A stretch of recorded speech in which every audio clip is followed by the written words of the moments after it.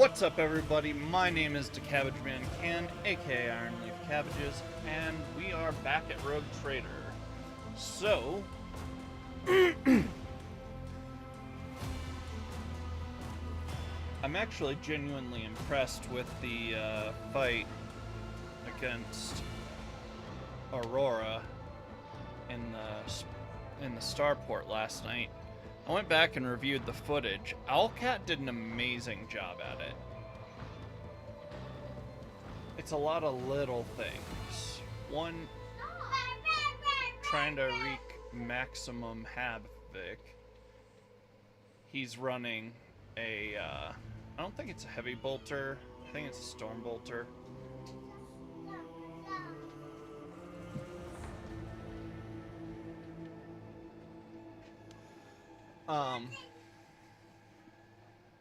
But anyways,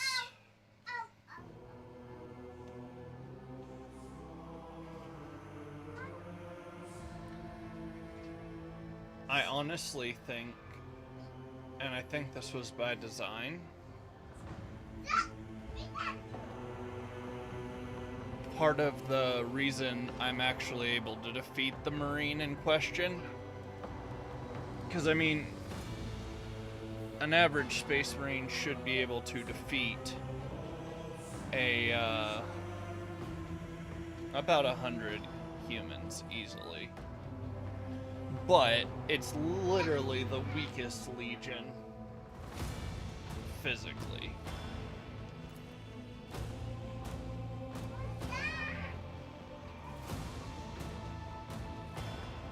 I had a couple of you guys say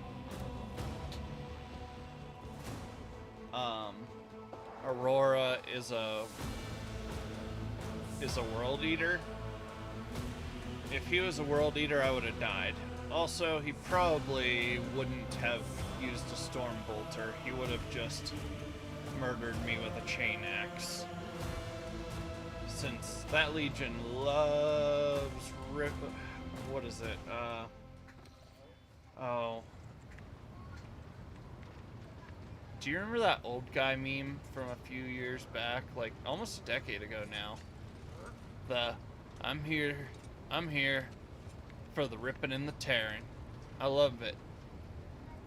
Talking about being on one of those adult resort things. Do you know what I'm talking about, Coyote? Yeah, they're there for the ripping and the tearing, and not in the Slameshi way. In the literally they're going to rip people apart way.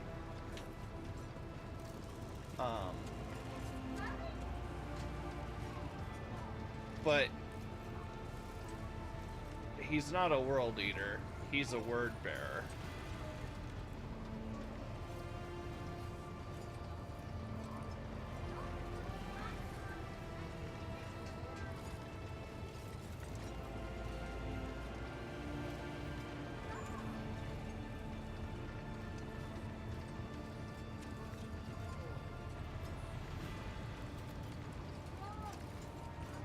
Are we having issues with the servitors again?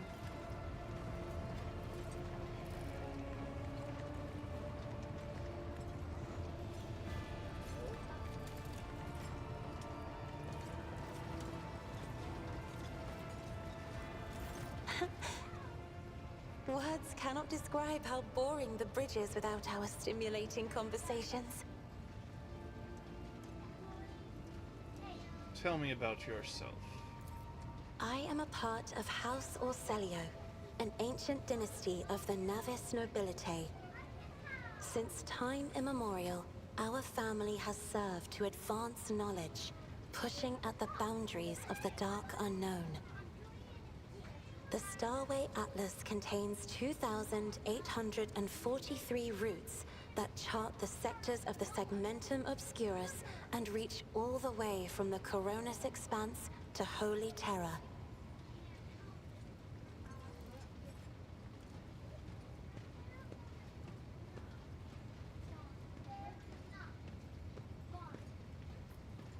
Navigators identify so strongly with their house. It must be difficult for you not to be able to lean on your elders.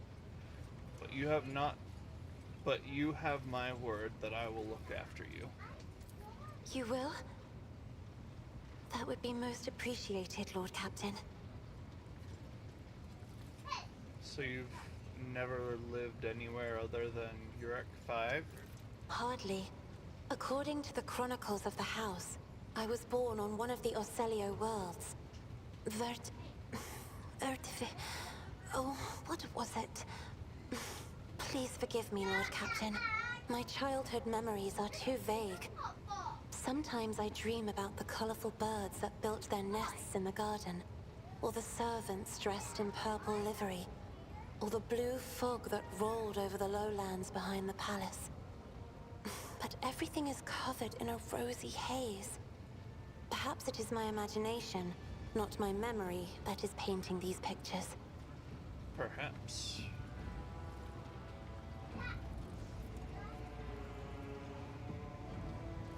Tell me about your life on the station. My stay on the station was wholly dedicated to preparing me for my future duty. Astromancy, astrography, numerology, the histories of my house and the Imperium, as well as other disciplines. For many years, dozens of instructors tirelessly prepared me for my destiny. And once a year, Great Regent Alronto would come to the station. He would entrust his beautiful vessel to my command, so that I could master the practical aspects of our art as well.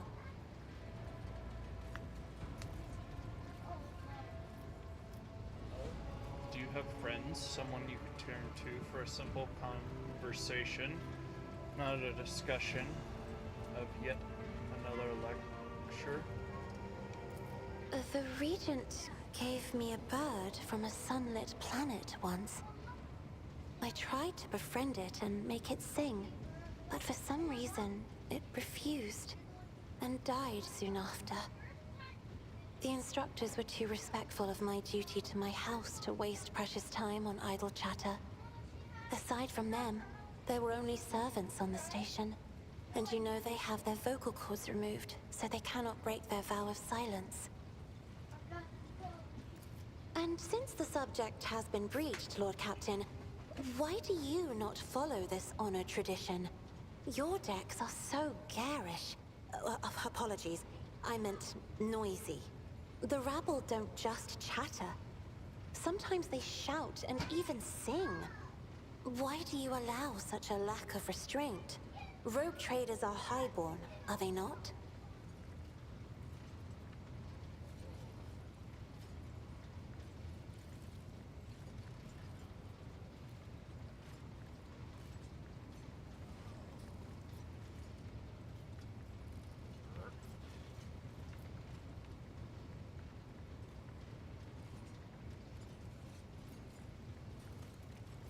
I like the noise people make here.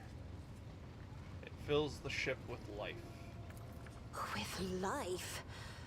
Ugh, if only you could take my place and watch this kaleidoscope. Every voice is a flash of color. Every conversation a shimmering glow. Every argument is an unstoppable swirl of gaudy splotches.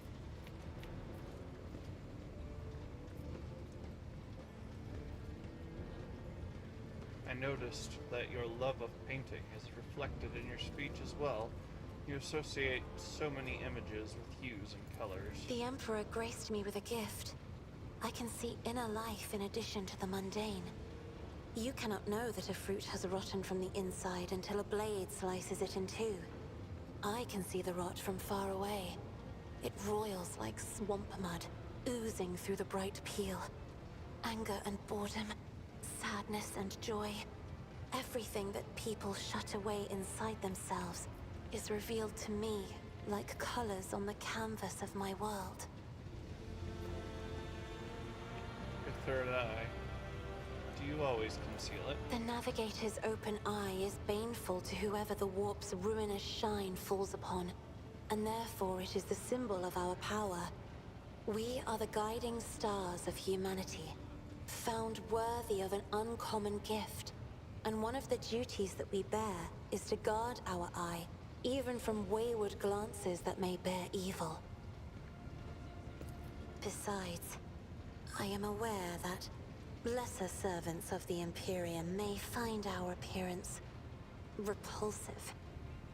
The Navigator gene twists the features the rabble are used to seeing, and the magnificence of our role cannot be grasped by their feeble minds.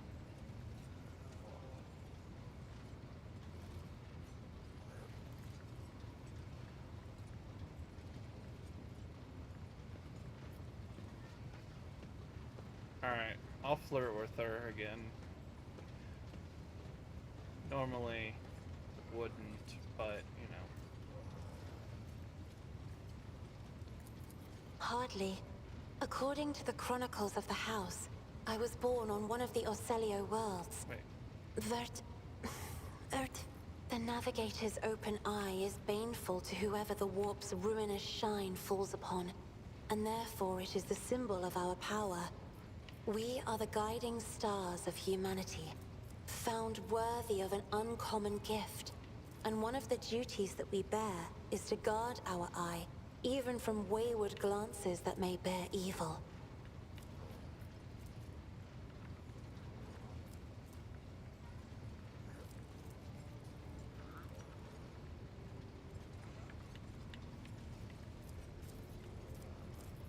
Oh.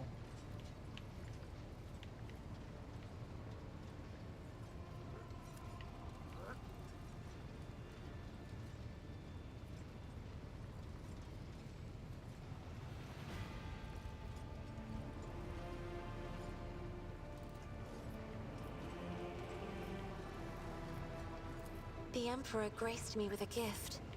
I can see inner life in addition to the mundane. It may be difficult to describe. You see, every navigator perceives the warp differently. My mentor, Great Regent Elronto, always described his travels through the Immaterium as a journey through a vast wood with countless paths. And I, assisting him in the first voyages, futilely tried to follow his example. But the wood would not reveal itself to me. But everything changed when I found my own key to this mystery. You see, I've always brightened up my rare moments of leisure time by painting. You may recall there was a workshop in my chambers. As soon as I imagined the warp as a blank canvas, an indescribable feeling came over me. I moved the brush, going deeper and deeper into my own painting. Visions were hidden within the vibrant colors of my palette, and something inside me knew which should be brought out and which should be left behind. I woke up several days later, after the voyage was safely complete. Oh, wait. Hold on.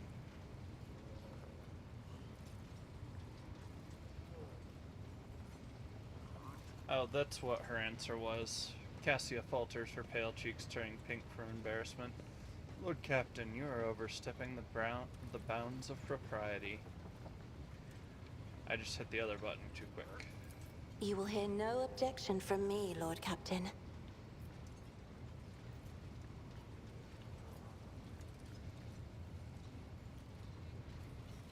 Let's talk about us. Right here?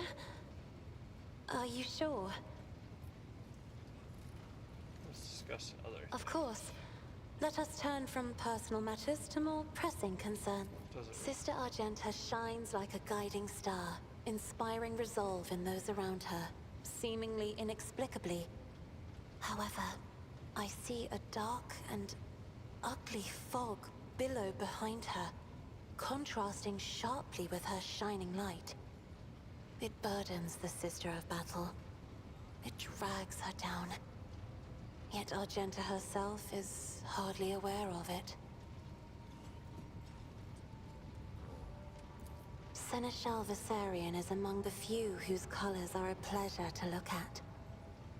Whenever the Seneschal speaks, heavenly crystal clarity spreads around him. And whenever he is angered, dark blue clouds condense over him.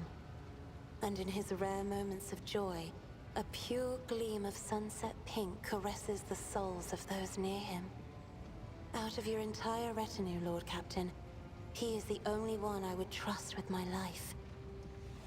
I mean, I had to trust him with mine. The esteemed Magos Haneman is shattered, like a beautiful stained glass window into a mosaic of colors. His bright, beckoning hues are mixed together in complete disarray. I must confess it perplexes me.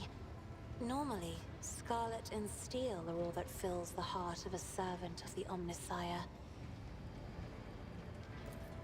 Behind the cobalt steel of his thoughts, behind the cold, faded gray of his emotions, an ember, the color of amber, glows in Master Van Kalox's soul. So bright and warm, one is tempted to touch it. It is sad that the interrogator seeks to drown it with his own hands in the bottomless blue of duty. Sad indeed, but I can relate. Idira's emotions are like a maelstrom, bright, unbridled, enveloping her form like a wondrous kaleidoscope of colors. And as dangerous as a twisting warp storm. The riot of colors hides the truth from my eyes. What exactly is driving this woman? Is it her own will, or is it the Immaterium, Lord Captain? I don't know, but I do know I don't really like her much, so slightly tempted to see if I can turn her over to the Inquisition, because I don't think she's a sanctioned psyker.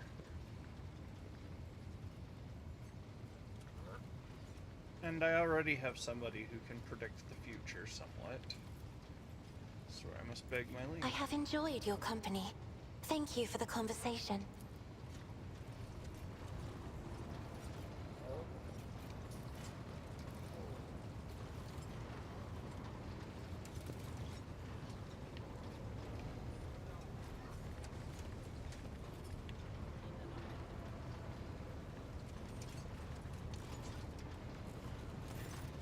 Rogue trader.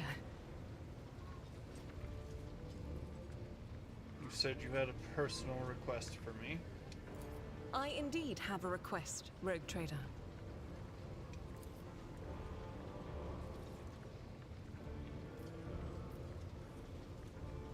The accursed servants of Chaos who assaulted this ship took the lives of your loyal crew members. They orphaned many children, including the progeny of the brave officers who defended their posts until the bitter end. I do not know what customary practices there are for cases like this in the Von Valencius territory.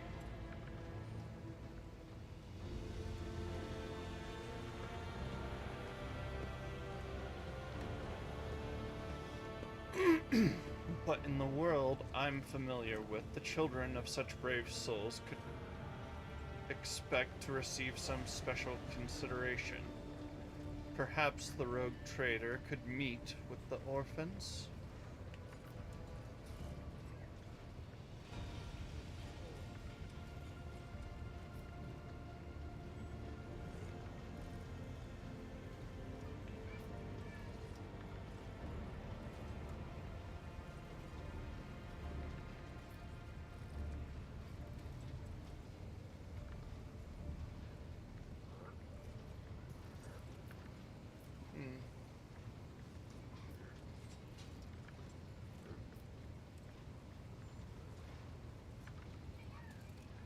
I'll meet with them. No formalities needed.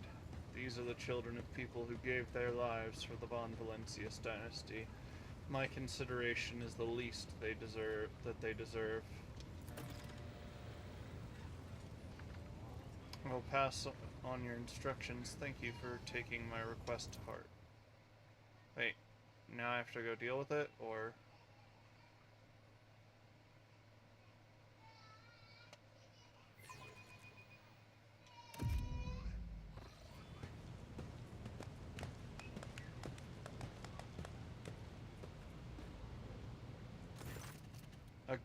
motley group of adolescents do not take their eyes off you, gazing at you as if you were a creature straight from a fairy tale. Can I start the thing with a good evening?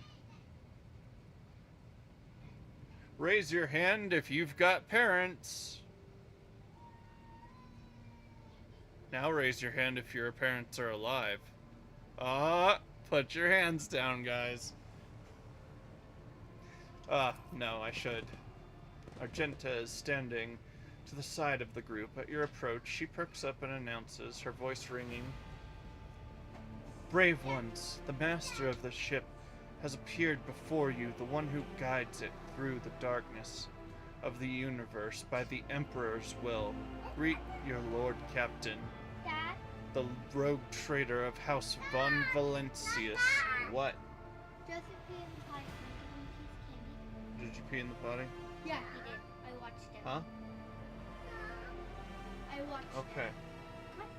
But you need to wash his face first. He can't have Hobo Joe face.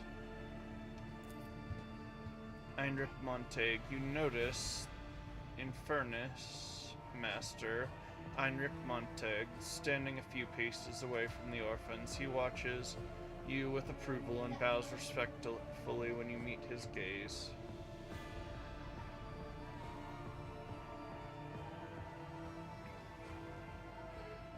Infernus Master, do you serve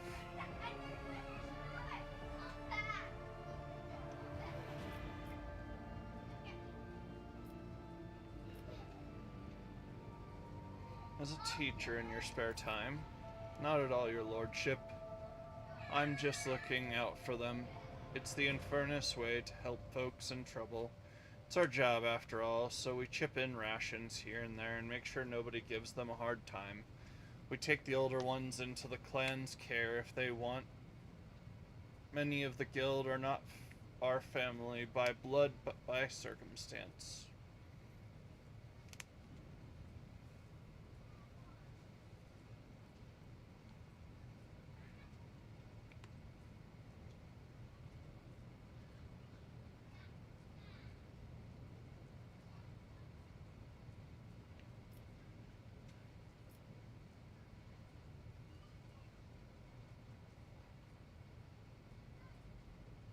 Ah, yes, that's a good one. Give them treats and escort them to their homes. I believe a minute of beholding the Lord Captain is great enough for them. No, I'll give them, the grand address. I, the rogue trader and Lord Captain of this ship, speak to you now. Your parents gave their lives for a just cause and brought honor to the von Valencius banners and those of the Imperium. I am proud of them, and I believe that you will become their worthy heirs. Daddy. The teenagers hang on your every word with a bated breath. Only a few at the far end of the row seem sullen and not particularly impressed by your speech. One of the scowling visitors with a thin scar across his face tosses his head back and says bitterly, So what? Why should we care? Our friends and parents died in their dozens for you noble lot, and you just give us speeches? I'm gonna finish this. What, did you want to try it, or? What one is it? I don't know. Here, just refill it. You got candy. What do you need, my child? I was wondering if I could try that out. No, What? because It's the popsicle Argenta one. quickly turns to the boy. A flurry of emotions flash in her dark eyes, like she wants to calm him and scold him for his impudence. That is lemon lime. Want a popsicle, Dad? Dad, popsicle? Popsicle, Dad? Popsicle? Sure.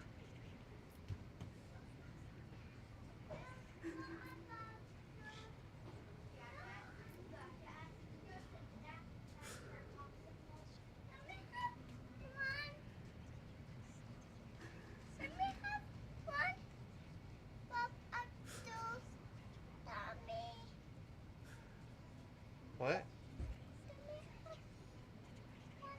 What is he asking? Onion? No.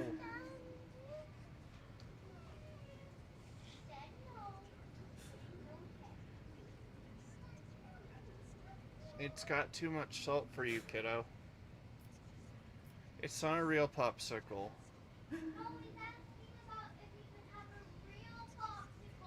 No. Oh.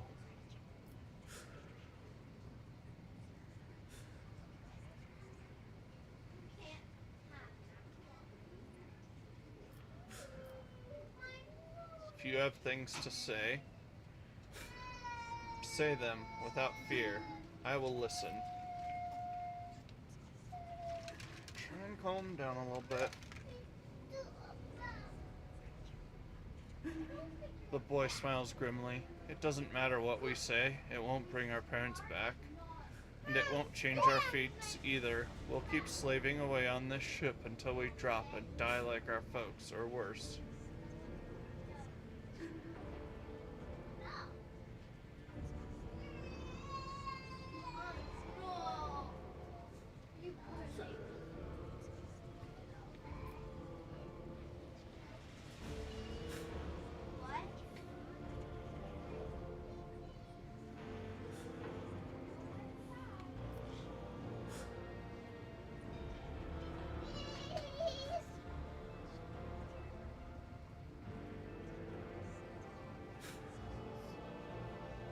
What is he asking for? I've already told you no. Okay, yes, but only for you. Because you're not currently grounded. Eat it on the white floor by the trash can. I understand your grief and dismay. I don't know. Actually, yeah, don't dishonor them is a better one. I understand your grief and dismay. Your parents died. It's not an easy thing to go through. But they gave their lives for the truth, for the good of the whole ship, for the Imperium. Do not speak of their honorable fate with anger and disdain. Here, I'll open it. Here. Hey, you, wait.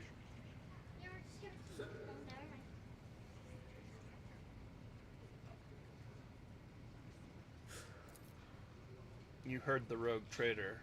His words carry the wisdom of the Imperium. It's hard to say whether or not your words have left an impression on the boy, but he nods slowly. He catches himself and gives you an awkward bow. Argenta rubs her temple pensively. She smiles and offers a few more words of encouragement, then leaves the bay. What?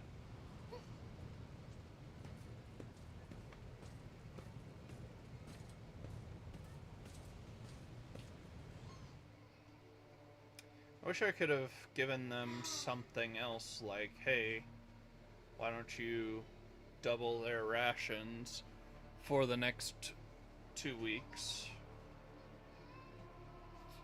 2 years, you mean? I mean, I tasted it. Wait, Sunday It didn't in the taste like dog popsicle.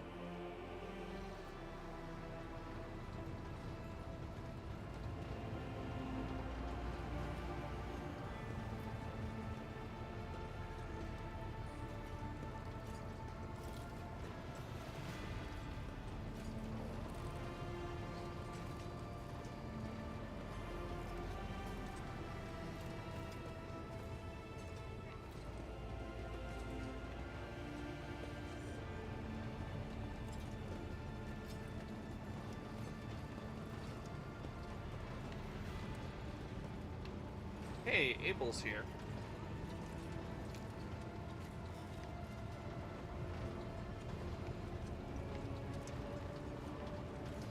How goes, Cog? The person you saved from the Electro Priest Monastery, a servant of the Omnissiah, who calls himself Abel Hanuman, is staring intently at a cogitator's vid screen. Wires connect the sacred computing machine to augmetics inside the prayerfully bowed heads of the murmuring servitors. Abel looks up at you. After a lengthy silence, he looks away and says stiffly, the Omnissiah... Oh, wait. I made a new thing today. I've been thinking about how to get this right. So here we go.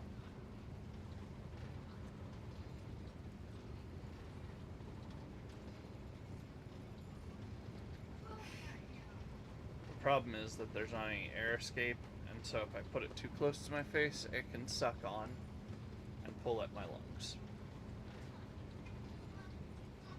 The Omnissiah knows all, comprehends all. Is that coming through well, Shun? Shit.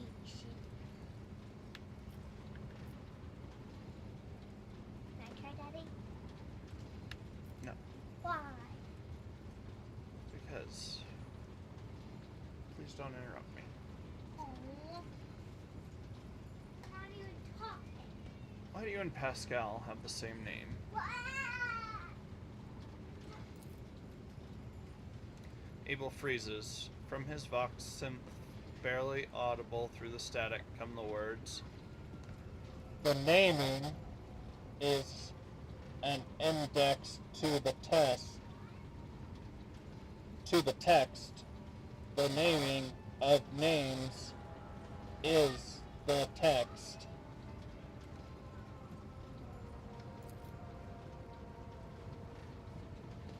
Abel's answers can be enigmatic. His mind works differently from ours. He thinks in harmonic imagery and notices the symmetries and proportional relationships in the world around him. Poetry would be the closest analogy to how he perceives and interacts with reality.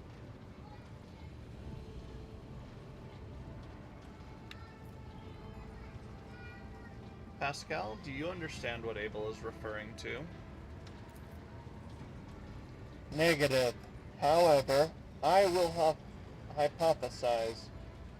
Tech Brother Abel is seeking to convey the idea that our matching identifiers are not the key to some vital data point. They are, in and of themselves, the vital data point. At this stage in my analysis, I can draw no useful conclusions from this proposition.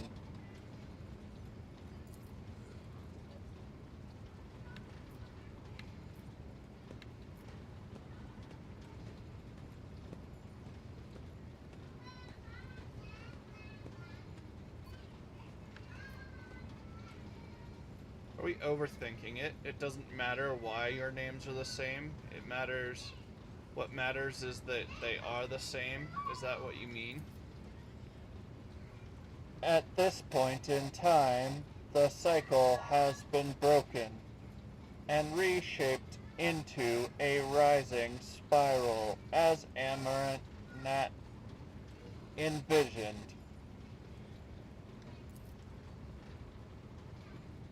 On hearing his mentor's name, Pascal lets out a raspy, static-filled sigh.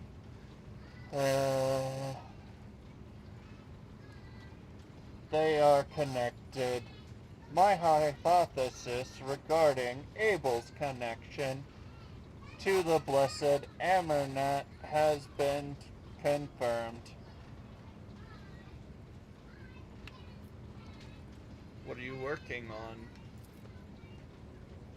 We catch the souls of light in the solar wind. We look for the footsteps the Omnissiah left when he walked the desert.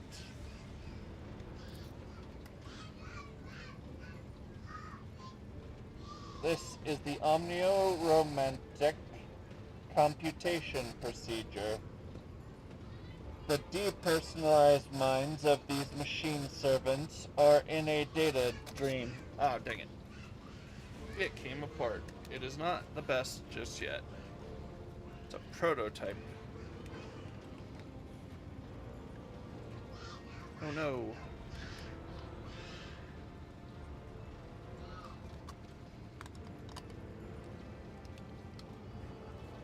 I thought it was secured on, but it was not fully.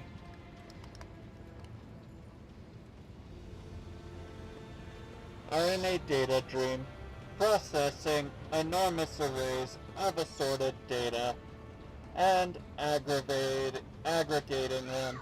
Virtually all results of such synthesis are scrap data, but occasionally we have noted coincidences whose exactness defied logic. It is an extremely rare and venerated form of statistical augury, but Tech Brother Abel is adept at this form of appealing to the Deus Mechanicus.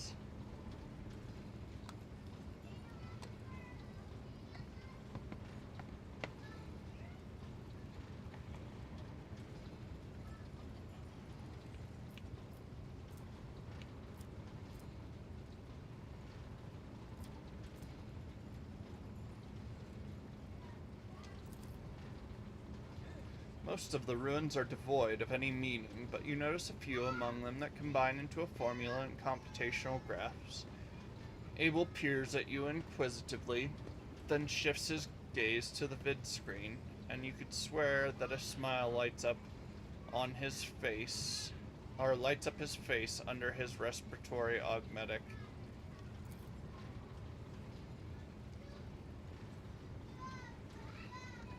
A crystal is exquisite in clear water. Deviation from the cycle's trajectory has been increased, as was Amaranth's wish. Abel lowers his head, and his Vox synthesizer broadcasts a binaric hymn. And you do not, a binaric hymn you do not recall having heard before. It sounds full of vibrant energy, and its precise rhythm is nothing short of pleasing to the ear. A rare thing for the language of the Adeptus Mechanicus.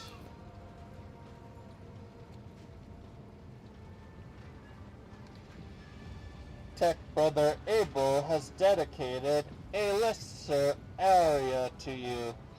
The piece is distinguished by a high degree of acoustic harmony and is fit for use as a motto, auxiliary, identifier, or epitaph. I thank you for the gift. The gift Ah! It's getting caught in my glasses. That's what's getting it to pop loose. Yes, my child. Like you. I'm not a robot, I'm a tech priest. But pot routines sound like a robot. Okay. But they sound like robots, but they're people. The gift is disproportionate. Ah, dang it. Did I lose it? Do I have too much tension now? The gift is disproportionate.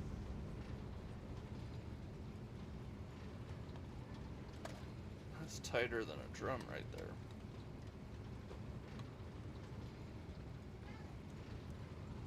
The gift is disproportionate.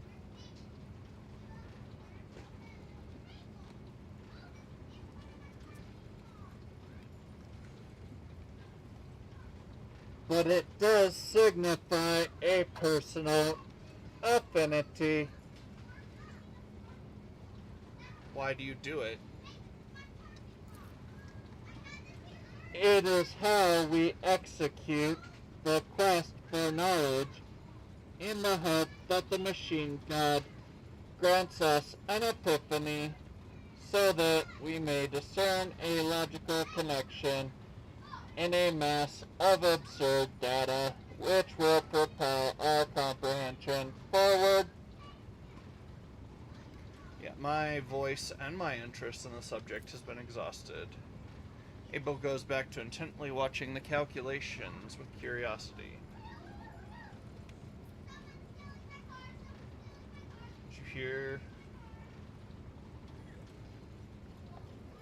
what Abel said? It seems we have contributed to Amernet's design and deviated from the cycle. What does that mean for you? A low, guttural sound rises from the depths of Pascal's Vox synth, as though the planet's tectonic plates are shifting and crushing each other. The mighty rumble brings forth words imbued with power. We follow a path charted by a great mind, but a path that leads to dark places.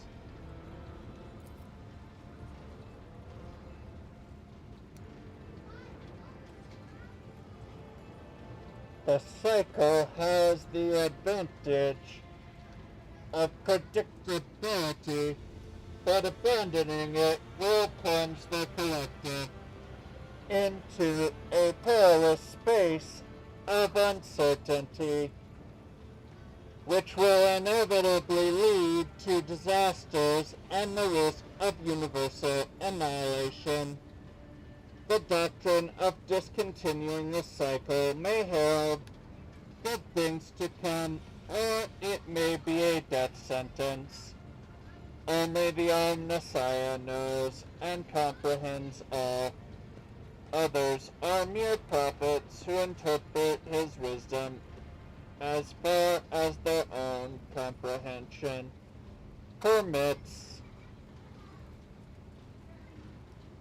Is that not the promise of every heresy? Let's renounce our path, distort our doctrine, and head out toward what looks like a better future, but actually only has danger and grief in store for us?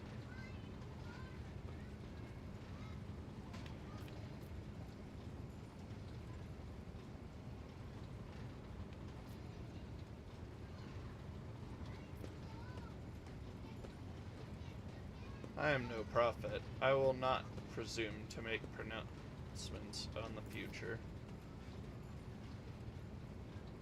No one knows the future.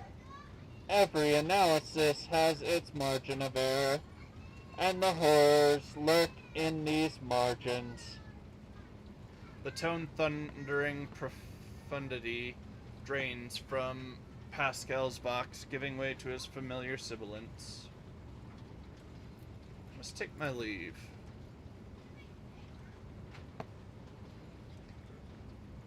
Abel immediately looks away as if he has lost interest in you, but then his Vox crackles, barely audible. I am glad to see you.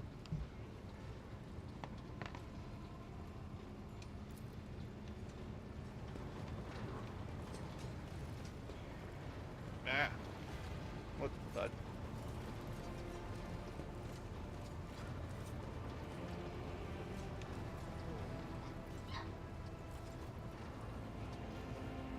But yeah, like I was saying, I don't think alright, so I looked at the footage last night, and I did confirm the Legion. I know people on different platforms were saying different things. The only reason we defeated the Marine, though, is because he was a word bearer. I know some of you thought it was something.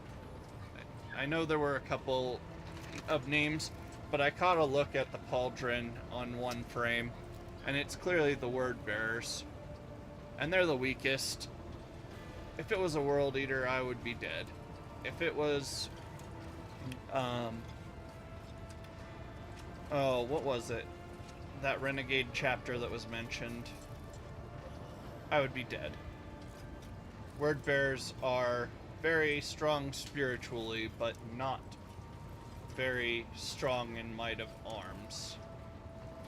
They're also chaos undivided. Also, their Primarch is a little... I don't like him. Logar is a chump, and a whiny little chump. And also, he's the smallest Primarch. Physically. He is no bigger than, like, I think a Terminator? If that. Like, his brothers tower on him.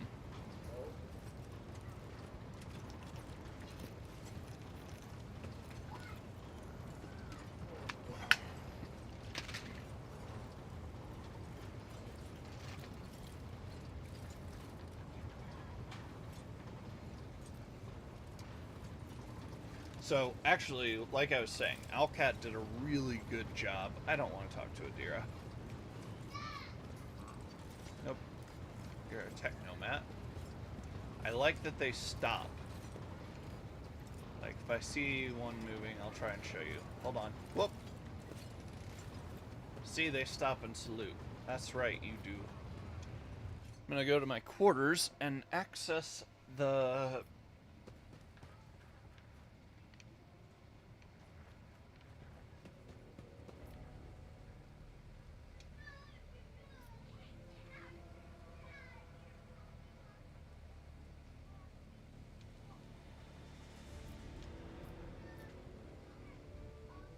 schematic.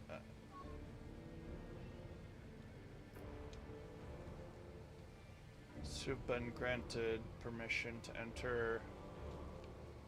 Alright, cool.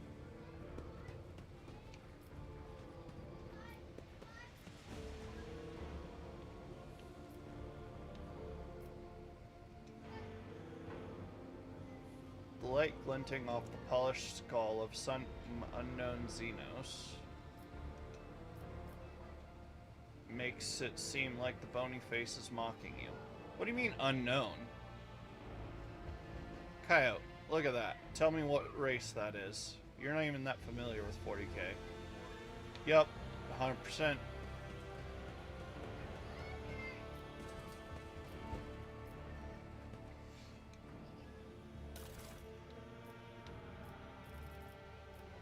Okay. They patched it. Now I can add things to the vault. What do we got?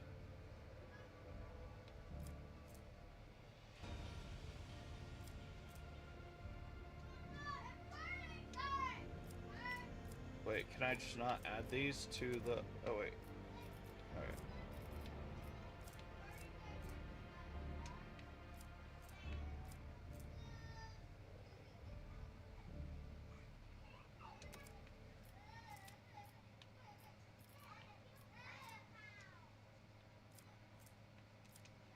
I can't dump any of that?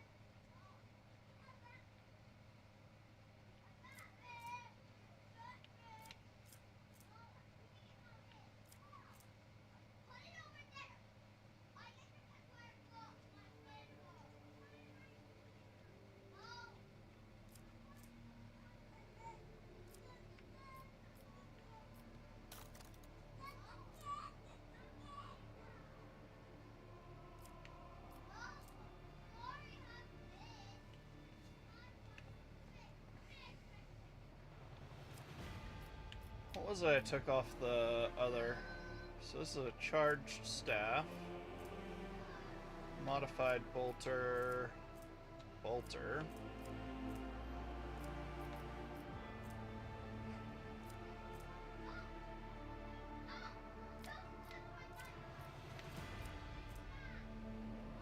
Mazoa pattern bolt pistol. Diviner's staff. I might give that to Adira. Telepaths.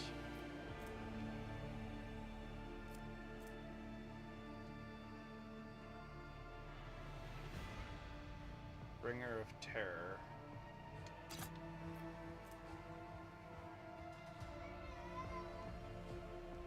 I might give that to Adira too, because I believe she is.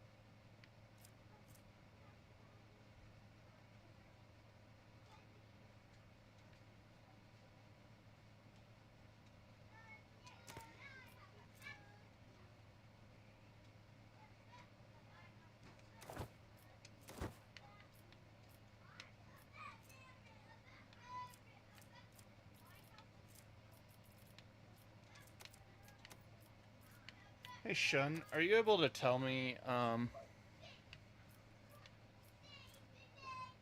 that to cargo. Same with that. No, not to inventory. Cargo.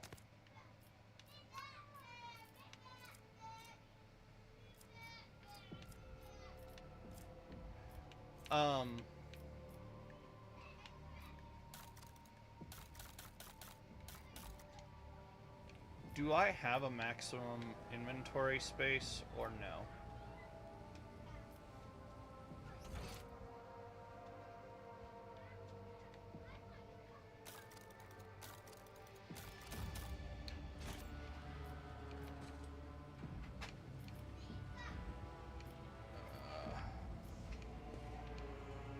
It said I would be able to access the... Okay.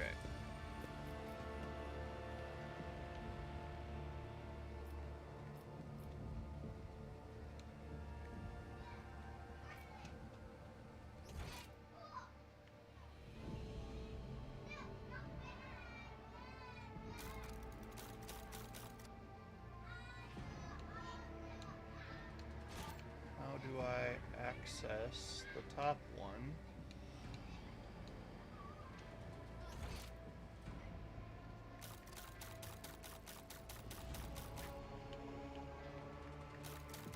I want it to not be the Shrine of Remembrance.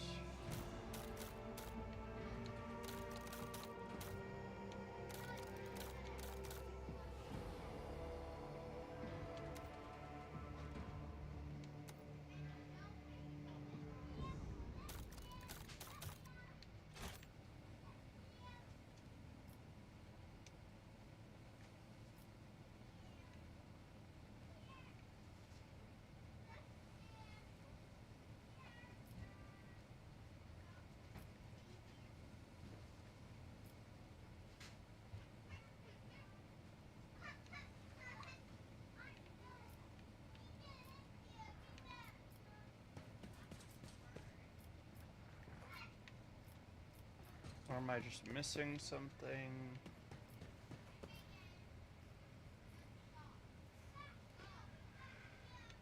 Do you know how I access the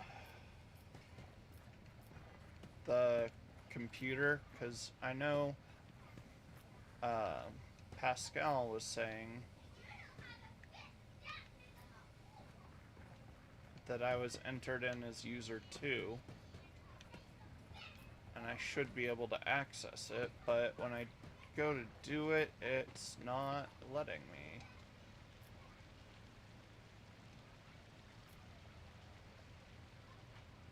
I want to take a bath.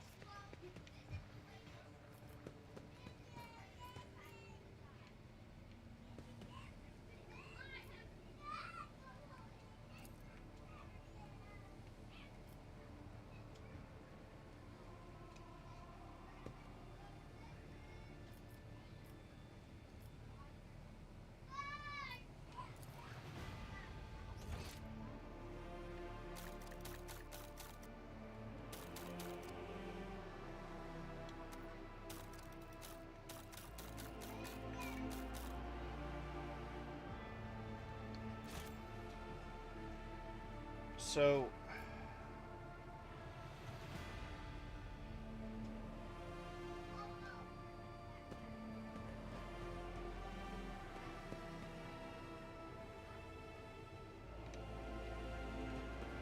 I don't know, I might have to just come back to it. I messed with it, and now it doesn't want to.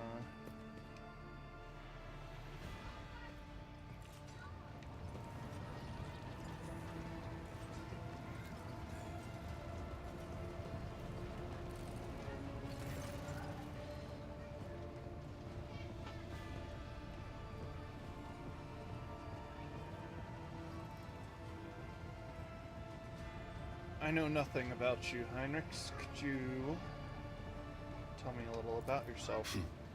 I'm usually the one interested in the pasts of those around me, not the reverse. I come from a night world, Guizorn 3.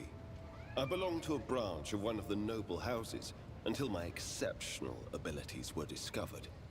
After that, I was sent on a black ship to Holy Terra, where I was trained, and I began my service for the glory of the Imperium. You were sent to the Inquisition straight after training? No. First, I was accorded the status of a psyker, fit for service in the Imperial Guard, where I then spent several years. It was only afterward that I became an agent of the Golden Throne. Do you remember your home planet? I do, but I have no ties to my homeworld now. None except my first name. I left Guizorn 3 when I was still a child. My family disowned me, stripping me of my family name. I was given a new one by those who trained me. Even for a noble, being branded a psyker is a mark of eternal shame. I experienced that firsthand before I was put on the black ship. So, well, yeah, I know, it's a very good way of showing that I am a space billionaire. Buying a bolter is not an expense for me. It feels like the profit factor is just sort of a, none of this is an expense really to you. You can afford to mess with this without touching your wealth.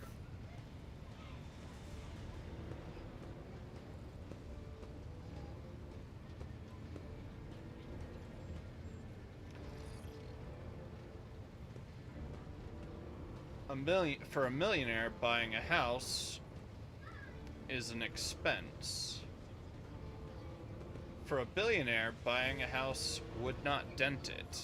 It's kind of like that. Did you just go Like many psykers unaware of their curse, I found out when a strong emotional reaction triggered an involuntary response. My great-aunt had a pet grink. One day, it bit me, and I boiled it from inside out.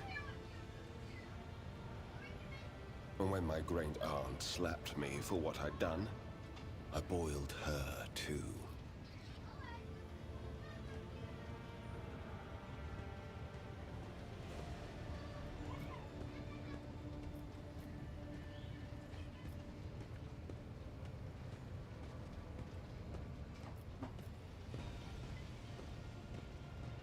Hope you've mastered. When I arrived on Holy Terra and was tested, I was found to be suitable material for becoming a sanctioned psyker, able to bend his curse to his own will. I can assure you that the adepts of the Astra Telepathica were right in their assessment. Yeah. Do you know how to access the computer, though? Like, I feel like I'm screwing that up. The personal one? Picture a vast prison ship, filled with frightened, angry psychers who can't control their abilities and who have just lost their homes and their families. Some of them were children and adolescents like I was. Some were monstrous creatures who no longer had the right to be called human, or psychopaths who reveled in their impure powers. Once, when one of the miscreants broke free, those in command simply depressurized the bay and got rid of the culprit, along with the prisoners and crew tainted by him. But even after that, I heard the echo of inhuman suffering and terror that filled that part of the ship. It grieves me to recall that episode to this day.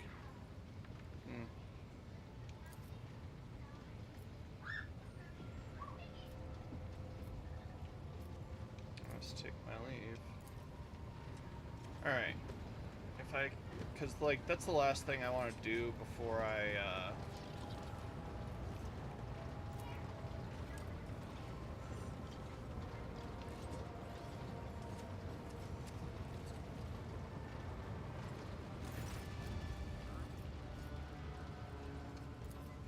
You may be interested to know that a group of officers was discussing a grim rumor over lunch. Word has it that the apparition of Lord Captain Theodora has been sighted on board lately. Yes, you heard right. They say she is haunting the decks, dragging wayward crew members off into oblivion. Disquiet has spread throughout the ship as the anomaly has been reported in different sections, sometimes entire kilometers apart.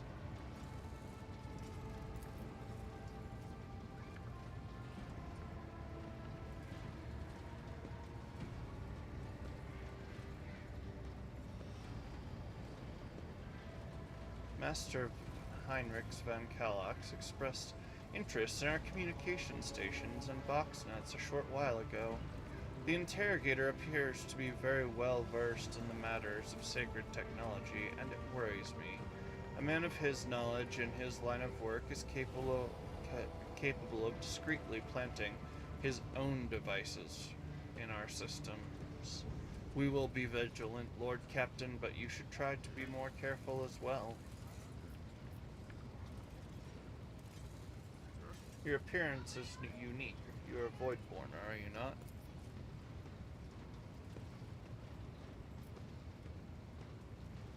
My heritage, generation of people who spent their entire lives in the depths of this void ship. Neither we nor our ancestors have ever left our home.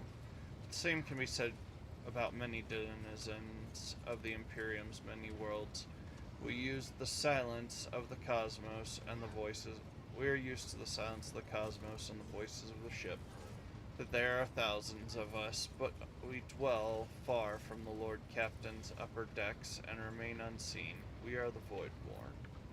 I see. Let us return to business. That'll be all for now. Did I miss anybody?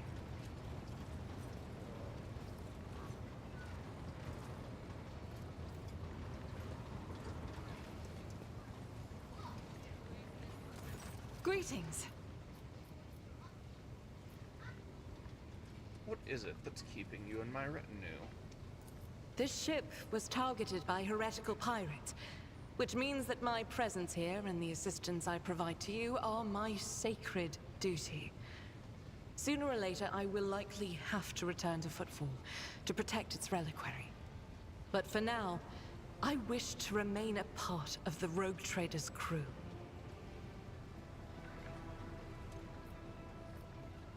It pleases me to have a servant of the Golden Throne in my crew. May the enemies of the Imperium tremble before our onslaught.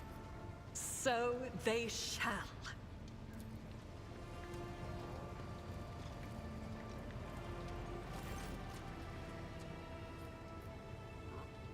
you know anything about a ship named the Fiery Reckoning? I've heard the name, that much I'm sure of, but I can't recall the details. Huh, I wonder if it was part of that operation that the late Mort was put in charge of. If it was, then there's nothing I can tell you, Lord Captain. The whole thing was kept under wraps. Your best chance would be ask the High Factotum. Maybe some of his treasury records have mention of this fiery reckoning. Lord Captain?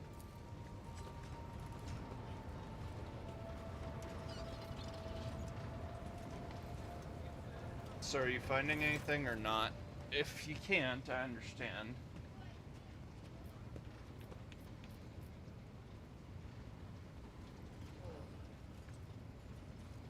Yeah, I want my painting. It will be done.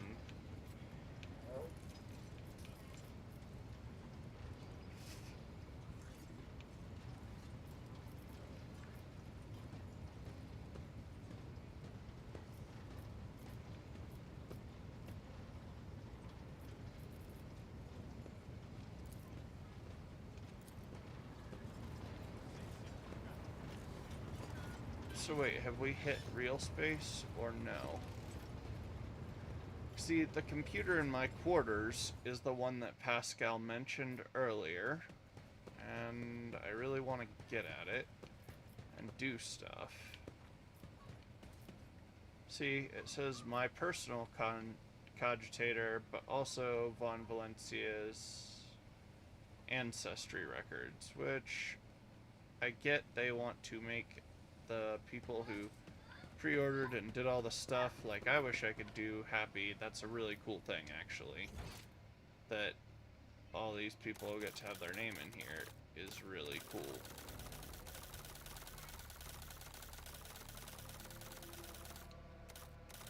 Let's stop in the AN.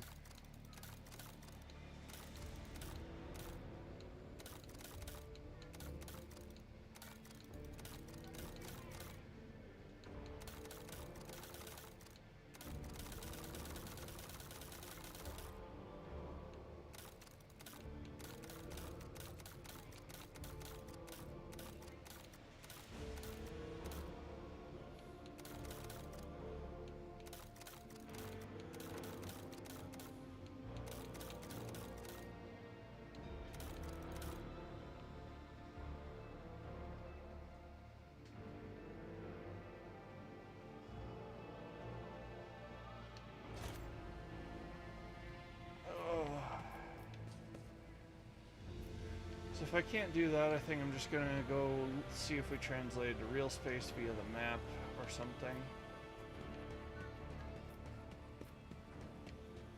Is my picture up yet? Yeah.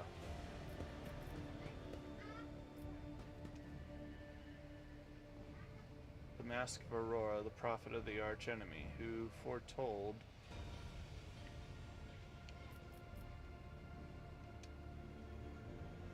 of the fall on Rykad Minoris. Okay, but what about the Space Marine's helmet? I want that as a trophy.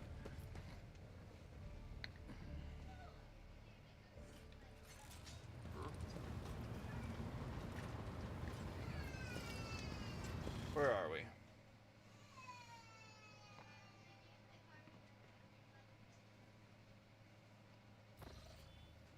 Master Helmsman, Ravor. Lord Captain. Ravor's voice over the Vox sounds weary rather than annoyed. I'm getting reports of several ships moving towards us, judging by the fact that they're not responding to our hails, and the telemetry shows a trail of macro batteries. They're not here for a chinwag, ready to issue orders to prepare for battle at your command.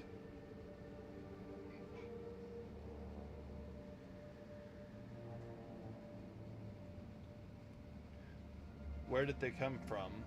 Why haven't you noticed them before? The rubbish of Furibundus. Oh yeah, because it boils out a lot.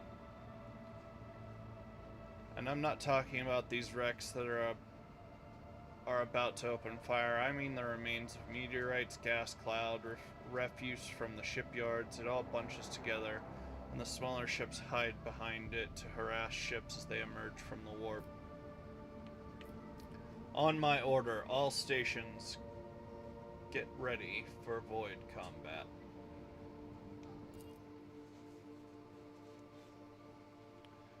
General quarters, man your battle stations.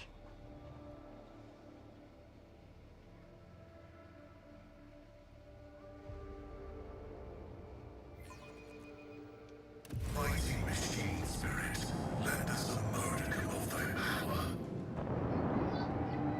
Some Cobra class destroyers. You have engaged the enemy in space combat. Battles in space on the surf and on the surfaces of planets work quite differently from one another. In space combat, the battlefield is separated into 3 zones marked by various degrees of brightness: acceleration zone, mid-movement zone, and end movement zone. Ships travel at high speeds even during combat, which is why both your ships and those of your enemies must move a certain distance each round. You can only end your turn once the ship has traversed this minimum required distance upon entering the end movement zone. Once you move a ship to an accessible cell on the battlefield, and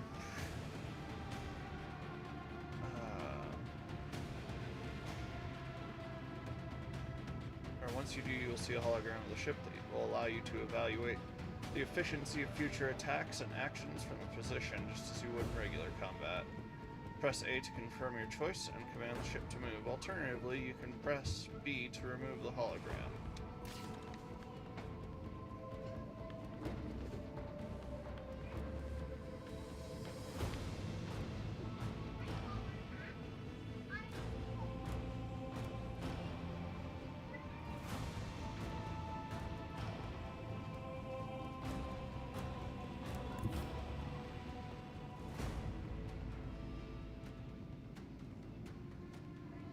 Wait, when can I shoot? Do I have to move? Daddy? Daddy? Daddy? Daddy? What? Joseph was wondering if we could have that.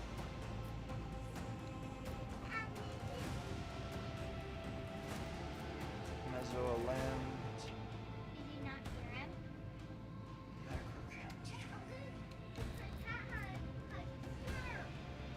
Ramming speed, gents. Dad, Joseph wants, if Joseph comes back, then you guys think we're going to Y'all need to have some. Is it my bedtime? I'm gonna check the...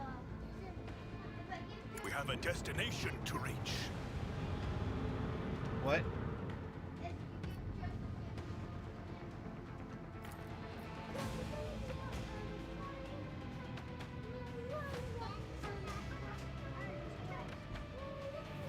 Let's see. And it's Three. not. Some ships are protected by shields to deal damage to such an enemy.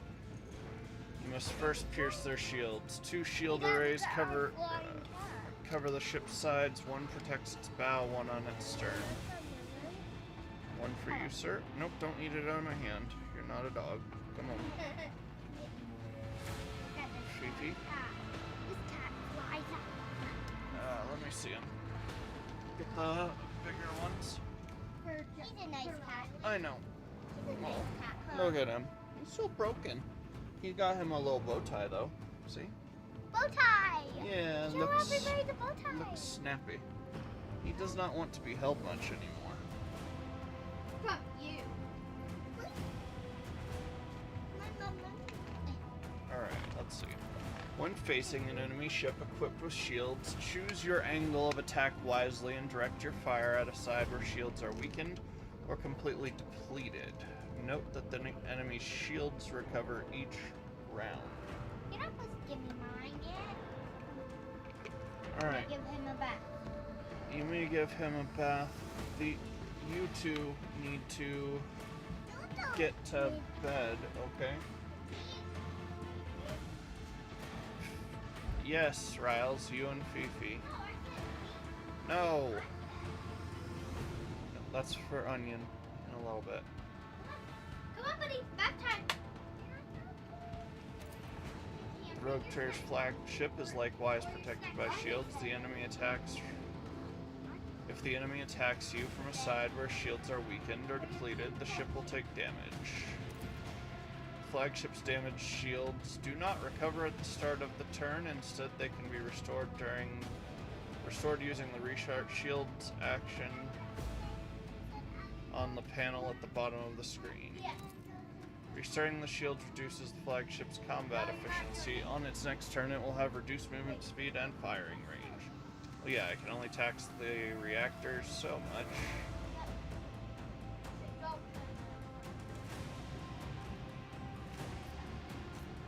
Okay. I got it, girl. Show them the fury of our macro cannons.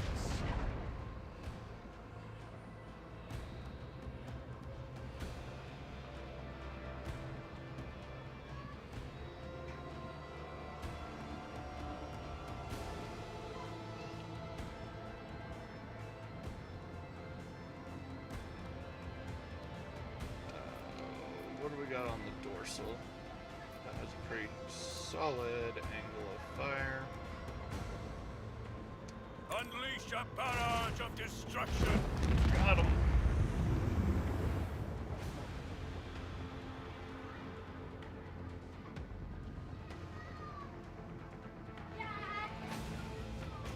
Miles and Fifi are piling in the bathroom instead of going to bed. No. No. You're supposed to be even told me to get the bath ready. I didn't tell you. I told you. Helmsman, navigate us to the designated coordinates. I didn't. I heard what I said. Well, you're wrong. I heard what you said. No, you heard. Joseph, I need to check if you pooped in your underwear. Alright. Stop. Posts. What do we have? Get a plastic bag. Posts. What do we got? No, Riley. Just those two.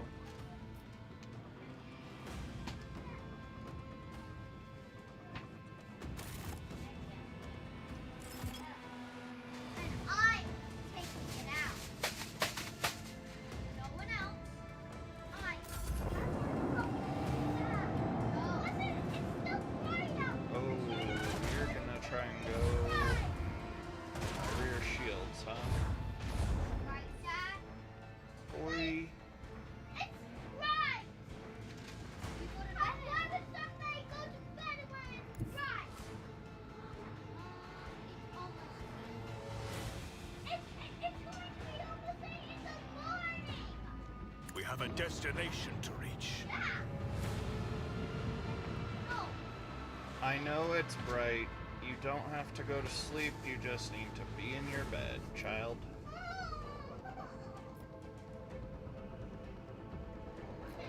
Alright. Is it almost 8? Is it?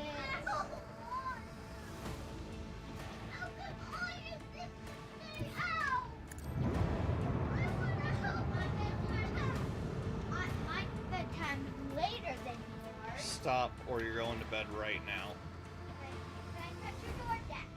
You may touch my door, but you're not going to be mean to your sister.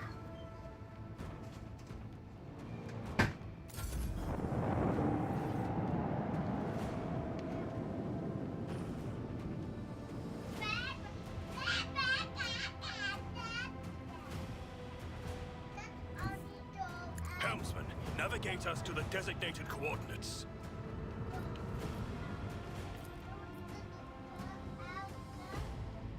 Show them the fury of our macro cannons.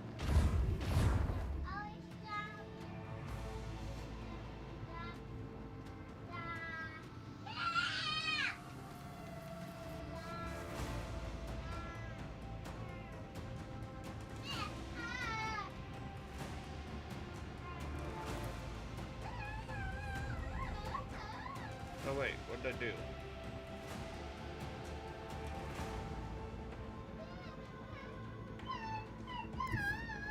Full speed ahead.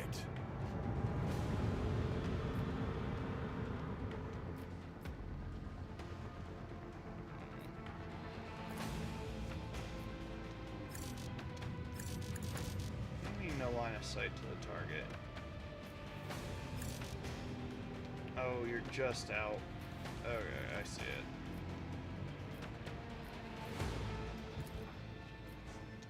Same with all of it. Warp take you. Does no one else? Do I not have any other crew? Do I just not have torpedoes?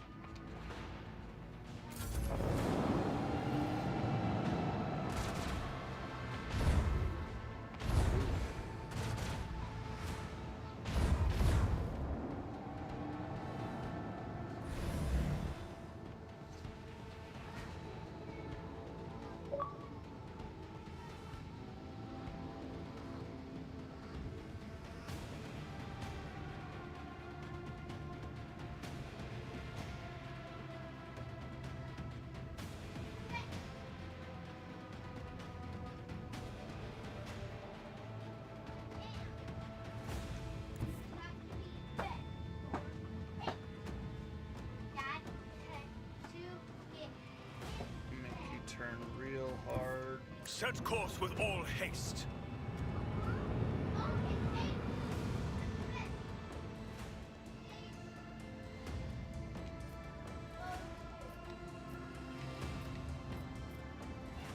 Yep, they're out. You can spin around if you want.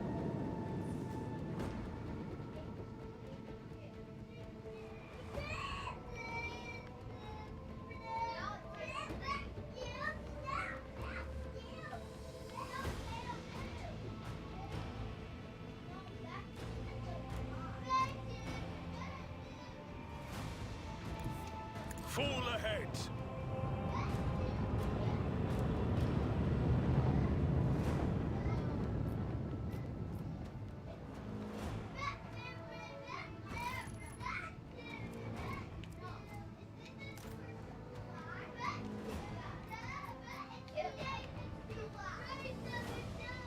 I want torpedoes.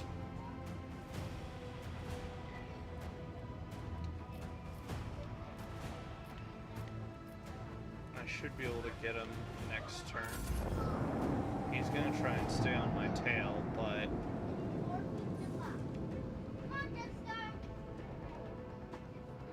not gonna be able to.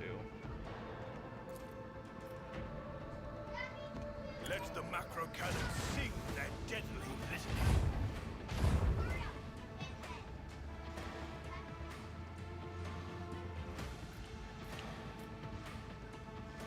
Can't get him with the dorsal. If I move forward one, I might be able to make it work. Let's see. One more? Or, you know what?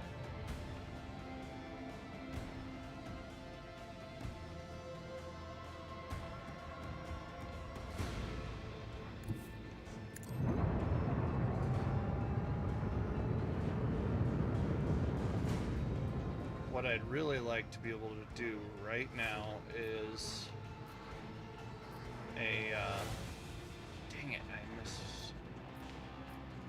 You're frustrating me, tiny ship. I would really like A, torpedoes. But B, I would really like to be able to pull off a, oh, what do you call it?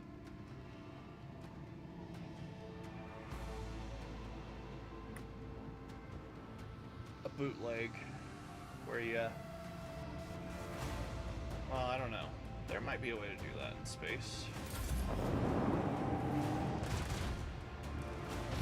Oh, you silly thing.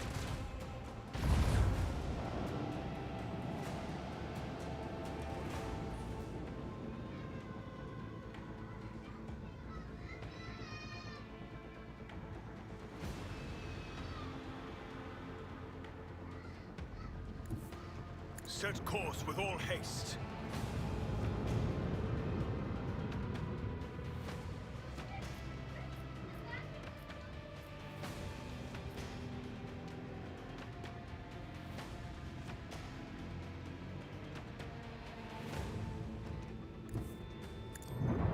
Pull hard this way for a turn.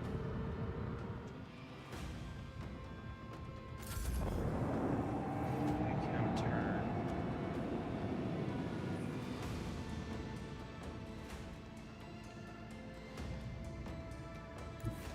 Helmsman, navigate us to the designated coordinates.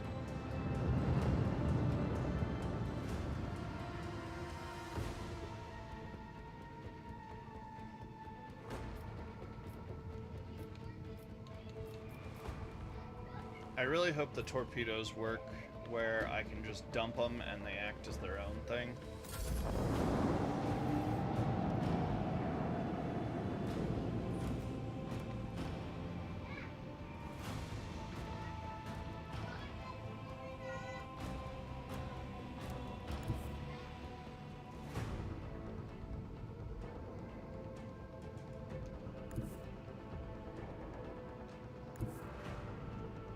Full ahead.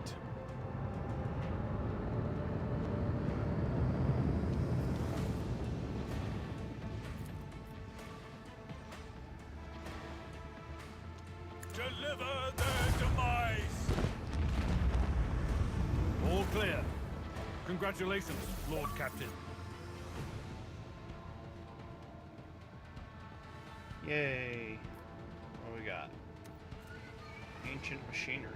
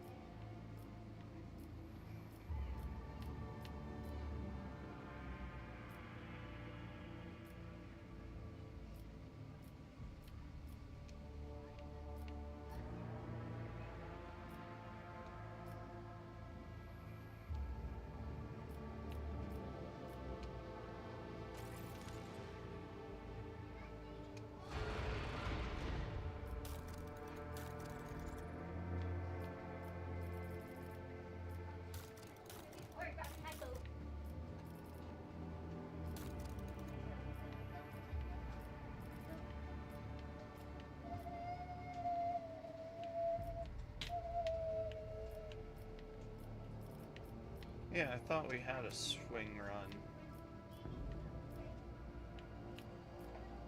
Flagship flies in a straight line, making a full U-turn.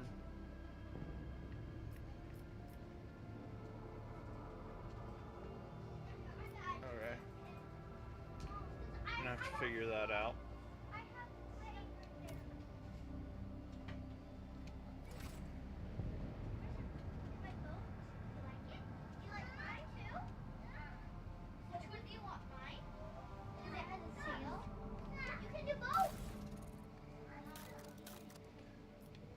Yeah, I thought I did assign crew.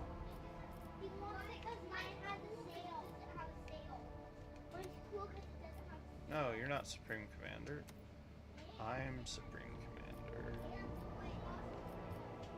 Shield Master, Master of Maneuvers.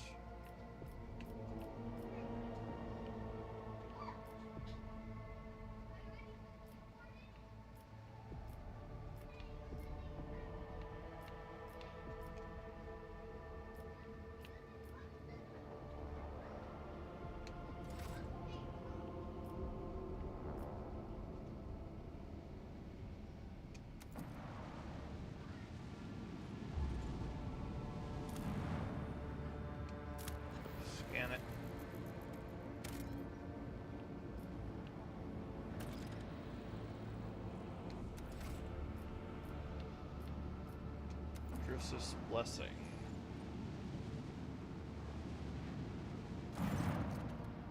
Lord Captain, we have the flagship Drusus Blessing with a small escort dead ahead. They are requesting a direct Vox channel, patching you through. Chartist Captain Austerus Thorfast. The Vox channel clicks, and after a brief pause, a dry, low voice hails you. Greetings, Lord Captain. I am honored to speak with the rogue trader of House von Valentius. May your name be known through the ages. Chartist Captain Austerus Thorfast, bearer of a free charter of the merchant fleet. How may I be of service? What is your squadron doing here? We develop supply routes for Chartists. You see, my ship is a representative of the merchant fleet in this part of Imperium territory, yet we do not have a fixed, chart-defined trade route. Our mission is to establish business contacts with voidfarers in need of regular ship repairs and those who are interested in specialized goods. From where do you source the components you sell? Are you asking me to disclose our suppliers for you?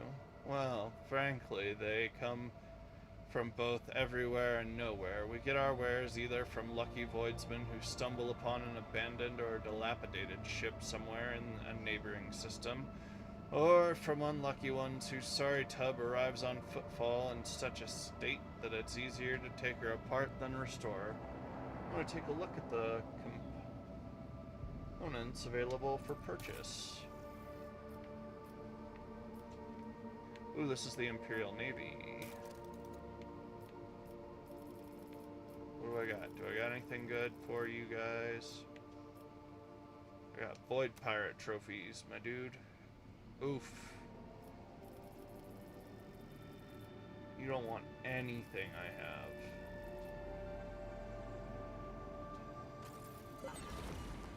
Okay, cool.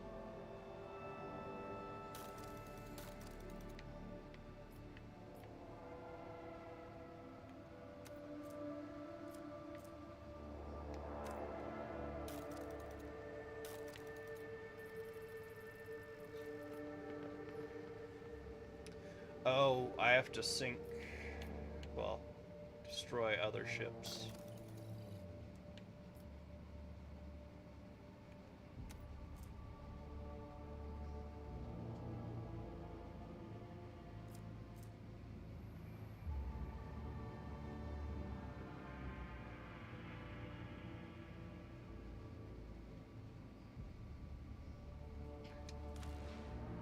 Yeah, I would like to buy that.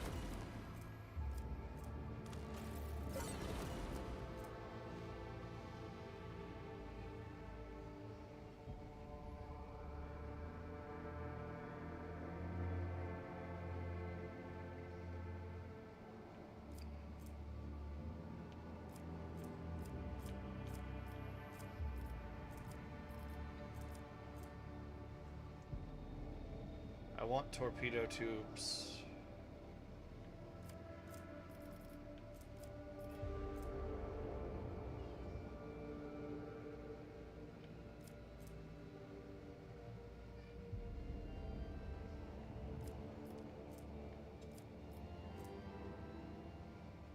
Oh wait, there are torpedo tubes. Voss-powered plasma torpedo tubes.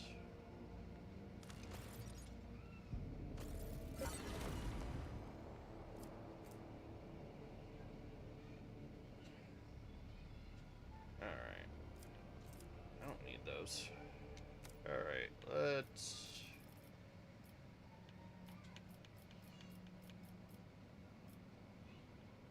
Archaeotech. Wow.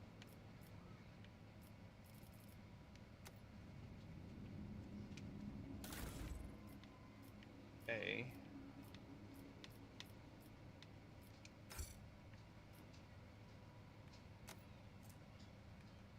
Yeah, I have a maintenance deck.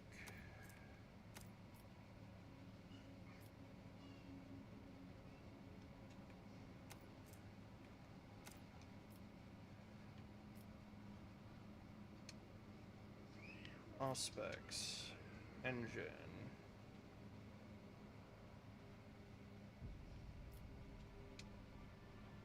And that Jovian one on the prow. I want to keep my lance.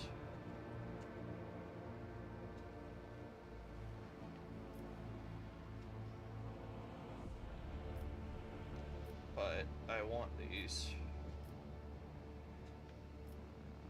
Boss pattern torpedo tubes.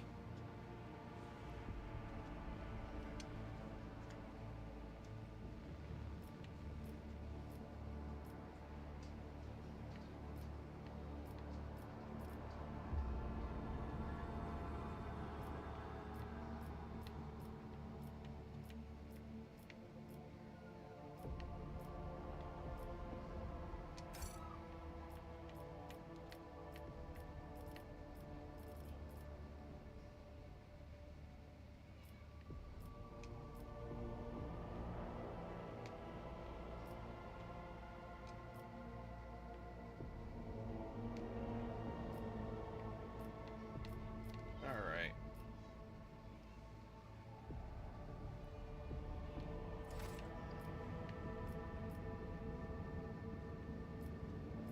Is it worth the trip to here, or... Yeah, let's try it.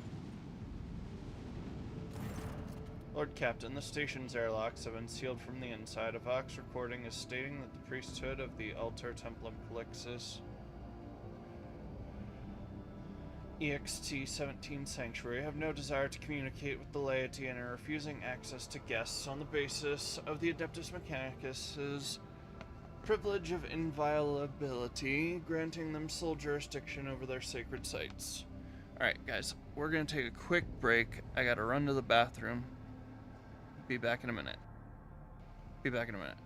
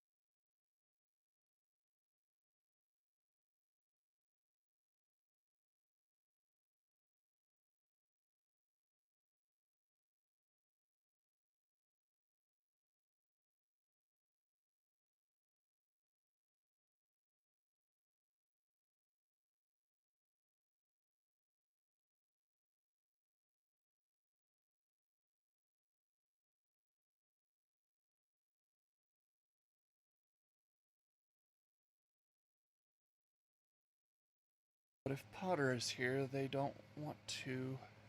I mean, they'll still try and stay up, but Potter... They want to go through a whole routine, and it's crazy.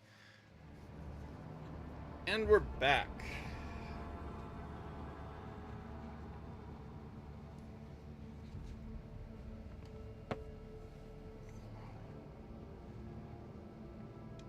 Alright, fine. Let's go to Footfall.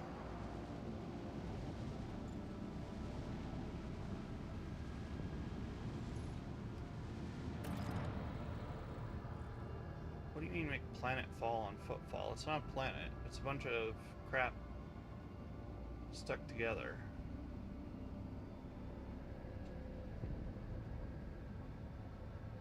Now what? Alright. Void Dock Alpha Row. Oh yeah, see? Like I said, it's a giant statue of the Emperor, a bunch of asteroids stuck together.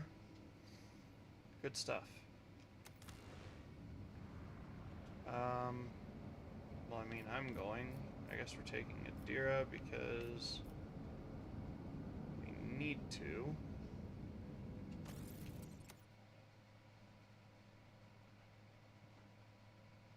I need to level her up almost as soon as I get, well, as soon as I get in here.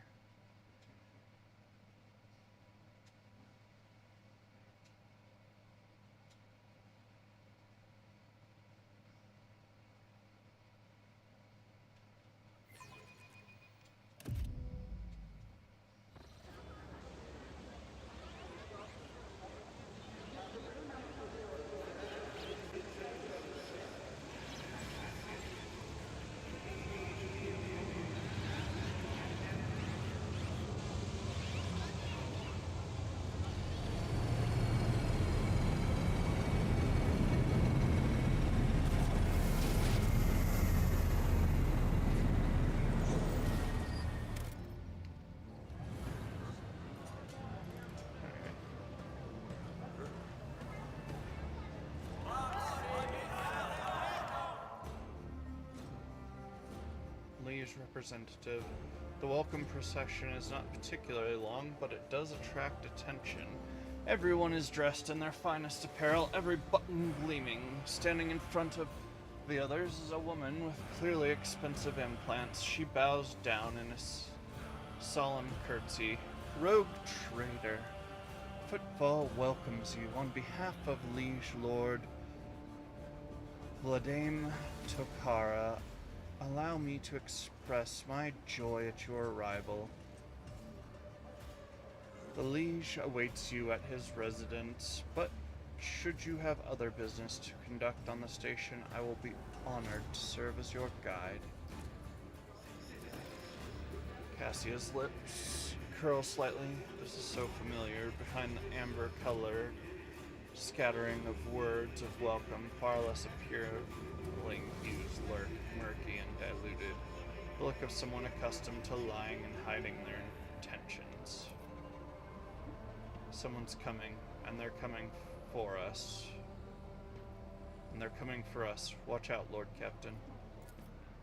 Abelard sighs and casually places his hand on his weapon. Who's coming? Judging by the voices, there's a lot of them. Angry, they've got teeth, but they aren't that sharp.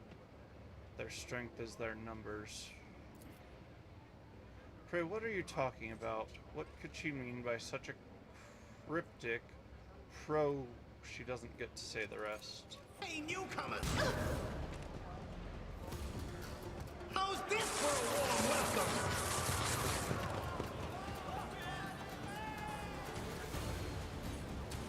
You done goof, boy. The impure cannot escape their fate. I'll turn you into corpse crap. starch. What did I do? Did I just start the combat like an idiot? I did. Hey, look at this. We're just gonna move Cassia right there. Step aside. The navigator is coming.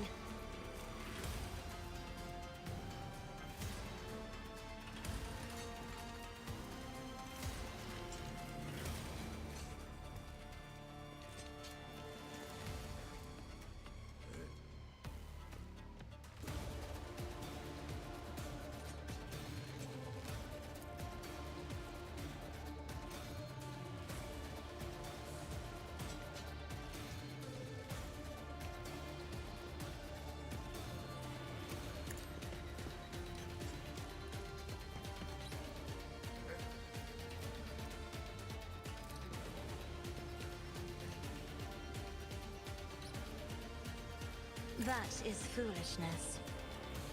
Do not dare ask. I am a navigator, not a servitor.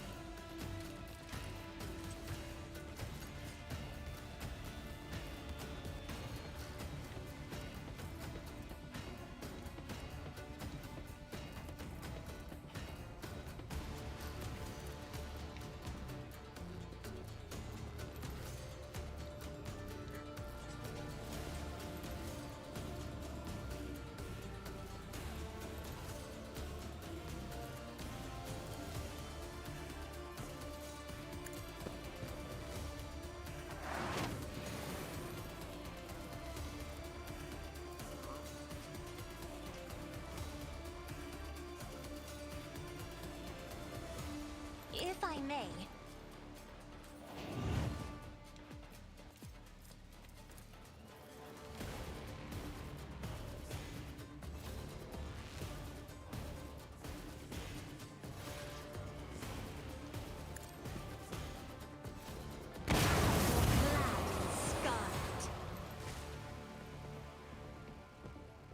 Oh, dang it. She's not in cover no more.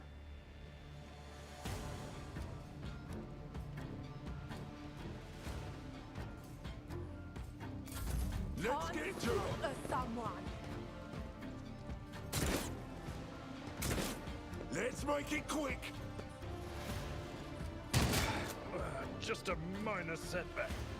Here we go. Let's get to it.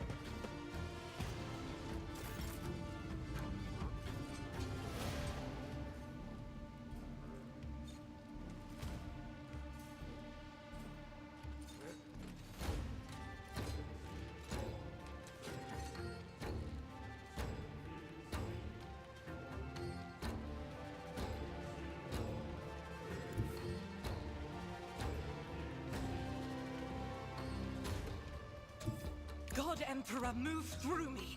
Be the fire in my heart.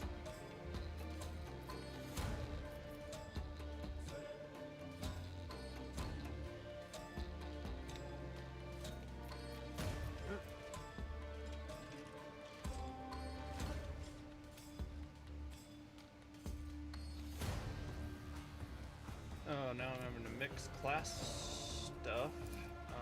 Who's pretty tough? 13, 40, and 40. I want a bonus. As the Emperor so let's go commands, ahead and I act. mark you. Then concentrate. Doubt is for the fire. weak. Then we mow people down.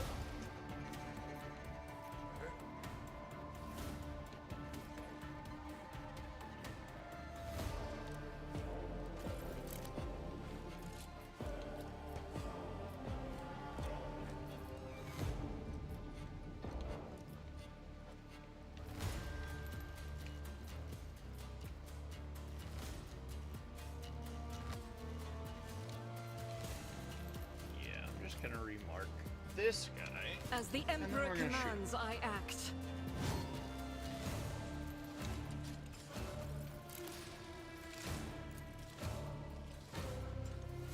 I'll do it.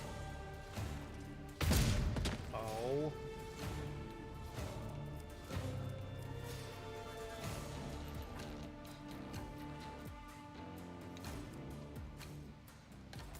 Hold on. Oof. Let's get to it.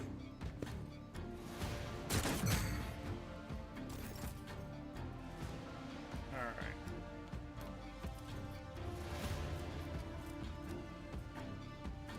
As the next attack to deal 4% additional damage. For every stack of tactical advantage the Master Tactician has.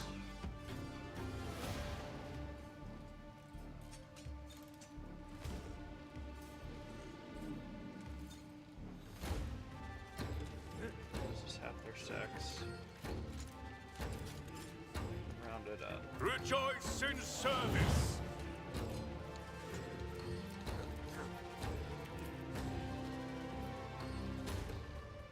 Who's closer into me?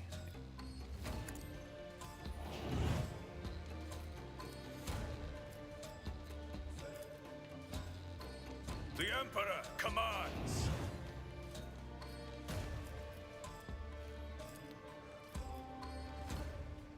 I will not be deterred.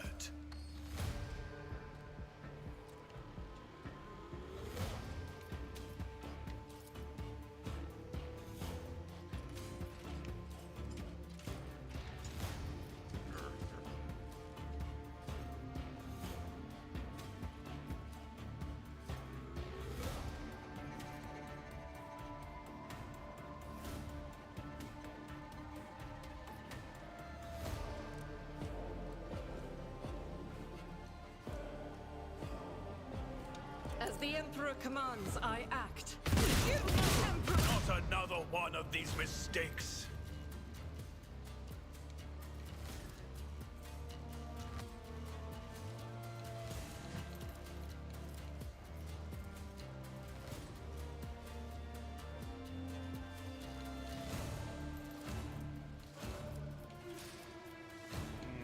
Yeah, let's Faith try. without deeds is worthless.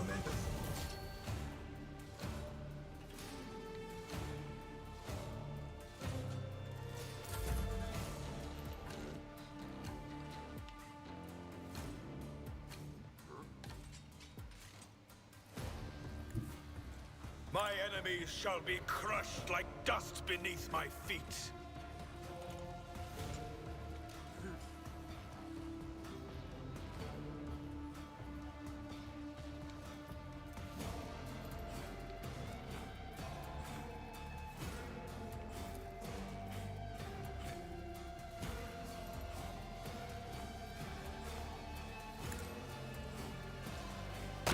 But a harbinger of the destruction.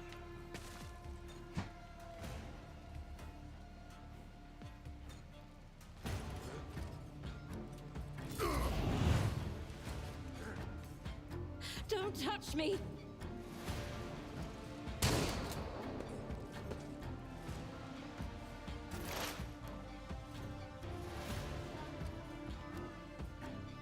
Okay.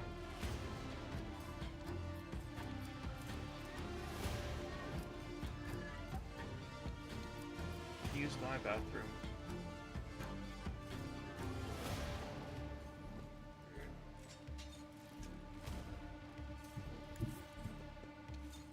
They who discern the future on the battlefield.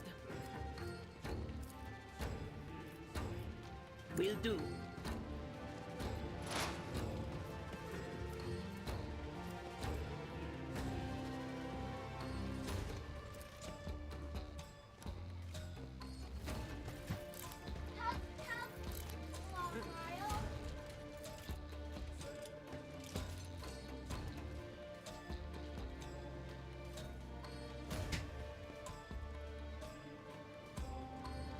Coyote?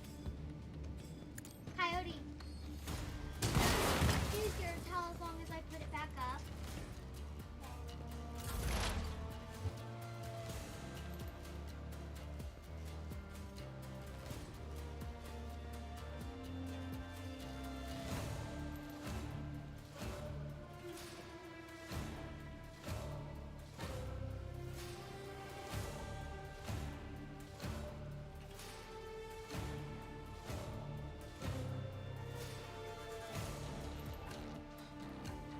May have to move the strategist stuff around a bit.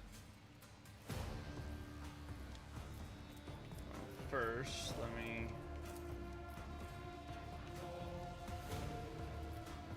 make sure we get Abelard. Requests.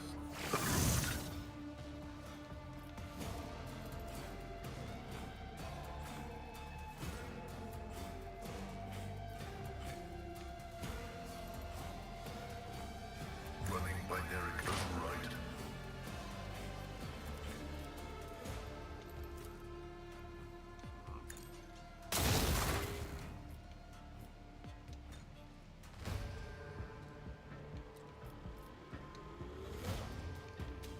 You are at 0. You can get into cover over here. Advancing.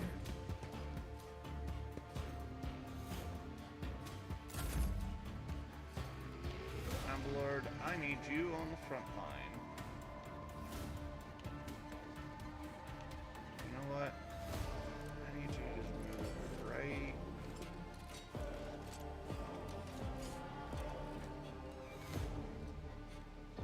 Move to here. Follow my lead.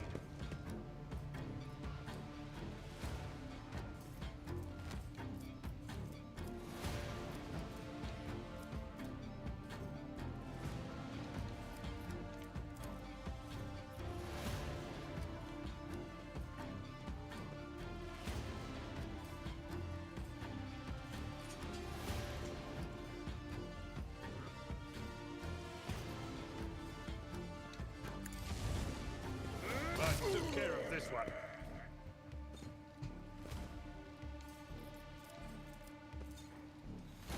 At your back and forth.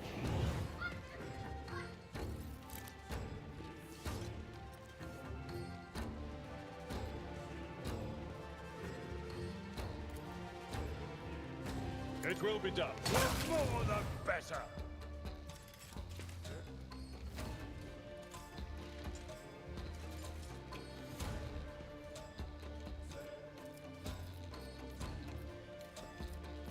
For fun for Lanciers!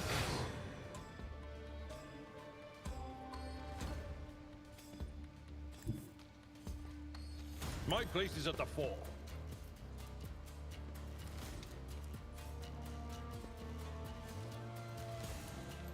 I will do right.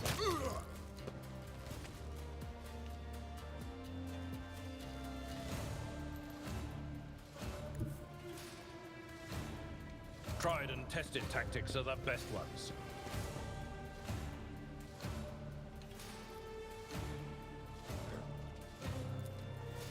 Victory is dominance achieved.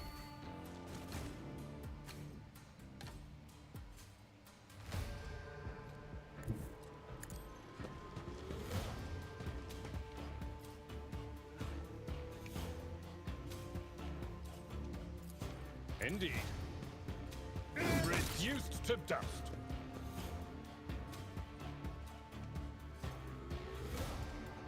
Okay, I'm supposed to get 4 movement.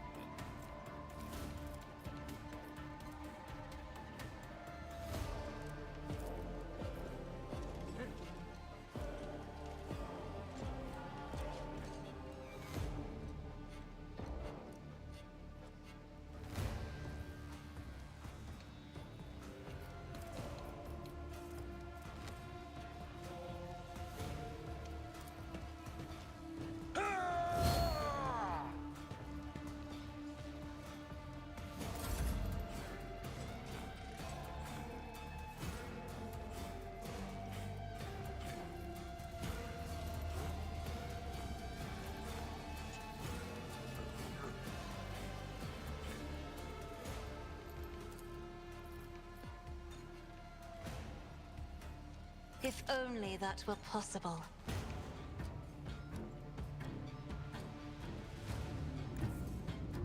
Emperor, give me strength.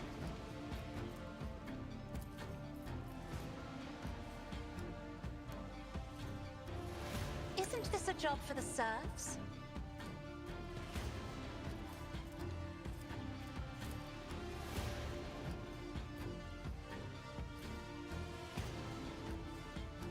Me, if you insist, Lord Captain.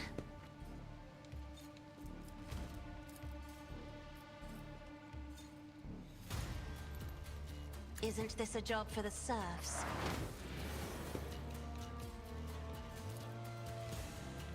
Me, if you insist, Lord Captain.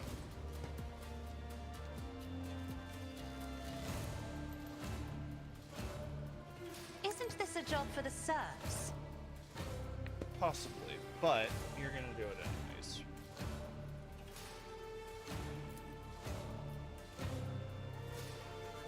As the Emperor commands.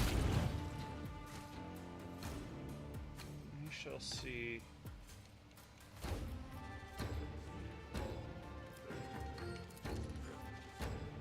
I'll do it. I should have marked the other guy. Doubt is for the weak.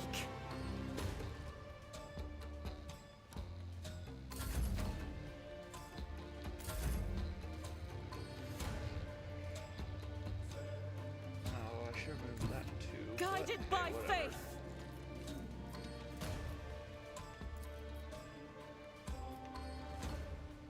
I'll still miss Abelard. Good. As the Emperor commands, I act.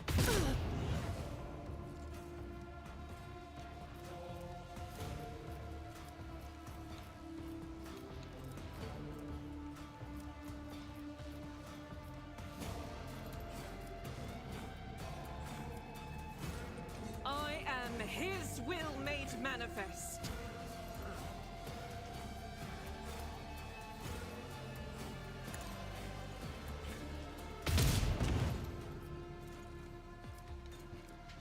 Dad, What? can I have a shower? I'll do it. A short one. I know. As the Emperor commands, I act. This is why I was chosen.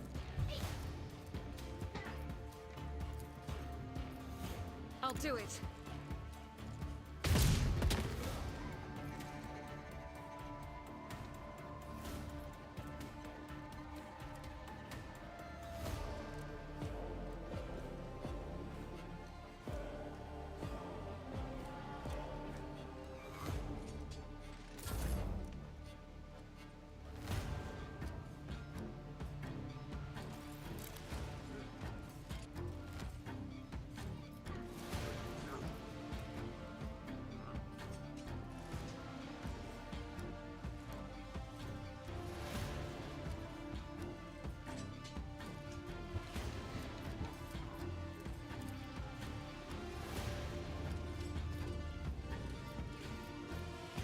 Dad, should this be in the laundry basket? No. Then how come I found it? Actions will speak I don't know. louder but than you're talking words. with a lot of sass. Where's that? And so shall it be done.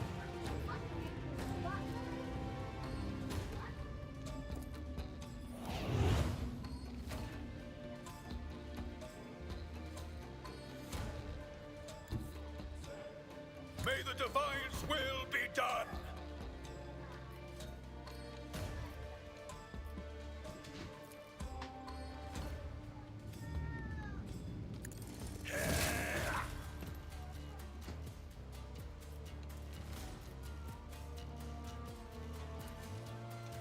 The Emperor commands. Dang.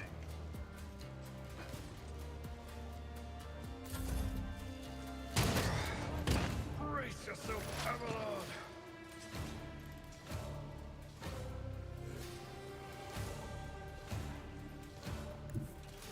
What is this foreboding?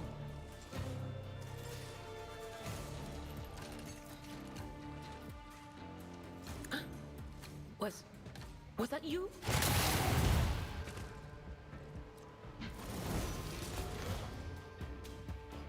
I need to level her. The shivering young servant looks up at you with horror in his eyes. Emperor, protect me. They killed every time I warn them, and they go all, "Dear Emperor, Our Lord and Savior, how could this have happened? Who could have thought?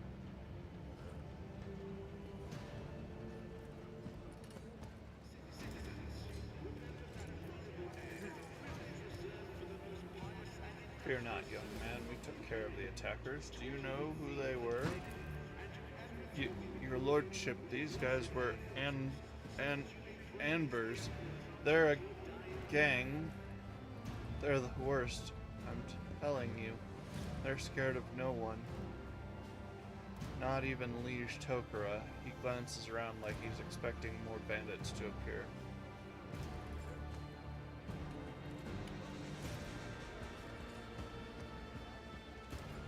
Go and... Wait, does this kind of thing happen often around here? Shooting? Yes. Attacks on nobles? Not very often, unless it's the Anvers. They're vicious. Not a week goes by without them killing and gutting somebody. They're wicked heretics. They respect nothing. They follow no rules. Go and report this to the liege. Yes. I'm sorry, your lordship. I'll just go report to the liege. They killed her. They killed my lady. Oh, this is terrible. Alright, so anyways, we got Pascal with us, so, The Emperor protects! Oh good, we can loot her. Can you pull her what do you call it? Augmetics out? Weighty axe.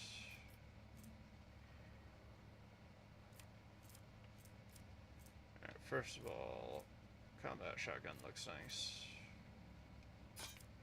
I do not need this many chain swords.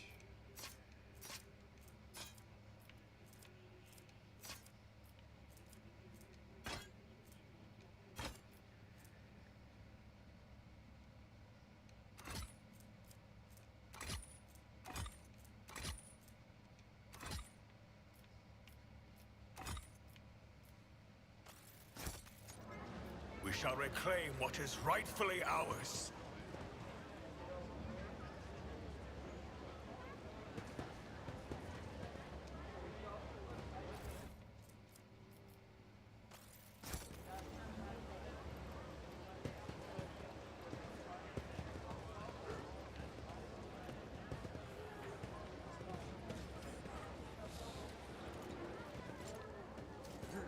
Before I get too carried away, I need to level up and make sure gear is good. Should I divine our next step? Joint analysis is really useful.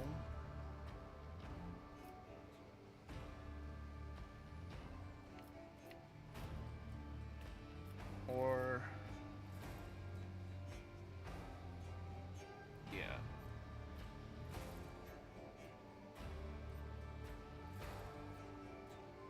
I was looking to start that one.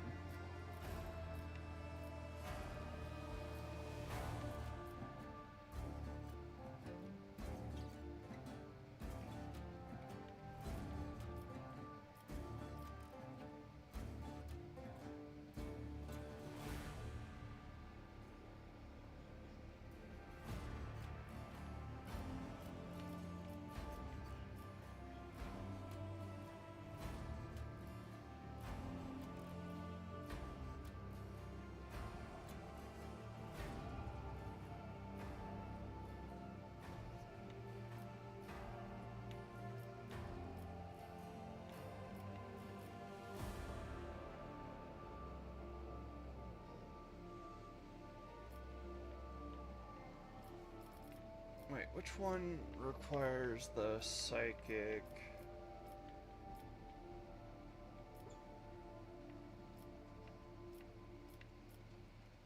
Alright, hold on.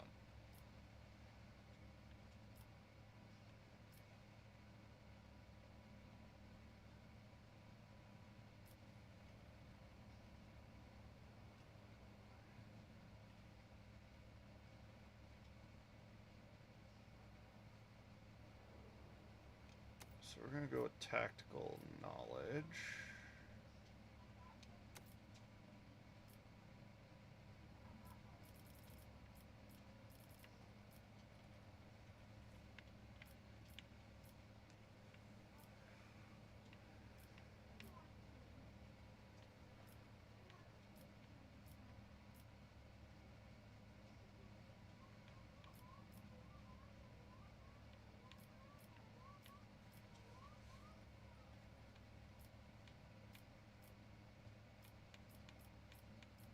Wasn't there one?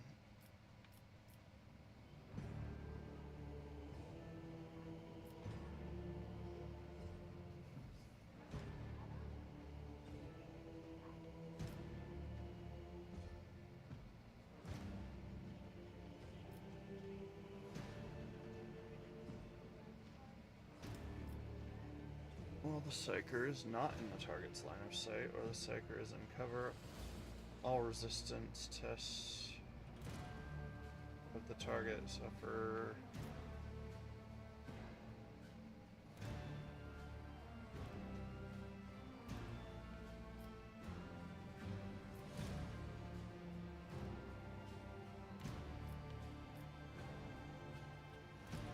This is what I was looking for.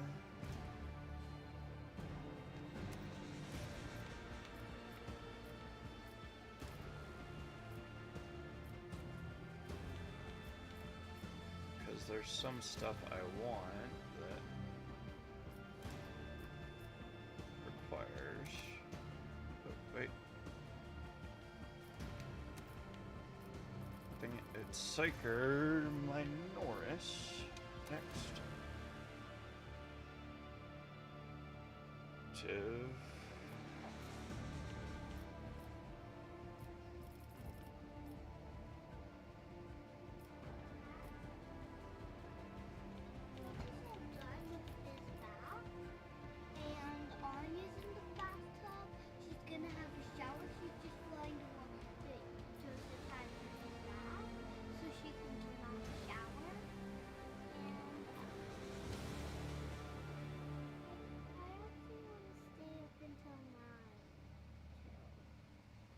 It is 9 and 5 minutes, my child. But also, Arnie got free to sleep, and then right now Arnie is still in the bath, so I got Joseph to sleep for Arnie.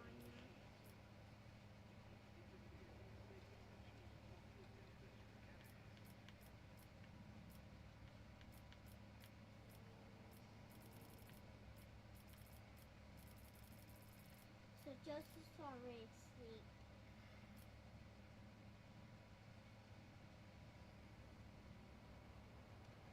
Okay. What are you doing? I found this on the floor. Okay. Well, you need to go get some rest. I don't mind if you stay up in your bed, but... I just looked here, I found this. It has on his writing for the gift to Anya. I can tell because it has on his name. Anya. Operative attack is a target affected by an exploit from a distance of 15 minus per... No, I don't care about that.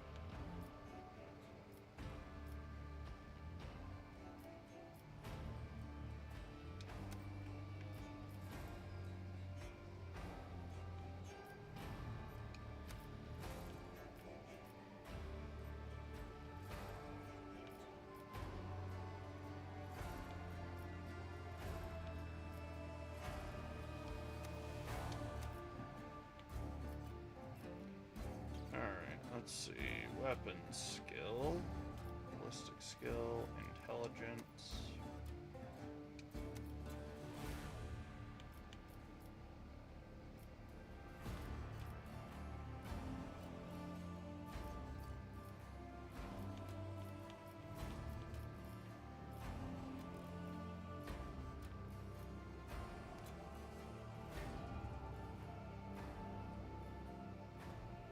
Damage.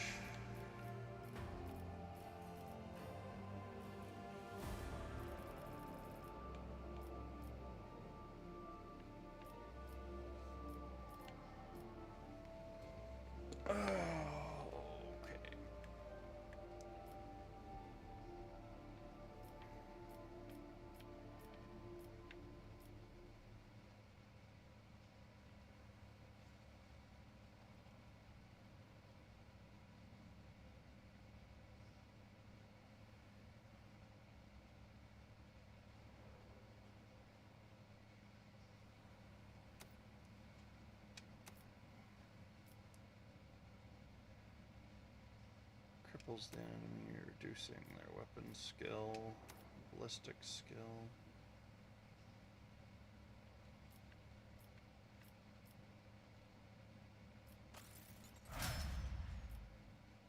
Alright.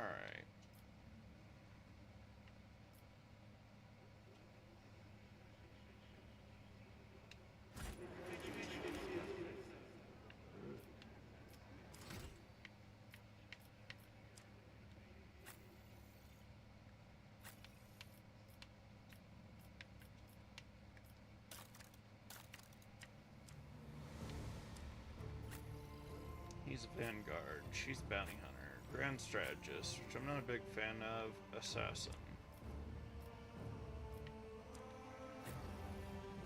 Master tactician. Alright,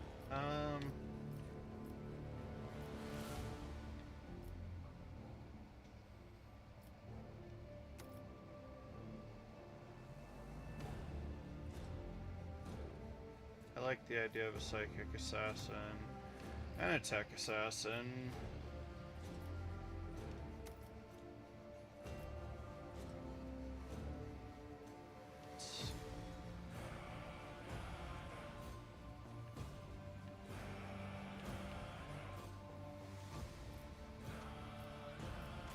Might change it later, but that's what we're going with for now. With each step, My wit forge you. Watching the lazy hand and sacred technology breaks my heart.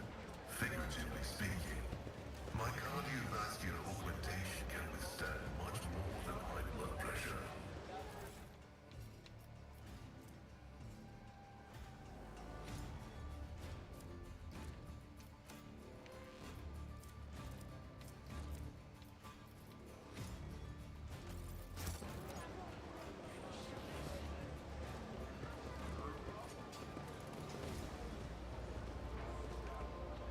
Opticon 22, you're singing. Ooh, look, goods. I like goods. Auto pistol, some random crap. Let's do it. How goes? The tall, hunched tech priest stares at you unblinkingly. A breathing mask conceals his gaunt features. The skin on his hands is of a sickly gray hue, while his augments show signs of combat damage and are plated in black chromium, giving him a general air of lugubriousness.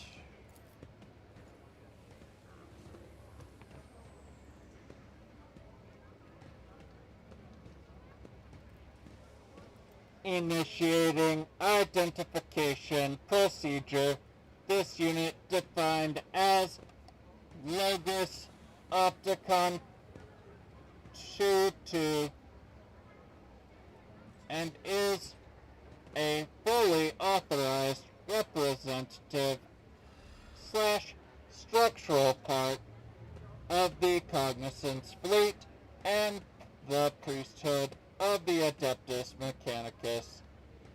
Access has been granted to the following options: information exchange, strengthening of diplomatic links, trade deals, donations. Initiating official greeting procedure for esteemed, high-value visitors. Glory, success to House von Valencius. A binaric area begins to flow from the scratched box attached to the tech priest's chest. Requesting information exchange regarding contractual obligation. Logisticar Theta. Pascal and Opticon 22 exchange glances in a short series of binaric signals before bowing their heads in satisfaction. Opticon 22's head bows noticeably lower than Pascal's. What is Logisticar Theta?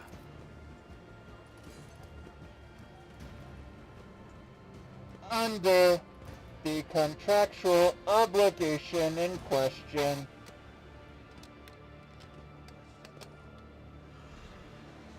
Three, 4, 34.761 turn cycles ago, the Explorator Cognizance fleet received from representative authorized units of Von Valencius Dynasty a volume of high-grade promethium equal to the fuel capacity of 6 Tantalion Void tankers. Received it and they didn't pay, compensate, remunerate, settle accounts. Should I go on, or is that enough synonyms? I think I'm gonna... The stipulated payment reciprocal offering from the Cognizant fleet can be made to Von Valencius assets at the current time, after which the contractual obligation will be fulfilled. Archived. Confirm your status regarding acceptance of the payment reciprocal offering.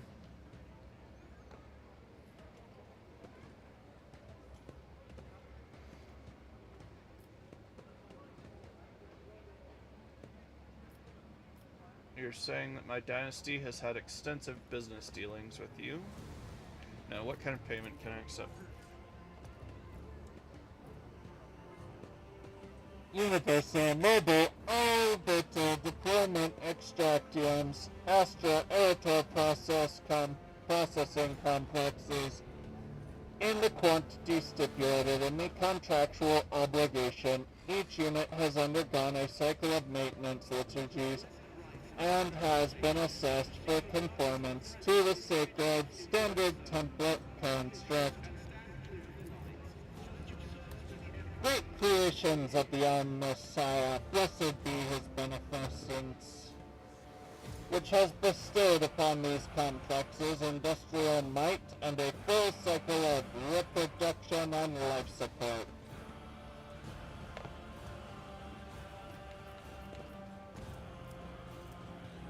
I'm willing to accept the payment.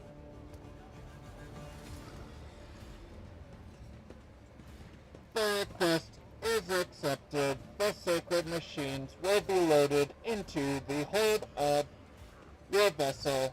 The contractual obligation Logistica data is concluded. The Cognizant fleet thanks House Von Valencius for its cooperation.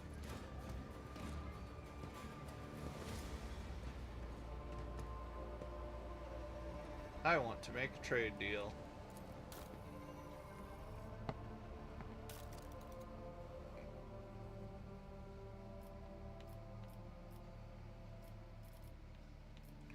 Figures that would give them a lot to get,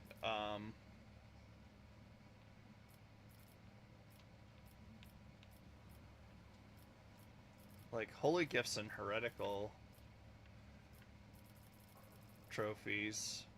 Oh, my reputation's at 4. I don't know that I want to keep it, but we're gonna buy those. Don't know what it is. Don't know what it is. Don't care. Oh yeah, need more machine right stuff. Whenever the wearer hits an enemy with a deadeye shot, it reduces the enemy's deflection by -1 and applies +1 exploit to the end of combat. Stacks up to 3 times.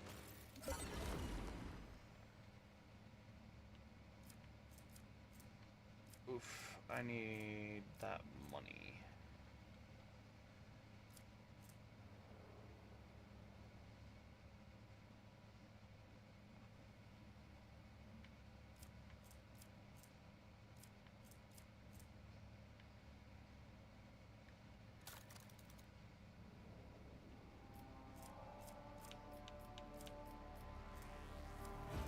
Not quite ready to start ponying up all the stuff.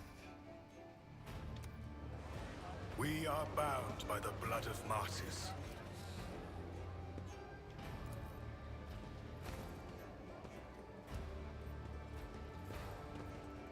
The priesthood of the Adeptus Mechanicus is interested in, considers expeditious cooperation with rogue traders under the terms of the Treaty of Mars. It is willing to provide services to the Von Valentius dynasty.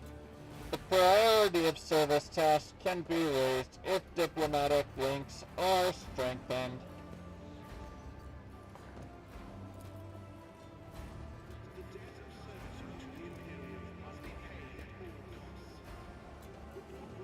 The Cognizance fleet will be glad, alternative unavailable, to accept 1. Any samples of sacred technology. 2. Samples of profane xenotech. 3. Miscellaneous items. Reminder, storage, study, and or disposal of the aforementioned objects with the exception of 3 miscellaneous items is the preferential right of the Adeptus Mechanicus.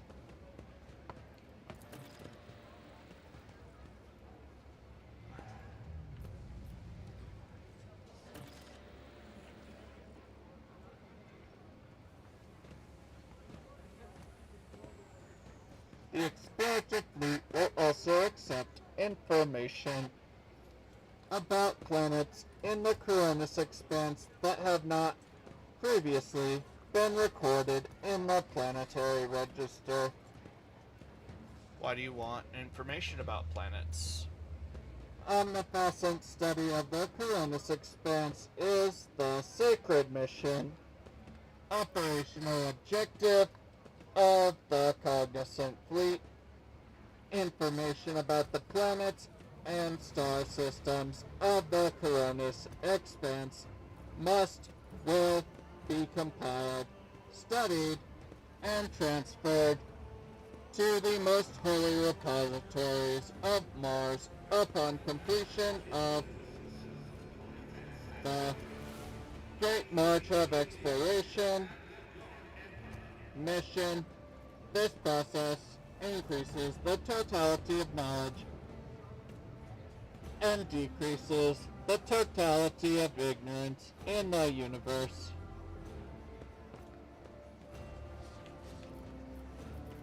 I'm gonna take my leave.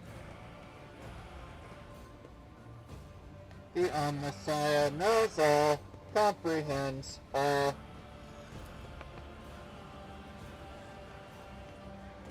Let the faith guide my path to glory.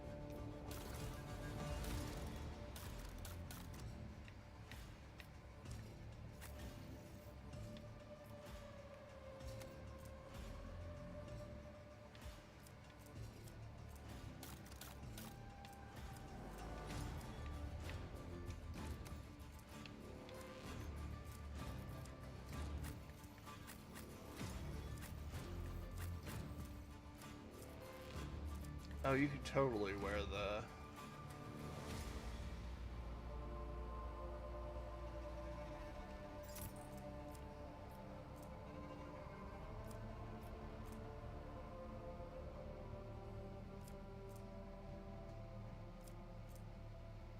Love you, Dad. On V2. Don't forget to flip this over once in a while. Yep. Good night, kiddo.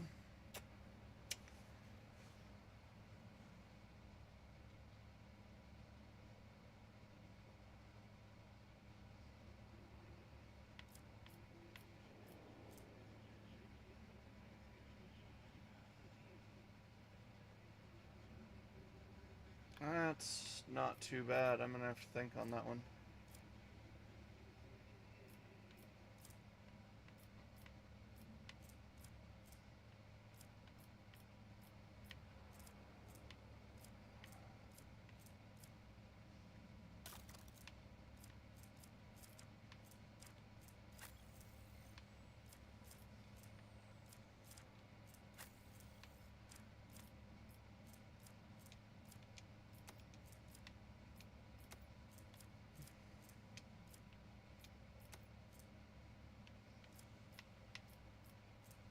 Blinding grenade.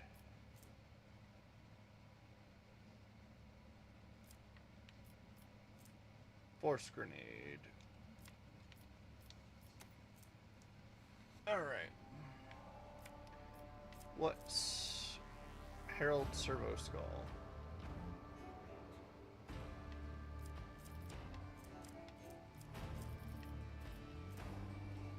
It immediately gains +4.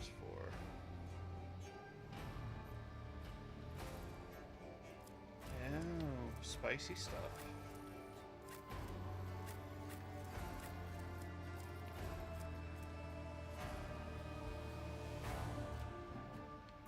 I have a familiar already.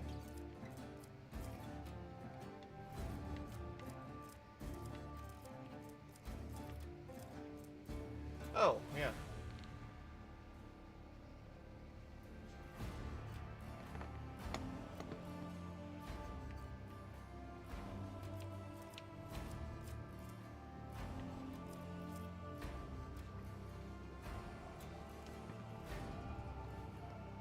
Very good. Let us walk this path to the end. Oh man, there's just dead guys like everywhere.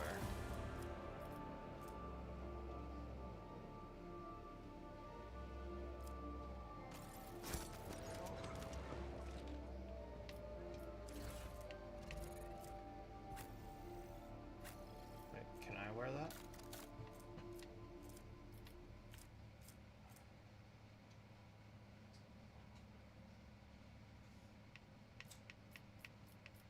I want to stick to the body glove. What do we got on her? Definite improvement.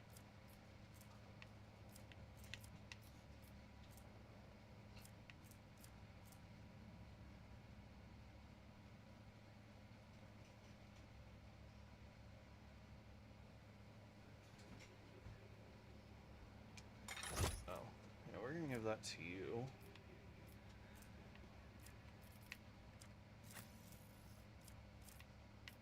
Will this help you?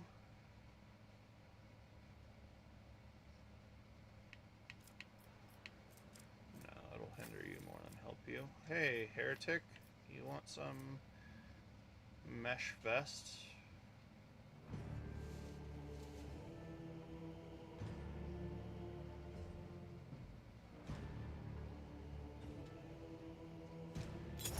We'll go with that.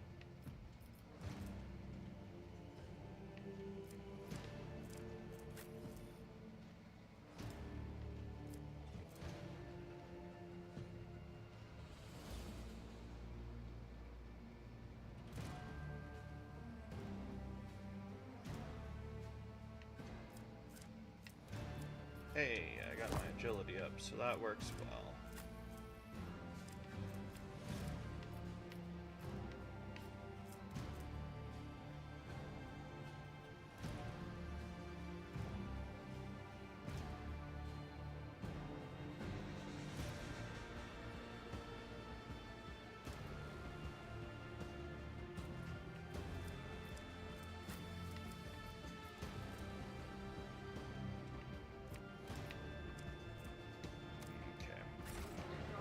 We shall reclaim what is rightfully ours.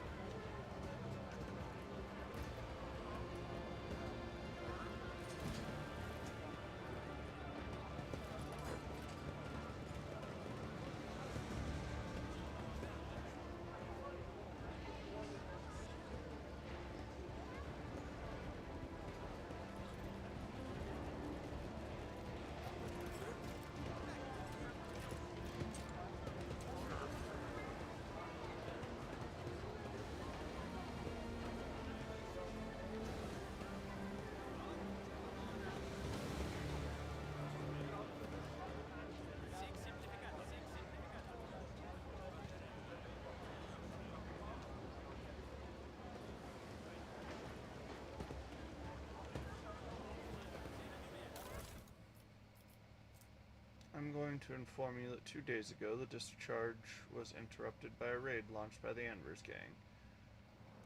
Alright. The Divine watches over us!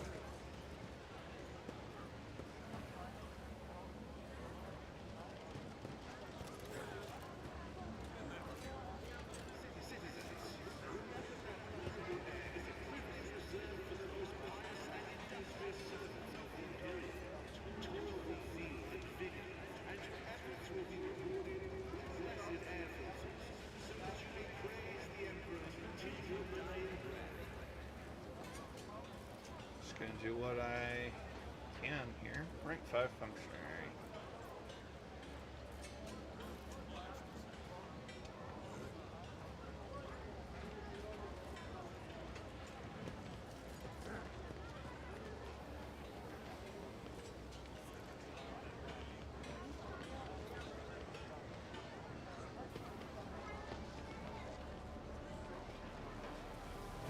I need to look closer.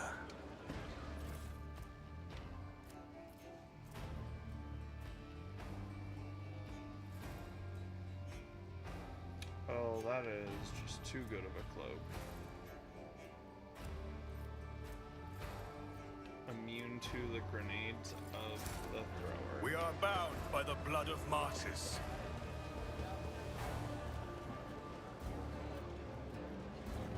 Oh, okay, I understand it. The people who, like,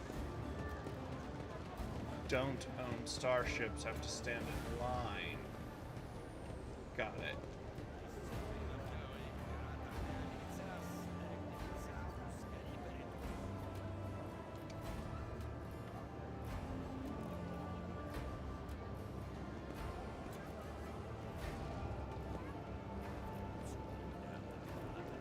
I have proven myself Spot yet from again. Drusus, a saint from the neighboring Calixtus system. Yeah, Drusus was the saint that discovered both the Expanse and the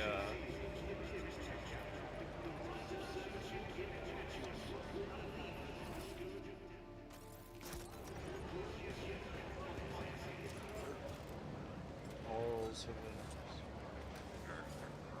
With each step, I forge my among the stars.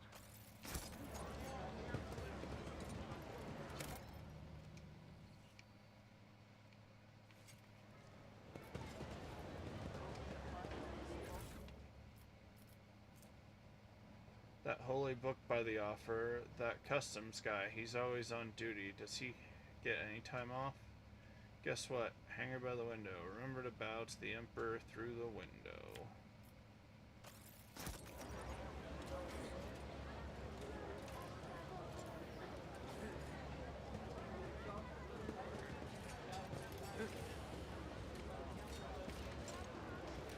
Oh, I forgot to move back to chat. There. Yeah. While you were in the shower, while one of y'all was doing something. Yeah. Let the faith guide my path to glory.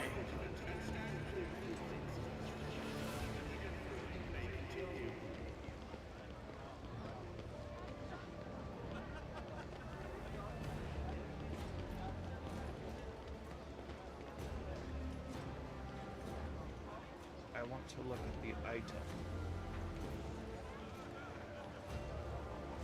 Finest wines from Janus.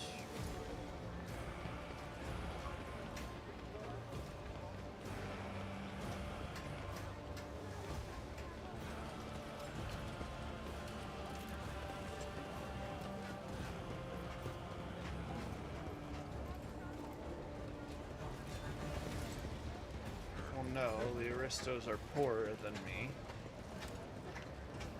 So it's sort of a... The duty prevails. This container is labeled Destination Genesis, covered in dust and must have spent a long time at the docks. Let us walk this path to the end.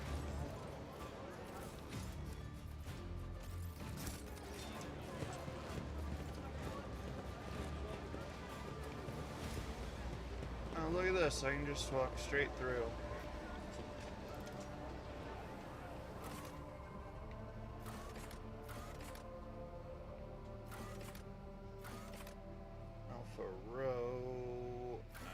to the atrium. The Shadow Quarters are called the Shadow Quarters because the statue of the Emperor sits in front of them, and it is where the shadow falls from the sun in the system, if I remember correctly. I used to play the game Dark Heresy, which is why I know a lot of this. And I'm obsessed with 40k because the TISM.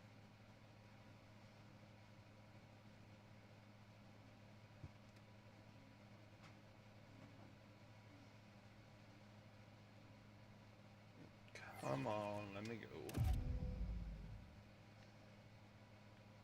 The atrium should be close enough. Heresy grows from idleness.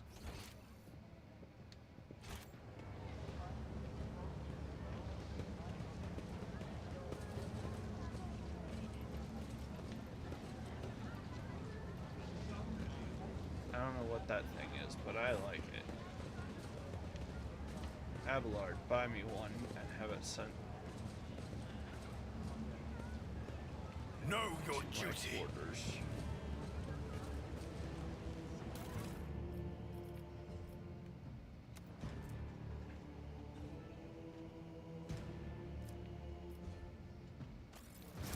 Nice.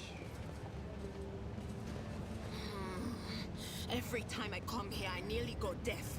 The sounds of the past assault my ears. Trumpets of glory interrupted by the rustling of rags and the clinking of coins above everything else. Yeah, this place is turning me nearly deaf as well. And that's without sorcerous voices in my head. If it's not swearing, it's merchants shouting or gunshots. It's the same wherever one goes on Footfall.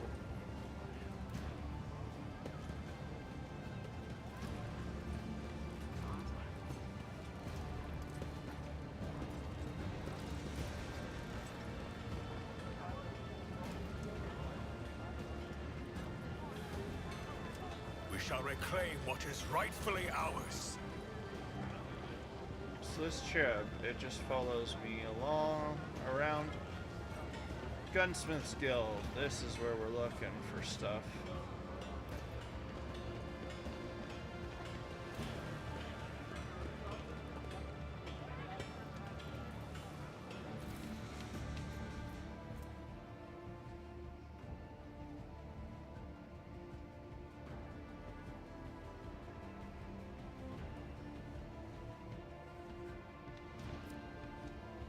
I feel like I'm gonna have to fight these ambers.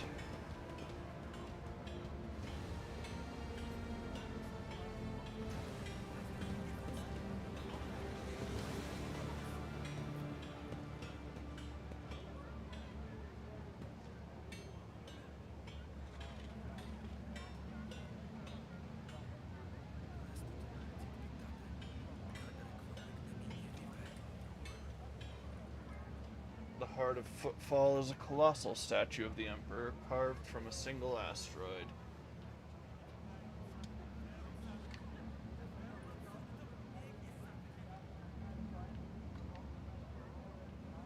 Nice. With each step, I forge my destiny among the stars. One of the many altars, it looks to be tended, better tended than most on Footfall.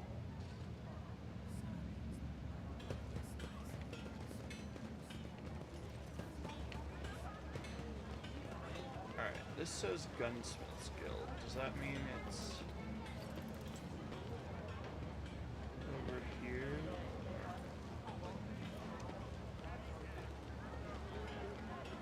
Yeah, just 12 more hours and you can sleep.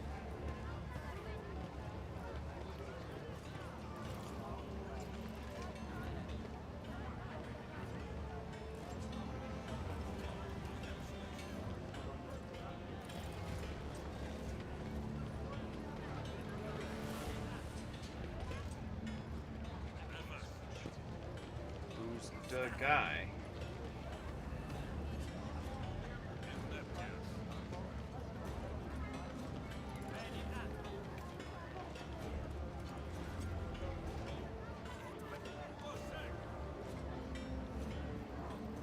The divine watches over us. Above the creature's elongated eyes, you see the remains of quite humid eyelids. It looks a lot like the Xenos is the work of a not particularly skilled surgeon and slightly more proficient makeup artist.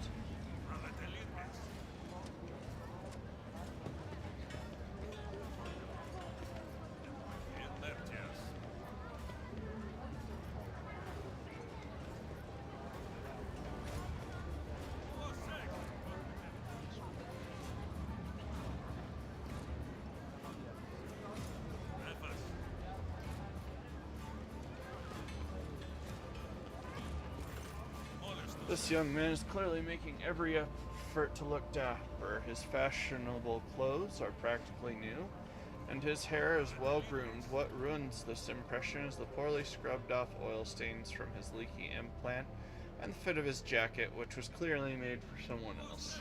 He gives you a beaming smile and says, his voice ringing, "Your lordship, what an incredible honor. This humble collection is hardly likely to impress you, a rogue trader, conqueror of the stars, but is the best one on Footfall."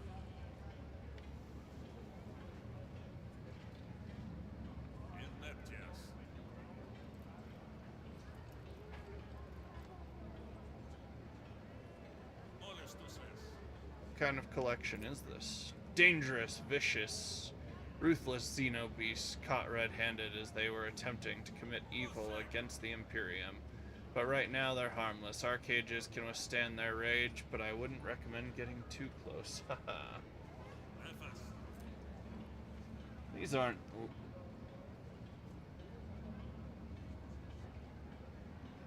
These aren't Xenos, they're mutants in makeup. Not Xenos, you say? I'm sure there must be a mistake. I will check the shipping list myself, rest assured. His words are oozing with greenish-yellow hues. I do not think his promise will be kept. Such entertainment is lucrative precisely because billions of Imperium subjects have never encountered a Xenos in their life. Ignorance and curiosity create a colossal demand. That's what I was taught, and I can see that lesson was truthful.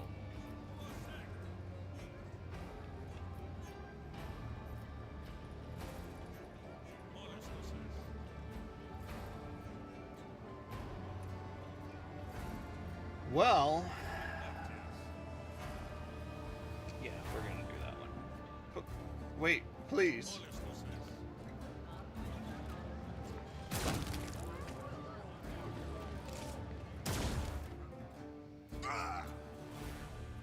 I'll give him. We are bound by the blood of martyrs. Well, we got rid of the Xenos. We committed a purging.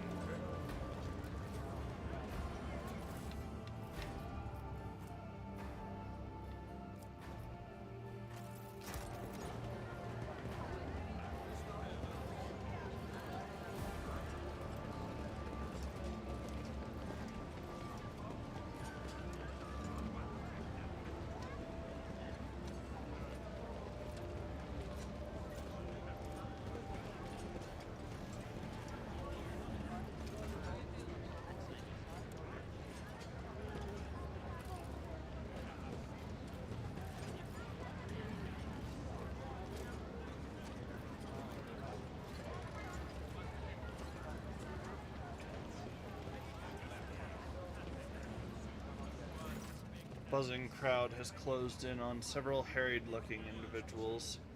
Some of their faces are smeared with fresh blood. The angry cries and twisted faces leave no doubt a massacre is about to take place. Instigator, just cut their throats already. What were they thinking, letting that ship dock at Footfall? They're all stricken. No cutting. We get their blood on us, we'll be tainted too. Better burn them.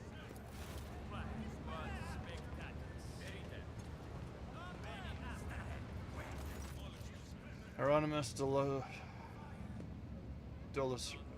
Doloroso. Be quiet, you scoundrel. A priest clad in a simple black raiment cuts through the crowd like a void ship crossing the sky. You dare pass judgment on others? What arrogance to think you have the right. Argenta starts at the sight of the elderly priest. That's Reverend Hieronymus. I'm surprised he's decided to intervene in a street squabble.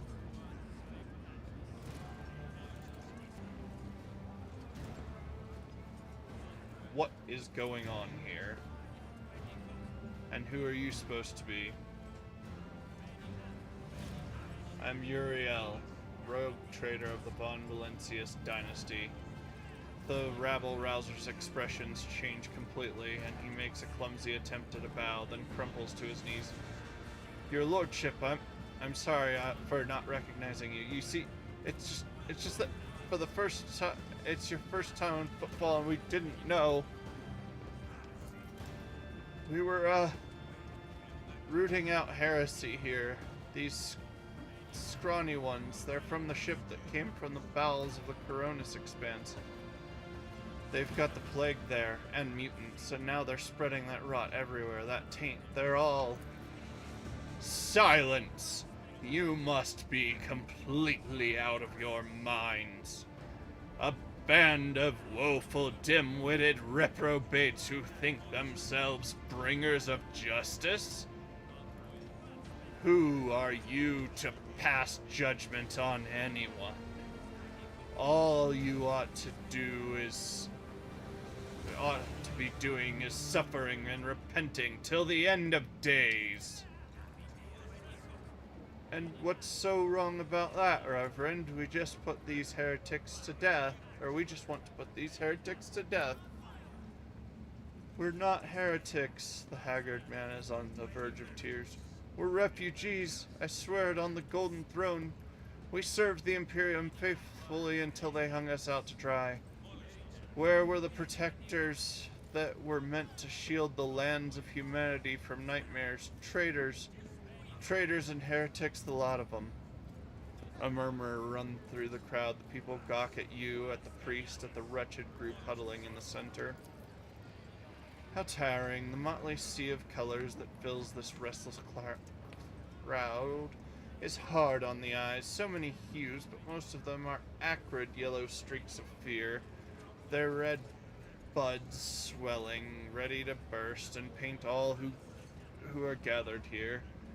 Cassia looked at the crowd of troublemakers wearily, and they shudder at the very sight of her. As for the hearts of those who have been forced to defend themselves, they are shrouded in purplish black grief, but their words are as transparent as the ice that lies at the top of a glacier. But commoners are always deaf to others' suffering, for such is their nature. Interfering in their affairs is hardly worthy of you or me, Uriel.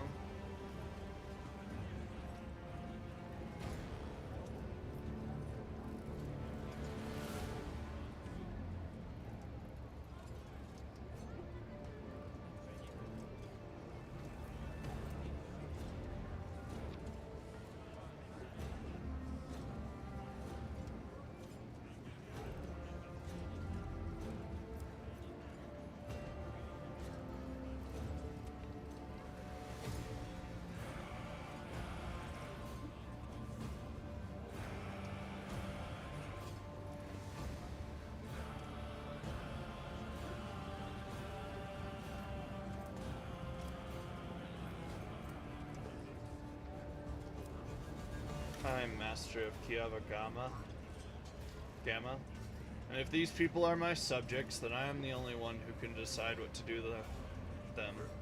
I command the onlookers to disperse. As for the rest of you, go to the dock and await further instructions. Hey, you heard what his lordship said. Get to the docks. The rabble-rouser turns to you and bows deeply. Don't you worry none, your lordship. We'll go with these people. We'll watch them and make sure they keep their traps shut about you.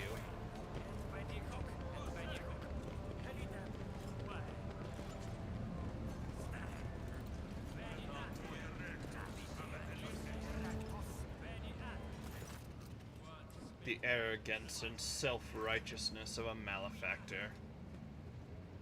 Priest shakes his head disapprovingly, then his eyes shift to you. I am Reverend Hieronymus Doloroso, head of the Drusian mission here on Footfall. I thank you for stepping in. Please, come see me when you have time. We can talk then. How am I supposed to come see you? I was just looking for you. Are you just over there? Or what? Like, at what point can I buy stuff?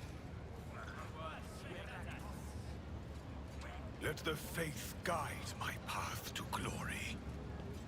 In this mishmash of devices and cables, you notice equipment from some totally different eras.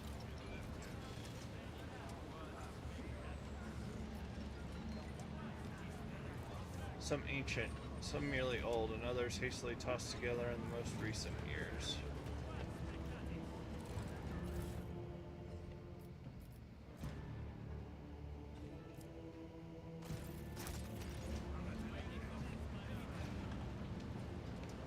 Accomplished.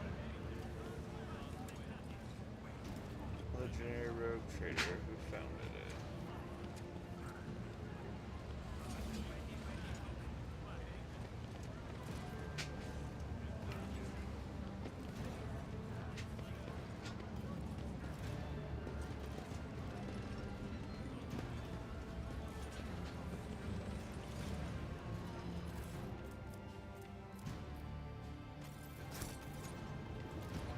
We shall reclaim what is rightfully ours.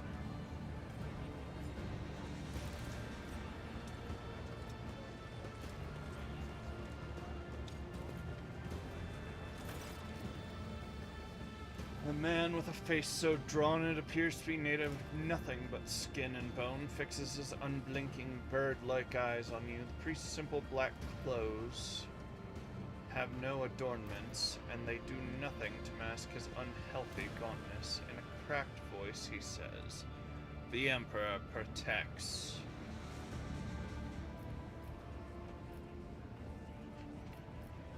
The Emperor protects, Reverend. But he protects only those who are pure of heart. Do you think yourself one of them? Be leery of this conviction of yours. Many who have risen to the pinnacle of faith have fallen to embrace the pride, into the embrace. Many who have risen to the pinnacle of faith have fallen from it into the embrace of pride most degenerate. And you must be the young von Valentius. That name carries weight. And it is a burdensome one, for its reputation suggests Theodora encumbered it with many a transgression. I wonder, will you seek to shed them, or will you carry them onward, picking them along the way like ripe fruit and savoring their sweet poison? You're saying Theodora was a transgressor?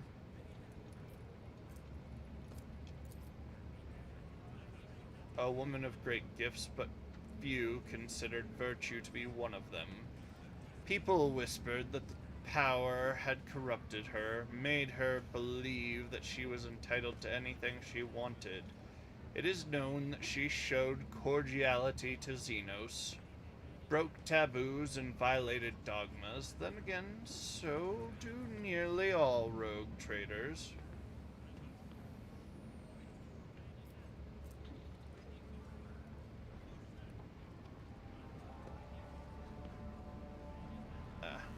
I put my faith in the Emperor.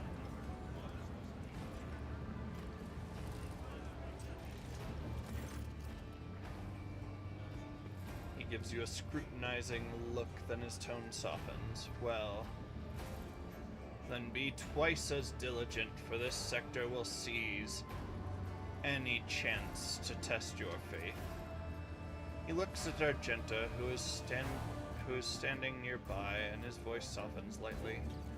Greetings, sister. I congratulate you on your return. Was your pilgrimage fruitful?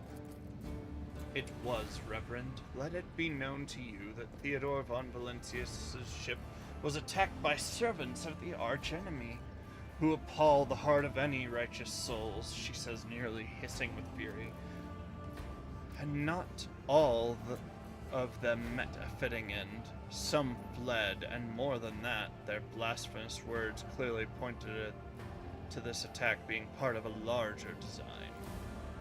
Reverend Hieronymus, I wish to join the esteemed rogue trader's crew and help protect the Von Valentius dynasty from the forces of the archenemy. I am divesting myself of the responsibility of guarding the Footfall reliquary.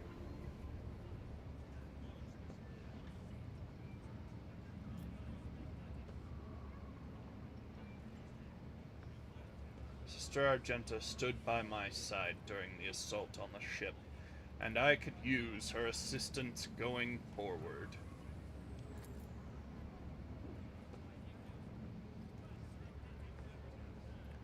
Follow the call of your soul, sister. The Footfall reliquary will be preserved even without your contribution, as it was all the years preceding your arrival. I know what it is that calls you to follow the rogue trader, Sister Argentia. You seek combat, for it helps you to forget how hollow and worthless our lives truly are. It offers the illusion of meaning. Perhaps you will relinquish this illusion one day, or perhaps you will die before that day comes. Regardless, I wish you luck on your new path. But before you start on a path toward your new destiny, I have a request to make of you and your companion. Many among my flock are from the poorest, most dispossessed people on Footfall. They've brought me troubling news from Footfall's shadow quarters in the darkest corners where the liege's wardens do not venture. Taint has taken root. Footfall is consumed by profanity. Even here, true heresy serving the archenemy is quite a rarity. The cultists who now dwell in the shadow quarters mark their abodes with a sun inscribed in blue and gold, and perform strange rituals in secret. The weak find solace in believing these reports to be rumors, but I well know that evil lurks around all around us, and I wish to see retribution.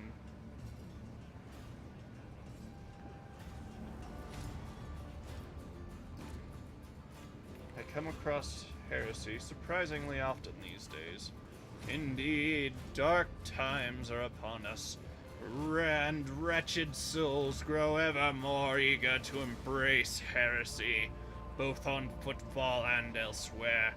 Its foul buds are coming into bloom. Troubling news is arriving from many planets. There are whispers of wicked things taking place on Kiava Gamma, and not just recently. A transport ship by the name of Navica, teeming with refugees, arrived on Footfall from Winterscale's realm. Their world stricken with blasphemous sedition, and such was its severity that they had to flee to save themselves.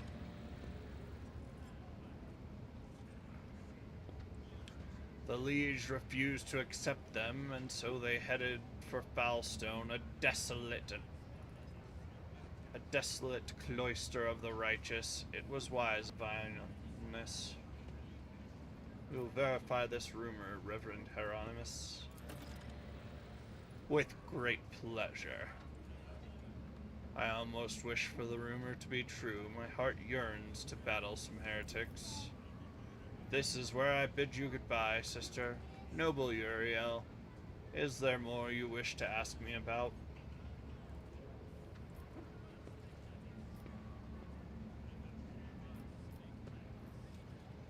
What are you doing here?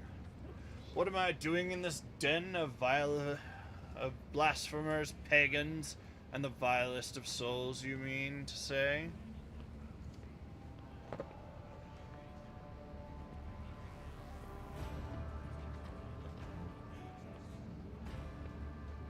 Well, Footfall is the first and last stop in the Coronis Expanse. It is the point of arrival for those who have just started on their path. It is also where those reaching its very end return, their souls wounded and bleeding. I embrace both the former and the latter, so that they may cast their honest eye over their impurity. Furthermore, rumors from across the entire sector amass on Footfall. If I hear crewmen whispering about a reclaimed shrine world, or expressing a desire to carry the Emperor's light into darkness among the stars, I help my flock in their sacred duty. Devoted trailblazers need assistance, both spiritual and material. Tools, equipment, even garments, and simple everyday items. Anything that might help the pilgrims on their long journey and during the first days of the harsh frontier life is worth its weight in gold to us. May any help you offer to the effort of gathering such things be blessed.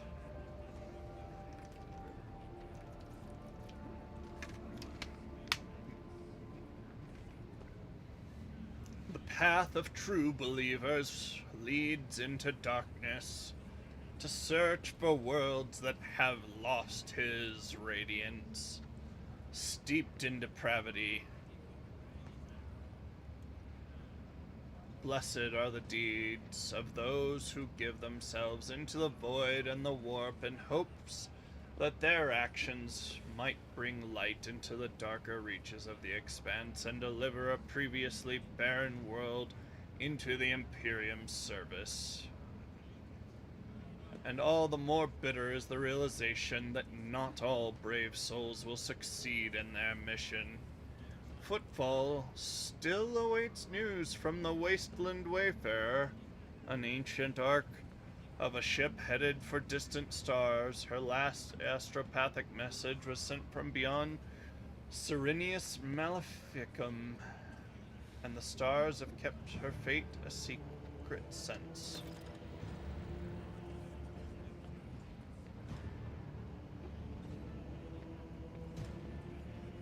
I bear another darker duty. The expanse is filled with the tainted creations of unholy heretics. These insidious objects are a danger to the soul, but I know what to do with them. Should you, on your travels, come upon dangerous, corrupted objects, bring them to me, and the reward for your vigilance will be even more generous. The Drusian mission has much to share with the rogue trader. Well, I'd like to take a look at what the followers of St. Drusus have to offer me.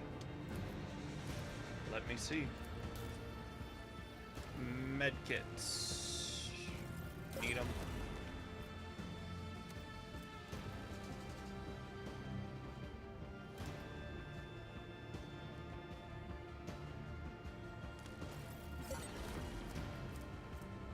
Oh, jeez. Huh? I can buy Onslaught from the priest? It's a rather powerful, combat drug. It's got a reputation within the 40k lore. Yeah, let's buy some drugs.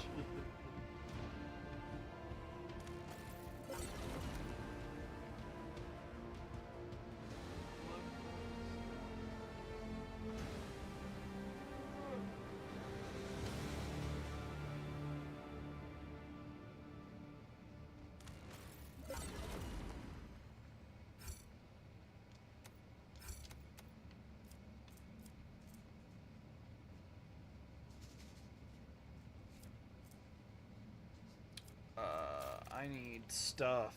What do you got, man?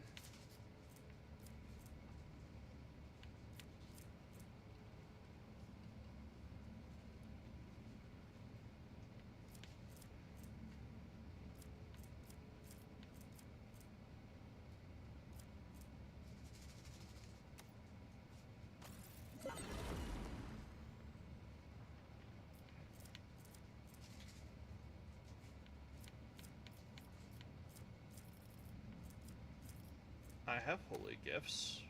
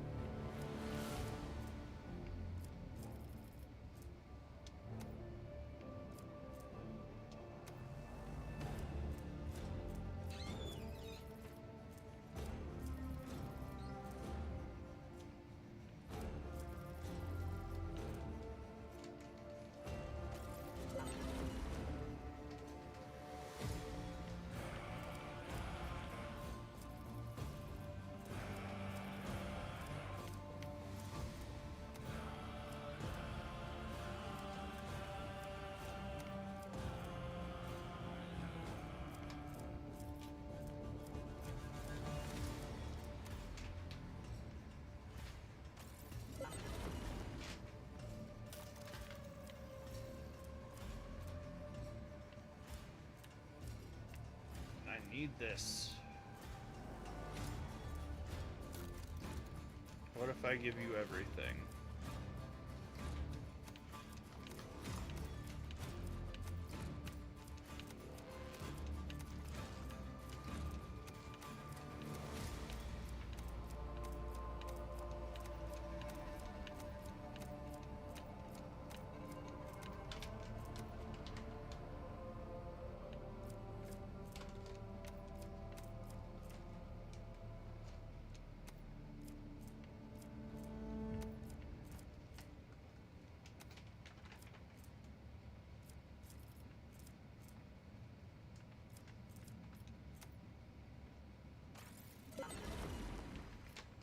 That leaves me with provisions.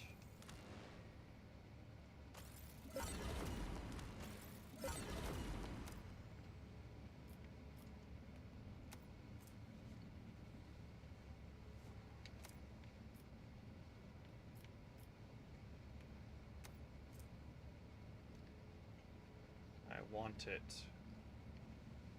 Heavy bolter? Yeah.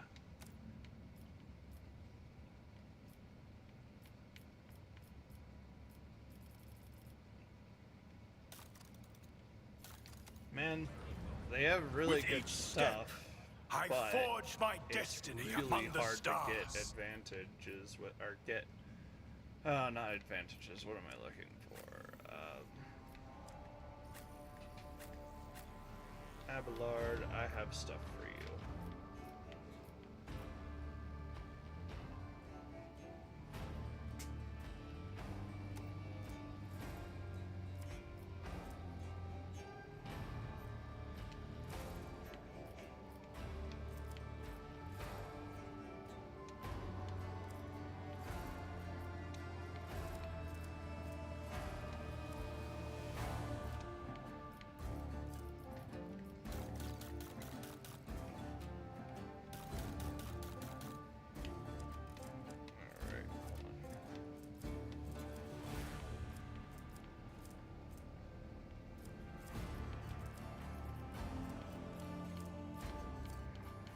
I bought you something.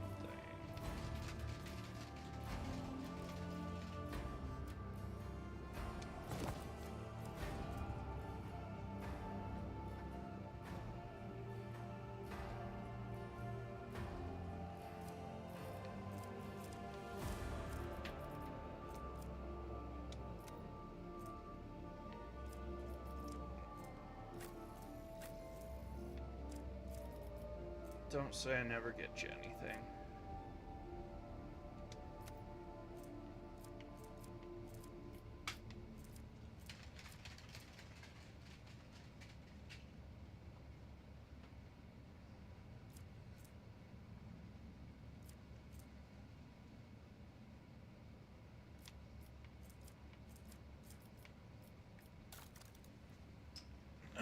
thing I wanted to do was look at the bolters I picked up.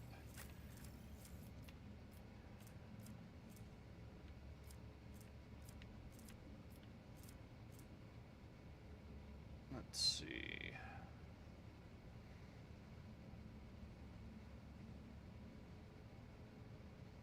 Not worth it. Do me a favor and throw this on the charger. Apparently it wasn't, the charger wasn't fully plugged in.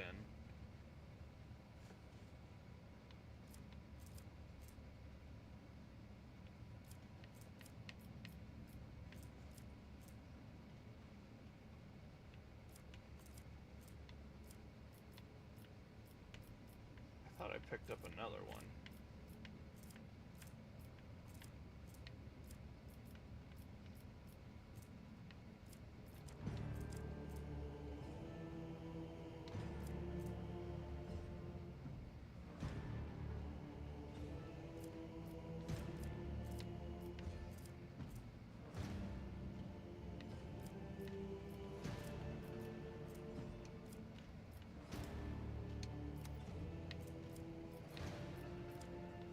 Stop. Actually, we're gonna go with the flamer on this. Maybe.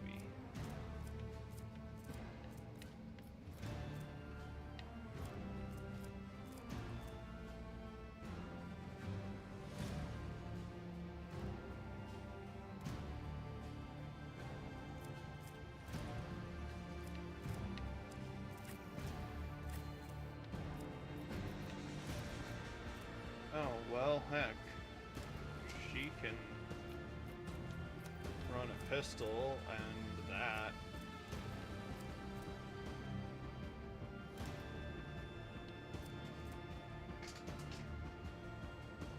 And still run a shotgun. Heck.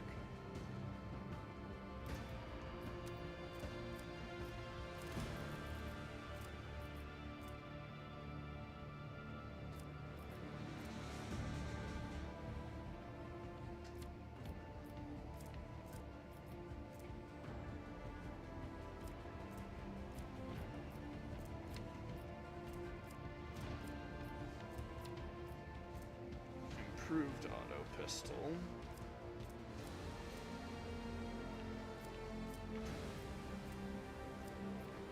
Biomancer staff.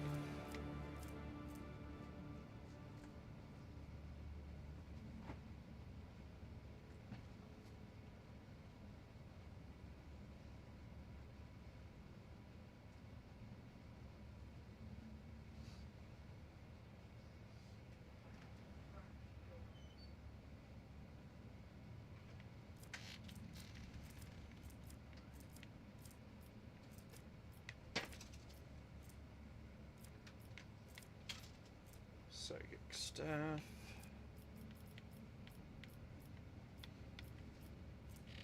Telepath staff. That's what we're gonna go with.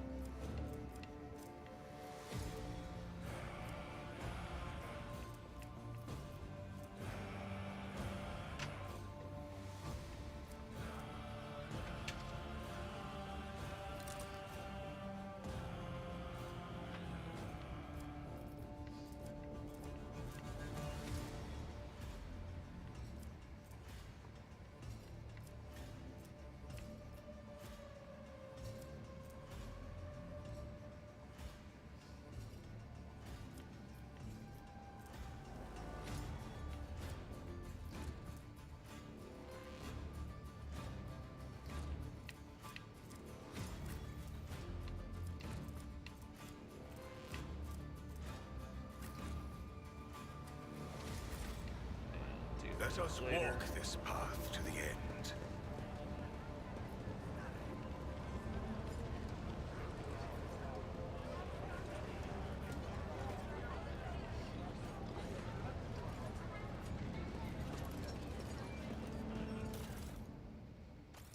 Any idea where I'm supposed to be going?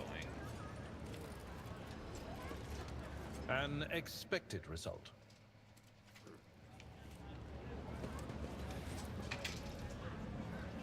My success is an irrefutable certainty.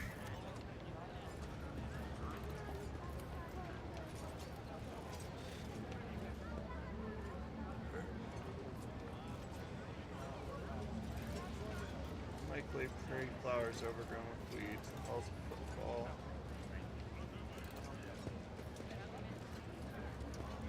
Are overrun with shabby houses of present day inhabitants.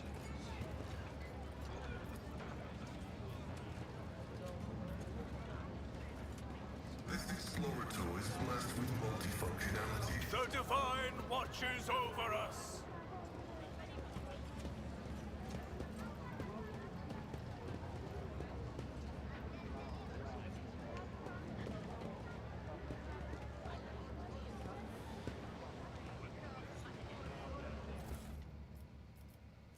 Unyielding Vanguard boots. Lawyer gain 40% bonus resolve. The unyielding beacon ability instead of the original bonus.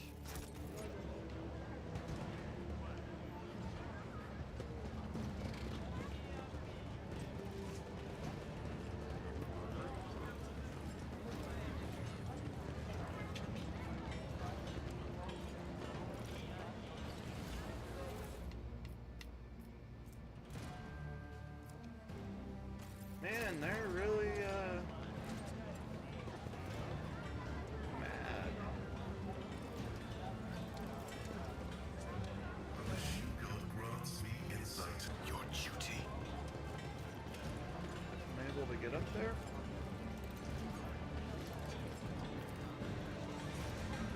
My success is an irrefutable certainty.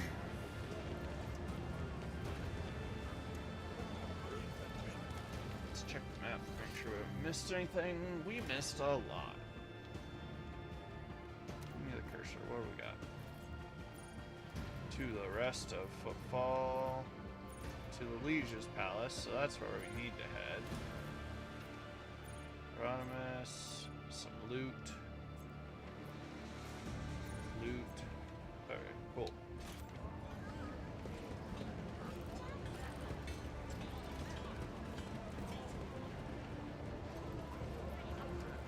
Jump over using athletics. Come on. Compared to naval Hey, service, that what's was that? barely a challenge. I know what a servitor is, my dude. I don't care.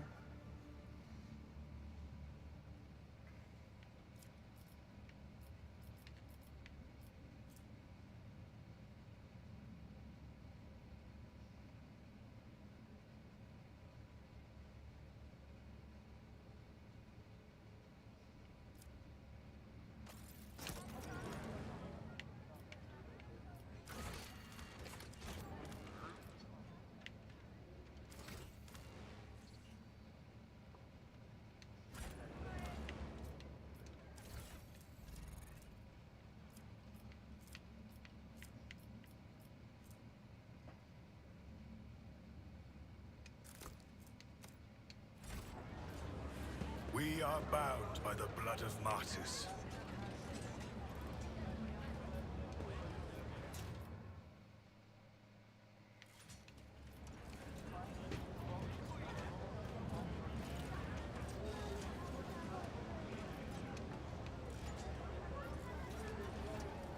That wasn't so difficult. Letters Anvier carved into the shoulder.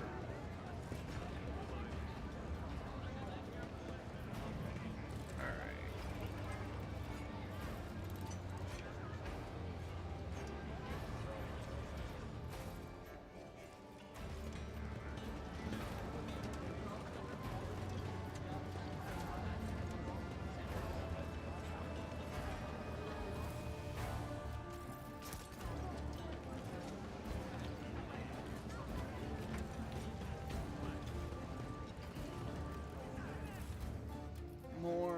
propaganda. Yup. With each step, destiny among the stars.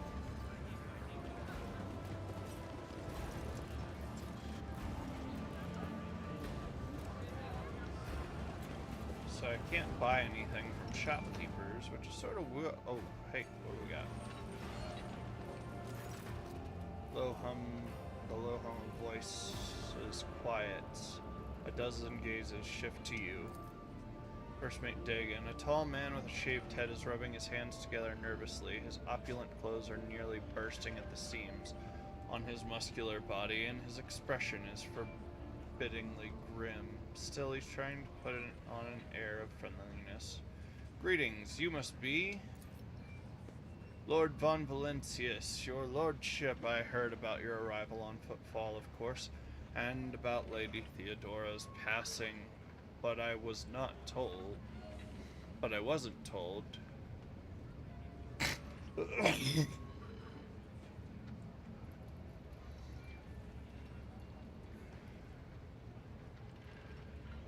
You're not on the list, but that's not a problem, of course. Please, come on in. The chaplain is about to begin.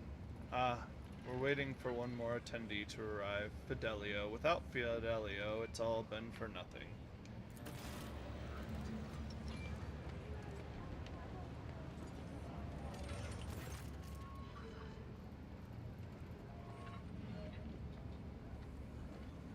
Something you catch sight of. Something odd. Before stepping away from you, the man gestures subtly to a nearby servitor, giving it some kind of command. The servitor quickly removes the bottle of amasec and glasses set out for the attendees for a nearby table.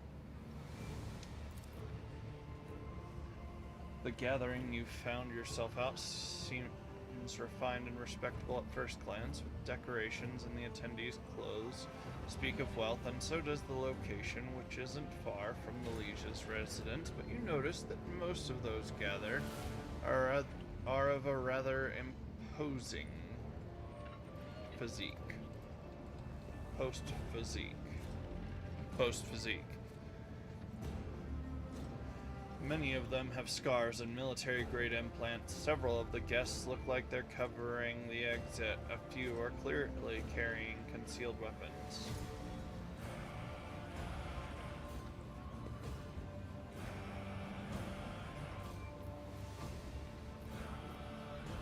I wonder who this Fidelio is and why they cannot start until the proceedings. Judging by the way that fellow with the list was talking about this individual, it's someone very important, but not a name I've heard before. I've never heard the name before either. I want to see what it's about.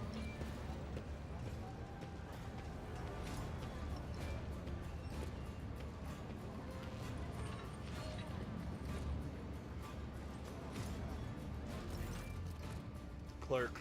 Oh, what a terrible, sorrowful day. We pay our respects to the life and soul of Footfall Society, a loyal servant of the Imperium. A generous benefactor who spared no expense to keep the fire of faith burning, and an example to all future generations.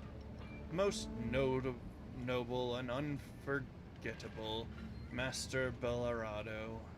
This loss, the fussy administrative clerk speaks in a strained voice and keeps peeking at a paper with text on it. His speech drags on and on, blending into a monotonous cascade of praises of the late Master Belladra.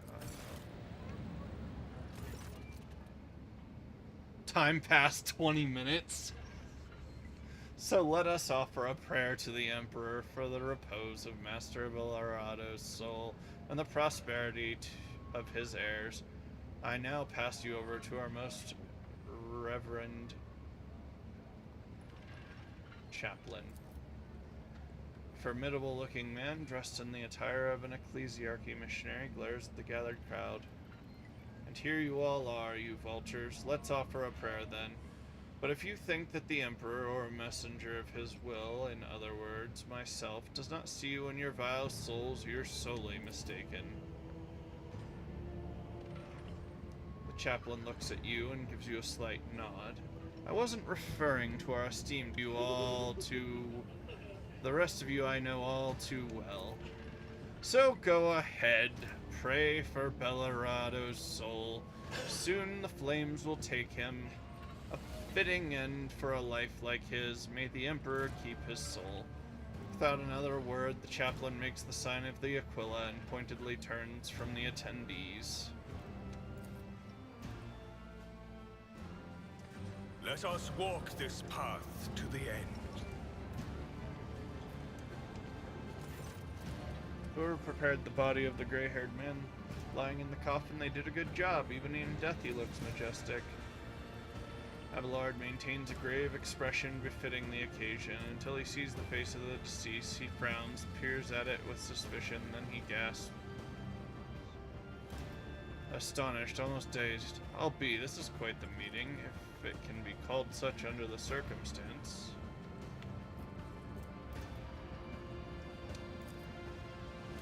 The impediments left in the deceased body speak of his high standing. Expensive tech is typically extracted from the dead. Only the most prominent and wealthy avoid this fate upon death. Abelard, you know this man. Do I?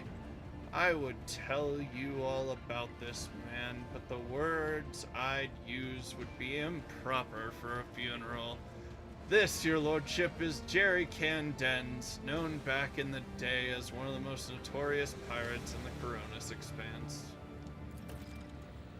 They nicknamed him Jerry Can for his habit of having a jug or two of promethium on hand. He did love burning things. Oh, a man after my own heart.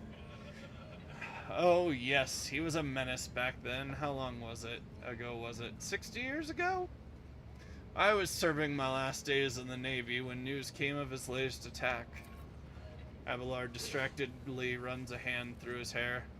Well, there was a time when the sight of Jerry Can in a coffin would have been enough to make me dance. Quite literally. By throne, I would have danced a jig on the spot, but now, I don't know. No more jumping into the warp right from under the cruiser's nose, eh, you old beast?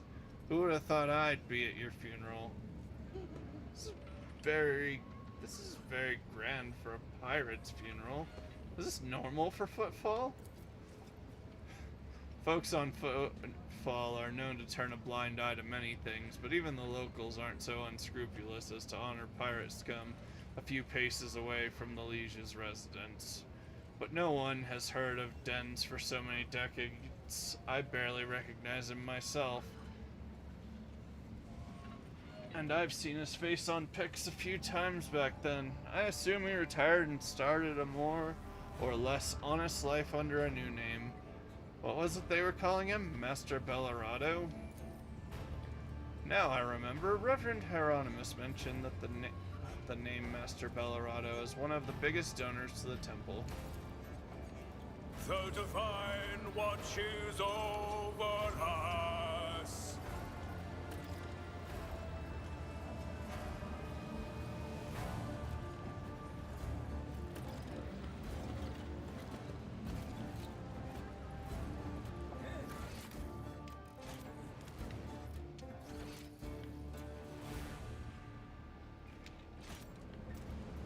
I'm still new to the art of exploring.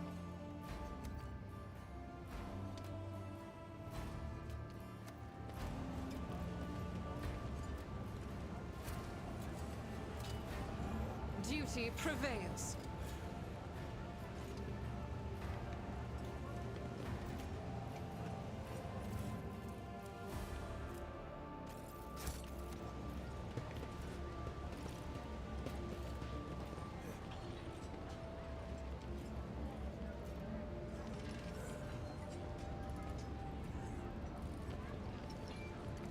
We shall reclaim what is rightfully ours.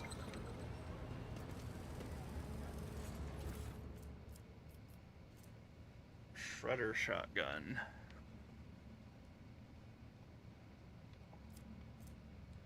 Efficient armored body glove.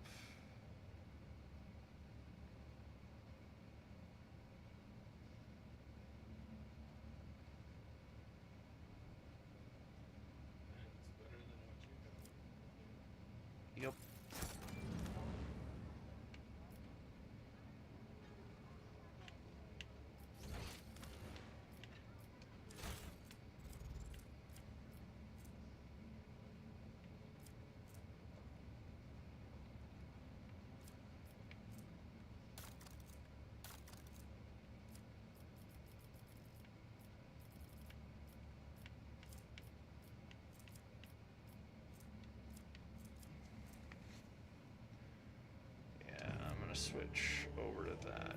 I don't know if I'm gonna pull out the rending shotgun just yet, but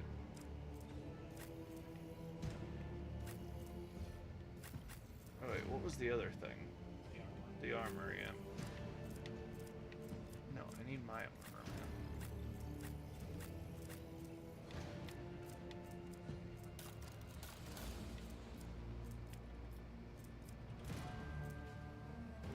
50%, 50%, 25%. Alright. We are bound by the blood of martyrs.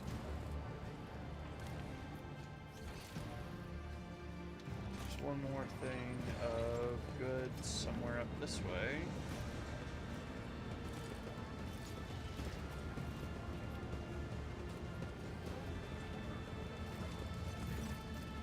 Girl is dressed in expensive clothes and raises her sad little face to you and says, hello. Who are you and what are you doing here? Hiding. I thought I was going to cry. I didn't want anyone to see. My name is Adelia Bellarado. It's my grandpa in there, in the box. She's out gently, strokes Adelia's head. The tears will pass, Adelia. The tears will pass.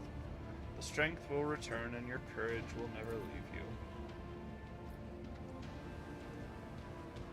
Have you ever heard the name Fidelio? Someone my dad is very mad at, but Dad is always mad at everyone. At Grandpa, Mom, Dagon, Chaplain. Grandfather. He did! The word kept appearing in our house and nobody knew who wrote it. It used to make Grandpa happy when I was little. He always smiled when he saw it, but then later when I was a little bigger and Grandpa was already old, it stopped making him happy. He was sad. He would just sit there and stare at nothing. And after that, when he got sick and the writing started to scare him more and more, it appeared. Repentance, repentance, repentance. Even in his bedroom. One time, he pointed at that word and said something very weird about dead eyes, about cobras going to class.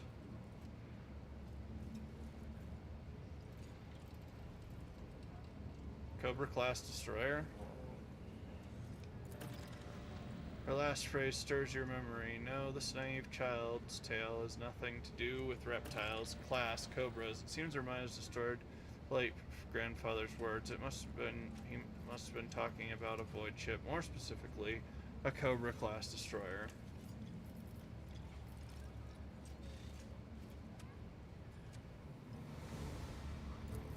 Ha. That would have been a funny prank. Her eyes light up, but I don't play pranks. It was someone else. Maybe Fidelio did it very quietly, or maybe it was someone who's not on the list, but also someone nobody would suspect. Where are your parents? He's with the guests. My mom ran away. She told me she hates Dad and Grandpa. I guess she hates me too. I don't know. It was a long time ago. I don't even miss her anymore. I miss Grandpa. He was the nicest. She presses her lips together and lets out a quiet, very unchildlike sigh. Alright, bye. Let the faith guide my path to glory. Okay, let the fate guide my path. Oh, I gotta go, like, which way? Oh, over there somewhere.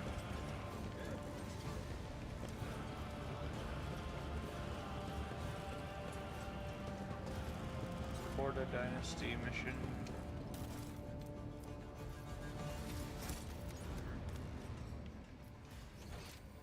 Alright, got that.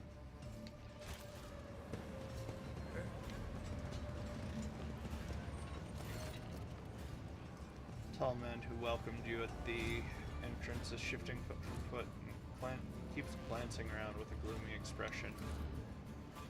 This is an honor, your lordship, such an honor. Could you spare a minute of your time? I have a request to make. Did Bellarado ever mention repentance to you? No, but I know what you're talking about, right? The scribbles at his home? Yeah, it happened, alright. The writing just appeared out of nowhere on the walls The mirrors, always the same word, repentance. I told him to get a psyker to check his house for sorcery, but he said no, too pricey. I guess he had something about that, and he had already paid too much for repentance. Now not a lot of psychers around, and a single one of them will cost you as much as a team of top-notch bruisers. Hey, listen, friend, how long did that go on? The writing. Anything else strange happen in the household? Flying knickknacks, furniture growing tentacles, people dying for no reason? Oh, all kinds of things happen, my girl. Things going flying, people dying too, servants that is. Whenever we felt like remembering our glory days and got sloshed on half a jug of the good stuff, that's when it would happen. I remember one time we decided to see who could carve open servitors in the dark the quickest. Tegan grins, then catches himself and glances at you. Alright, serious talk. Nah, nothing like that in his house. Nothing sorcerous apart from the writing.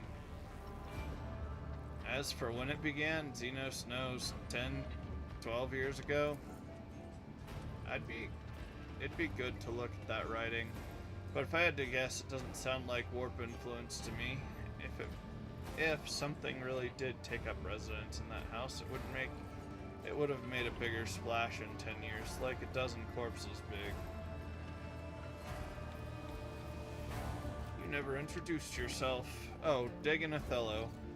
I was first mate on Denz's ship, Master Bellarado. Given the deceased's former occupation, I have a good idea of what role you played under his command. Dagan smirks. They used to call me Torch. He's Jerry Ken, I'm Torch. Those were the days. What did you wish to speak about? Here's the thing, your lordship. I'll just give it to you straight. I'm sorry, I don't know how to talk to lofty folk. Well, Denz, that is Bellarado, my old friend and boss, died, and he left all that he had, and he had a lot, mind you, to this Fidelio. That was kinda rude of him. That's no way to treat your friends. I get it. He left his useless son high and dry, and a good thing too. But his old friend?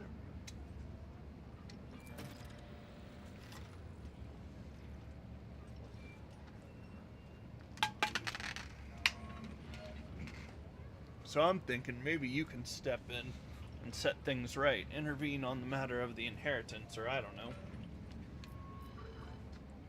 And who is this Fidelio?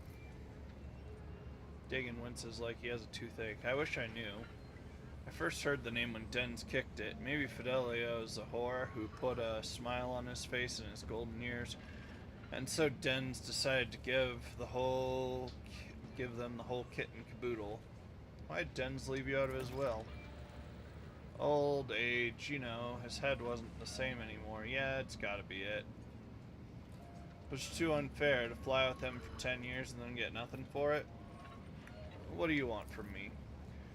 You're a distinguished sort. You can muscle in on this. You can talk to Chaplin, he's Denz's executor, and ask about the will. Or maybe you can find Fidelio and have a talk with them too. Who'd want an inheritance that's not rightfully theirs? More trouble than it's worth, if you ask me. And trust me, old Dagan can be of service to you if you need anything. I know lots about Footfall and other things. I can help with information, get you some solid lads for a job. You can use a guy like me. I'll consider it. That's good. That's really great. How did he die? Badly. Went downhill really fast. A few years ago, he was still living it up, storming the slum, asteroids, shoot riffraff and mutants. Then, all of a sudden, a common thing in the Imperium there. Well, I don't know if it's common. It apparently happens here in the boonies, but it also happens on hive worlds like Necromunda. Hey, we've got money. Want to go out and shoot the pores? I don't know. There is documented proof of, like, blood angels going down Hive to be like, oh, let's go grease some Hive scum.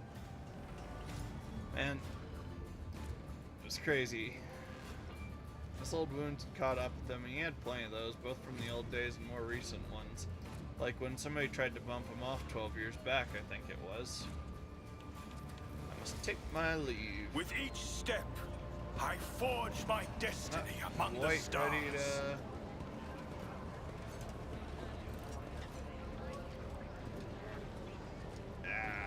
let's see.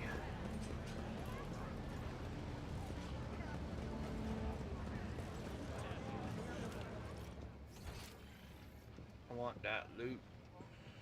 It's up ahead somewhere.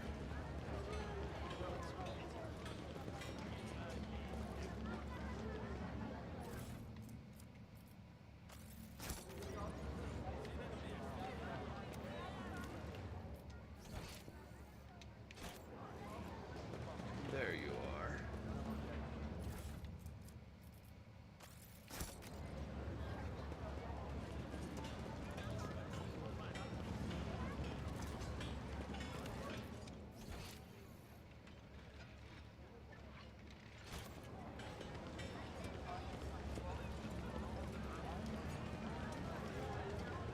The Divine watches over us.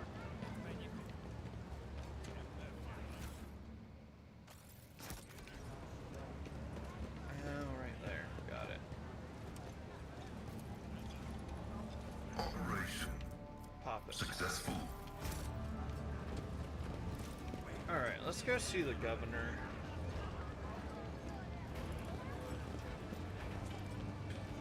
Well, I mean, I don't know who the other person is. And I don't necessarily... I don't know. Should yeah, I need some...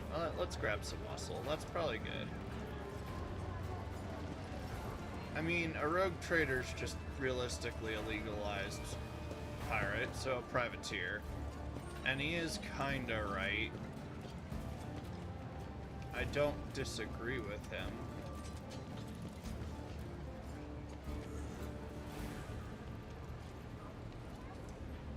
I know, but the administratum is really annoying, so I wanted to make him bow. Let us walk this path to the end. Up close, Chaplain leaves an even stronger impression. A tall, burly man whose face and hands bear numerous scars. His entire visage seems to tell the story of many heretics who met their end upon the encounter with this adept of true faith.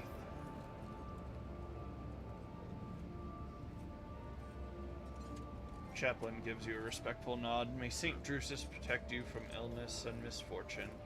I'm surprised to see such a noble figure such as yourself here. Did you know Dens? I mean, Master Bellarado?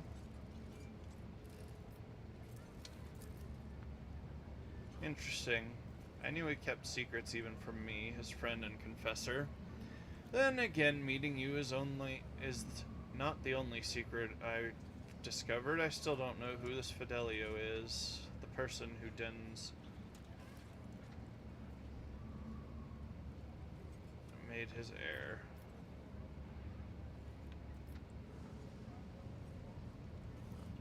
Given your speech at the ceremony, I take it you're not fond with the other attendees. I'm a missionary of St. Drusus. The truth of the Imperium speaks through me, so I see no point in pretense. All who have gathered here have one goal, to bite a chunk out of Dens' estate. Ambition and aspirations of wealth are not immoral in and of themselves, but it's just that I'm sickened by the thought of such a great man has left behind nothing but a pile of human refuse. His son is a drunk and a weakling. His friend, Dagon, the one who greeted you at the entrance, is a dim-witted brute with an incredibly bloated ego. His widow made off on the family yacht in the direction of the Maw while his body was still warm, with an entourage of 5 brawny, good-looking young fellows.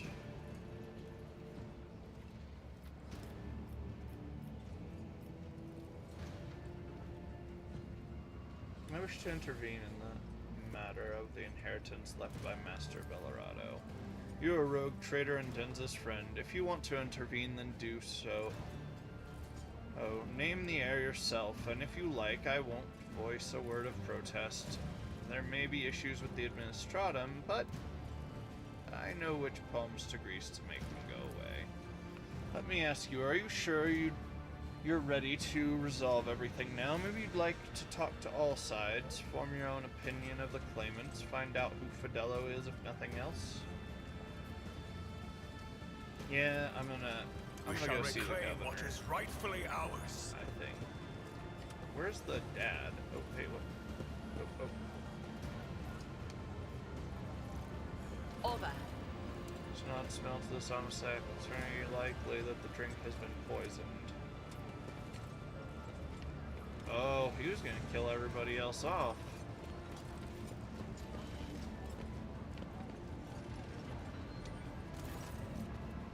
A man of indeterminate age turns to you and sighs loudly. You can tell by his breath that he came to this ceremony after indulging in 1 or 2 glasses of strong drink. Your lordship, it must have been the Emperor's providence that brought you here. Surely a figure as great as yourself won't allow for a terrible injustice to happen. Did your father ever talk to you about repentance? Hahaha, that's hilarious. Even good old Chaplain doesn't tell me to repent. He gave up on me a long time ago. And my old dad, he gave up on me long before that. Wait, you mean that repentance? Those stupid ghosts or whatever it was? I'm sure my father did it himself. The senile old coop, or maybe it was my daughter messing around. Where could those words have come from?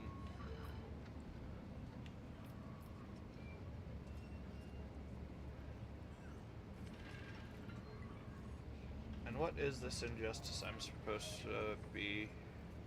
Well, he grimaces. The lawful heir is being robbed of his inheritance. My dear father left his entire fortune down to the last coin to somebody, or to some nobody, a certain Fidelio, who hasn't even bothered to come to his funeral, and I'm left with nothing. Do you think it's fair?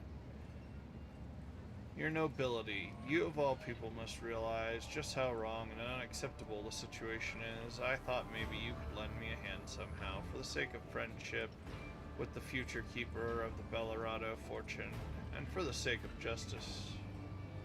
Of course, why did your father disinherit you? As if I know, the old man wasn't a heart-to-heart sort of person. Right up till the announcement of his last will and testament, I had no idea he'd put me in the doghouse.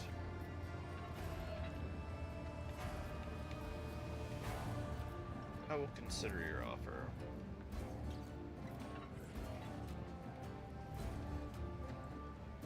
What'd you die of? Age, debauchery, old wounds. By the end, my old dad was more implant than man. Especially after the assassination attempt. People tried to kill him, you see, about 12 years ago. Goodbye. Yeah, I'm gonna try and find Fidelio. We are bound by the blood of martyrs. Stupid clippy stuff. Let's go.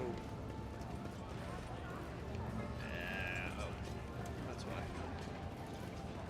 Because I'm the big dumb.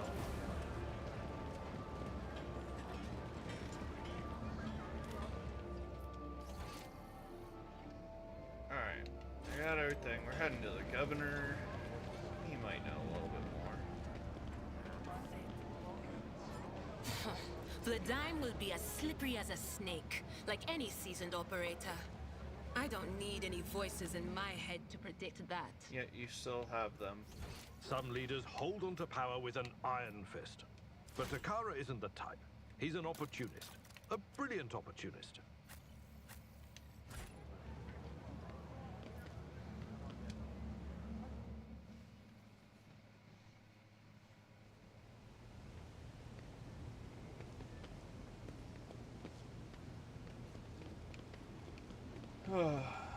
Where are you? Madame Tokar, the liege. My patience. You remember the way out. Dismissed. The tall man in austere gray clothes makes a show of looking past the woman he's addressing.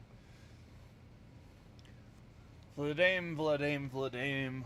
What Ozzy put such words in your mouth?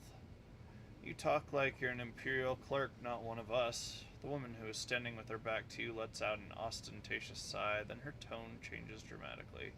Where's my cargo, Vladame? Valko has it, doesn't he? That's how you do business with your old friends these days. So you don't remember, then the help will remind you. Guards, escort her out. Hey Derry, move. A massive guard leans down on the woman and says in a lowered voice, Jay, get going while he's letting you. Go drown your sorrows at the Ammassacus and thank your lucky stars you were able to walk out the door. You won't get the chance next time.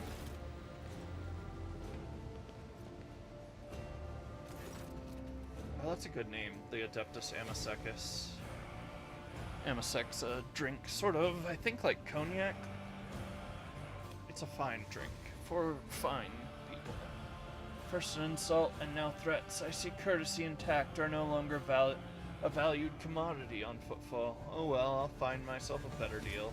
She turns on her heel and heads towards the exit. As she passes by you, she gives you a quick once-over, winks at you, then immediately turns away with a flip of her jet black hair. Yeah, I like the cherub more than a servo skull. A tall man who has long since noticed your presence is studying you intently. Vladame Tokara, Liege of Footfall, let us please proceed to my office. A spread befitting a visitor of your rank is waiting. Your entourage will be accommodated nearby. I was expecting a welcome more befitting a visit from a rogue trader, not a scene. My apologies, it was no sign of disrespect towards your esteemed personages. Please allow me to prove it. Where are my homies? If I gotta fight you, you get in the plasma pistol. They ain't gonna find a body, they gonna scoop goo off the floor. While you are engaged in small talk, you get a chance to take the measure of the Liege of Tokara. His expression is aloof and focused, his gestures curt and firm, his speech is calm and quiet, as though he is used to people always listening to what he says. Judging by his observant gaze, he's been studying you in turn this whole time. Vladimir straightens his chair and says in a polite but completely indifferent tone, let's talk business. On behalf of the elite of Footfall Station, I offer you my condolences. Lord von Valentius, we mourn Lady Theodora's loss, and we hope the sentiment is taken as a sign of our good intentions and willingness to cooperate.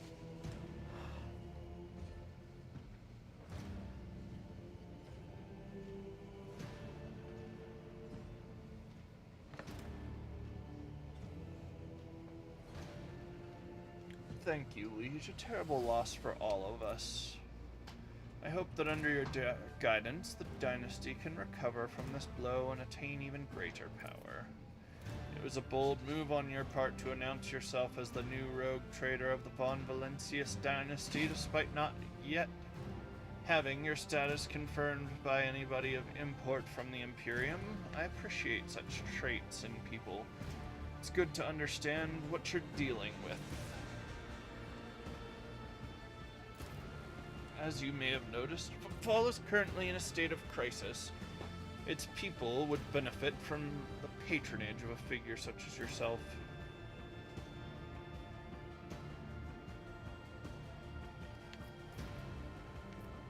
Who's the woman the wardens threw out?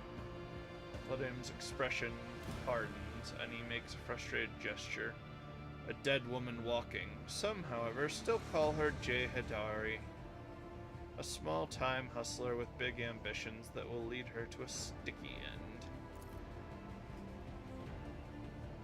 It's strange, a small-time hustler, even a particularly audacious one, wouldn't likely quarrel in public with a figure as important as the Liege of Footfall. What seems stranger still is the Liege knows this small fry by name.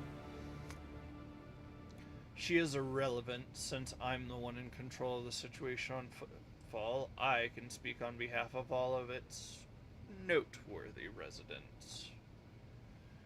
Okay, well, let's talk about it then. I was attacked right at the docks. An outrageous stunt. A show of disrespect for both you and me. Sadly, such incidents on Footfall are akin to natural disasters. Impossible to predict or preempt. They simply happen. Many consider Footfall to be a pirate den, but believe me when I say that that there is a difference between organized crime and gangs of thugs who have nothing to lose. You were attacked by the latter. The Anvers are a gang of punks who spit on our customs and hierarchy. Even their leader is more akin to an ideologue, a rabble-rouser who calls for the people's heads, not a commander. Sooner or later we'll find him and we'll have him strung up. That will likely cool his followers' enthusiasm. Behind the carefully built facade of composure you sense anger. It appears this man is not used to losing control, but that is exactly what's happening.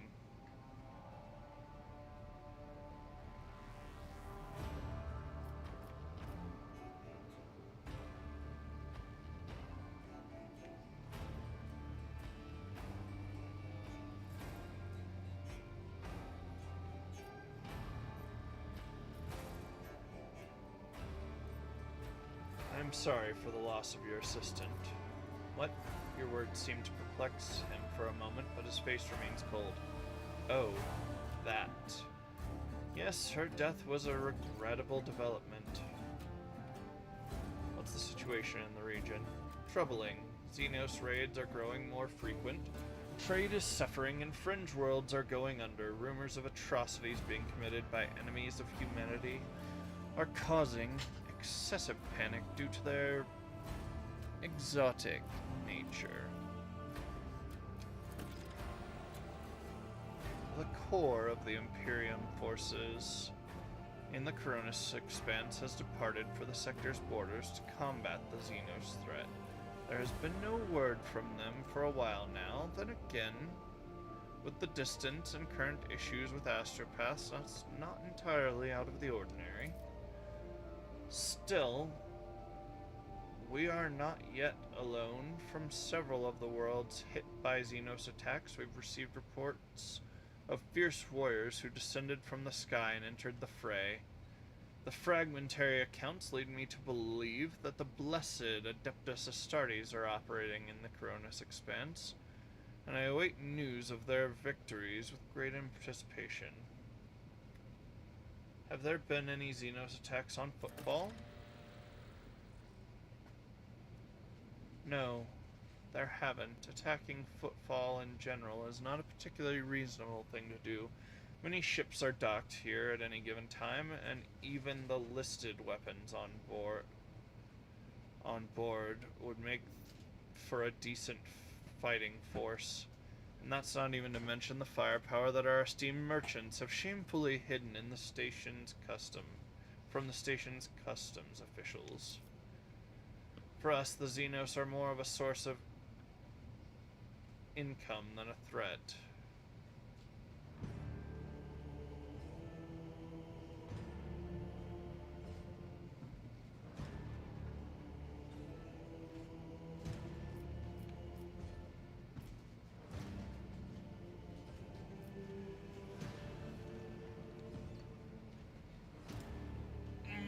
I really want to do it, but are we talking about dealing in xenotech artifacts here? In a manner of speaking. Or in a manner of speaking? Footfall is a place where anything can be bought, and mind you, where anything can be sold.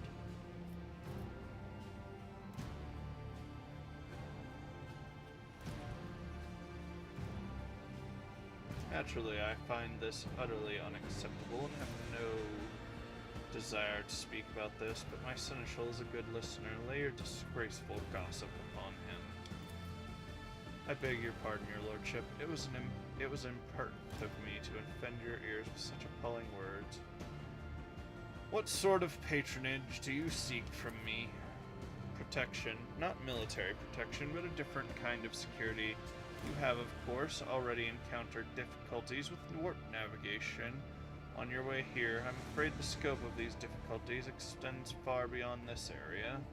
Reports of disrupted routes and ships vanishing during short jumps are coming in from across the entire sector. Communication with the Calixus sector has been extremely unstable. Of the ships that have dived into the Maw in recent years, none have yet returned. The last ship that came through the Maw from the other side was struck by a temporal anomaly. The jump took almost 2 decades in real space-time. Officers from Port Wonder, where you still have contacts from your days in the Navy, often talked about the whims of the Maw. The only route from the Imperium to the Cronus Expanse. Even so, Vidame's words are particularly alarming. It seems that something has had a profound effect upon the Maw.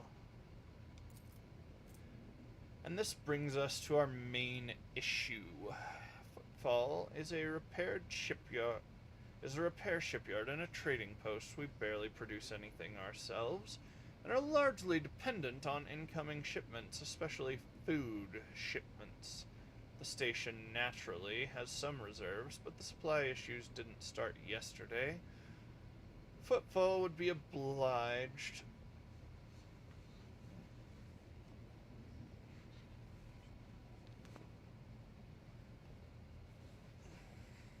if House von Valentius would assist us by signing a contract for food deliveries. I can't have been the only one you've asked for help. Naturally, I tried contacting other rogue traders, but the terms of House Cordo would have bled Footfall dry. As for the esteemed Caligos Winterscale, instead of a food shipment from him, I received a transport, the Navica, packed with refugees. I had to send them off to Foulstone. So many extra mouths to feed would have only worsened the crisis further. I suppose all these warp fluctuations must have created a more pressing concern for Lord Winterscale, so I put my faith in you, the third and the last of Footfall's allies.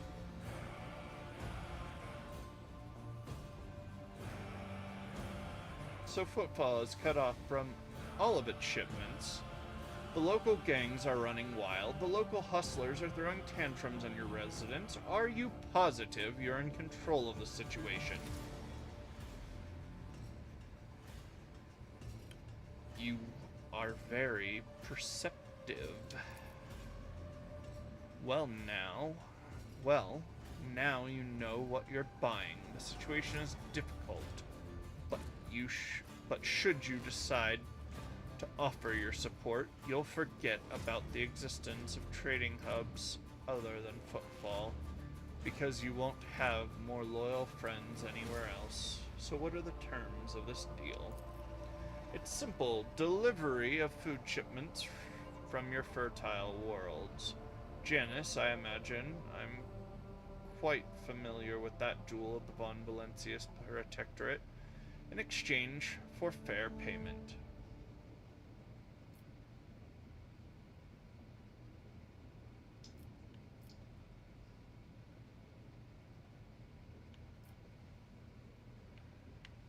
Very well, I will help you with the food shipments. I'm immensely obliged, your lordship. I assume you're going to need time to get the shipments up and running. I can wait. On my end, I promise complete cooperation with your endeavors.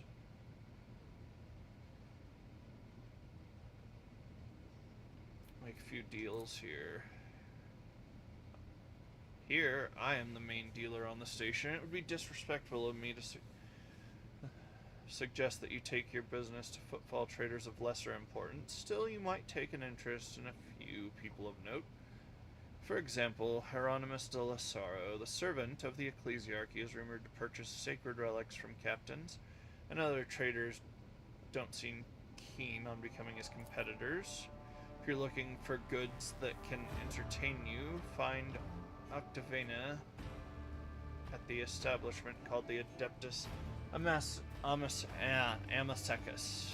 The chemical bliss she offers is refined and possesses a satisfactory degree of purity. Just don't ask her to pour you her signature drink. It's meant for common footfall rabble, not discerning clientele.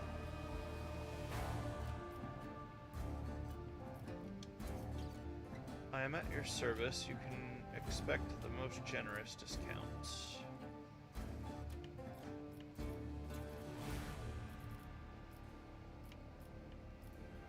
I need that precise bolter. How much is that?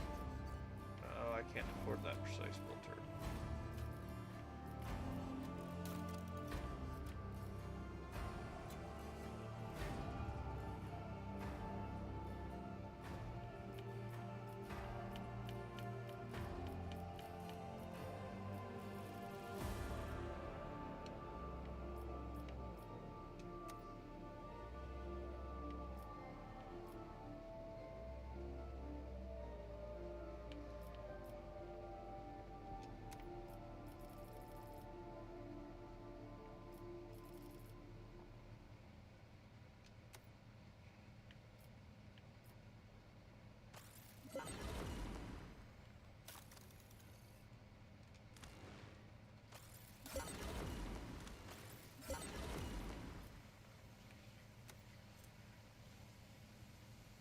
That's pretty nice. Oh, I can't afford that.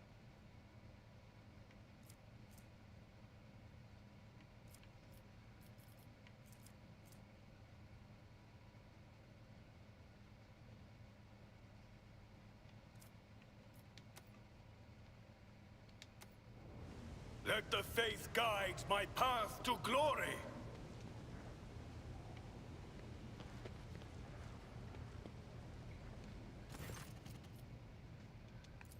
Let's see. I've been using all my resources to delay the moment when the station is hit by famine. I haven't gotten around to the embers yet. As detrimental as they are, there are no players. When their leader dies, the rest will scatter.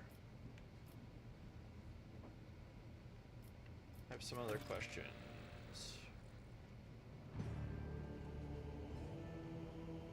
Run.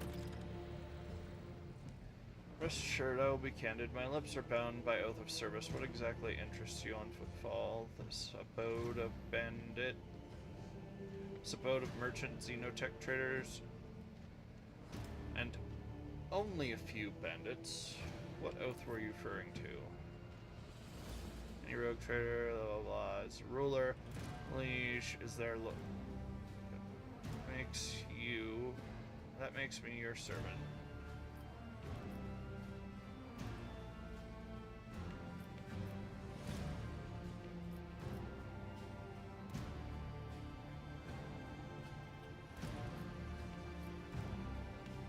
I won't abuse my right, and in turn I will remember your gracious attitude.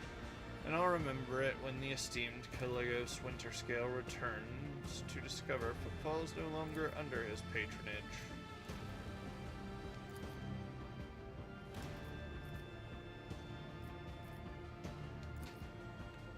Alright. So the Xenos goods. Look, Hasbel. Like a mission. A criminal syndicate that sees control of the entirety of the cold trade in the sector. Xenos creations are in high demand, and so every single colony has a Kaz Basilican agent or two. Opposing their commercial interests is a lot more dangerous than using their merchandise. Still, making friends with this organization is as profitable as it is dangerous to make enemies of them. It just so happens I've managed to earn their trust, and on Footfall they conduct their business under my watchful eye. the cold trade is a shameful encroachment of the privileges of the Adeptus Mechanicus.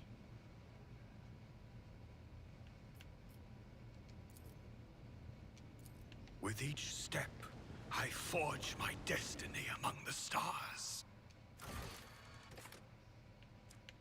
Wait. Journal.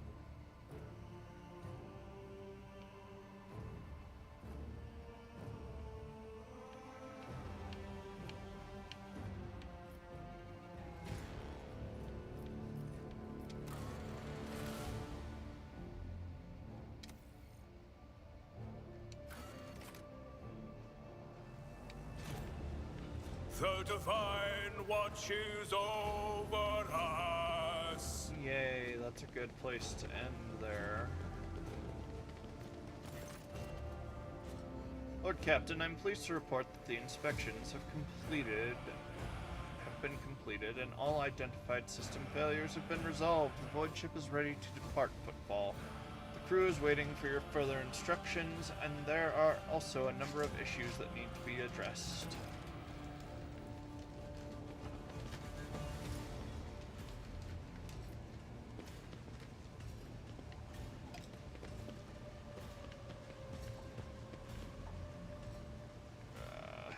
Come on, I want to leave.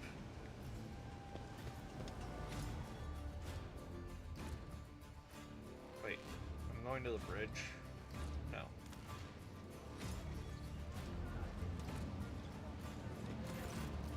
A well-groomed young man calls out to you. He's clean-shaven and dressed in the clothes that are expensive, but unshowy. A bright aquila embroidered in a prominent spot.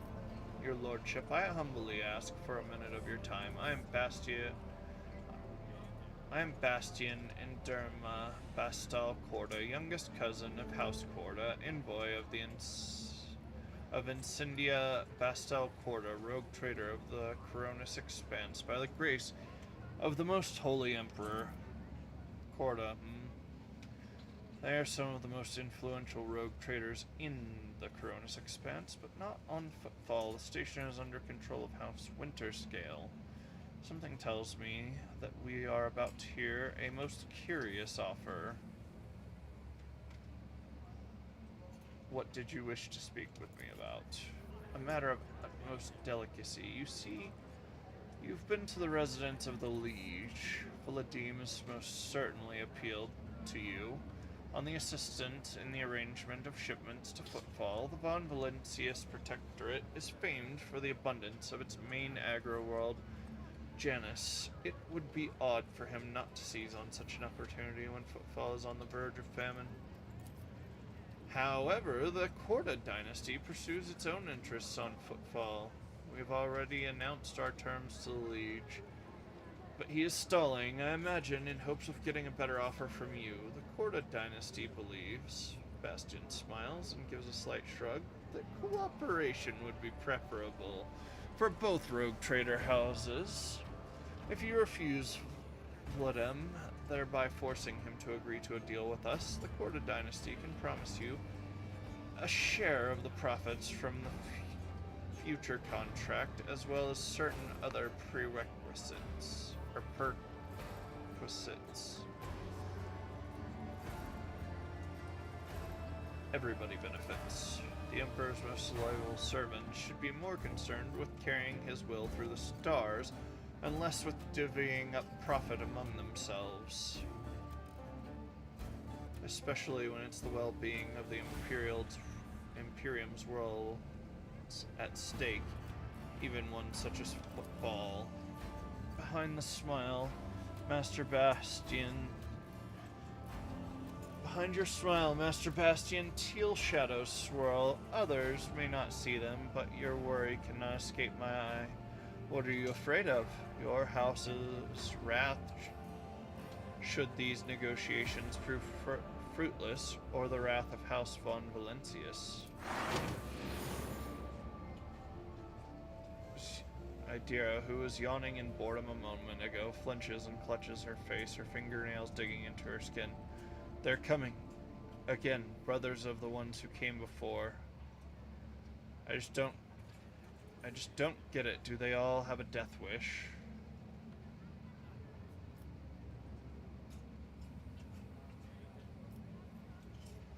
I appreciate the warning, Idira. What?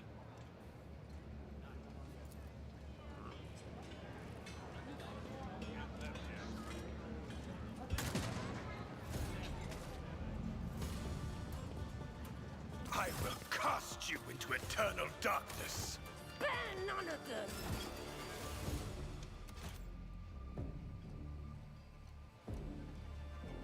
Alright, guys. Well, I hope you enjoyed watching this. We went a little over time because I'm dumb, but that's okay. Make sure you give us a like or a follow. Turn on your notifications so you can enjoy more of this lovely content. I am working on voice stuff. While I am terminally ill, I've had a nice blessing from it in that I had to be put on oxygen. And something I haven't had much control over in the last decade is, well, my voice hasn't sounded like it does, deep and sonorous, for near a decade. It was more high and nasally up here, you know, but my diaphragm reactivated after I was on the oxygen, so that's really cool.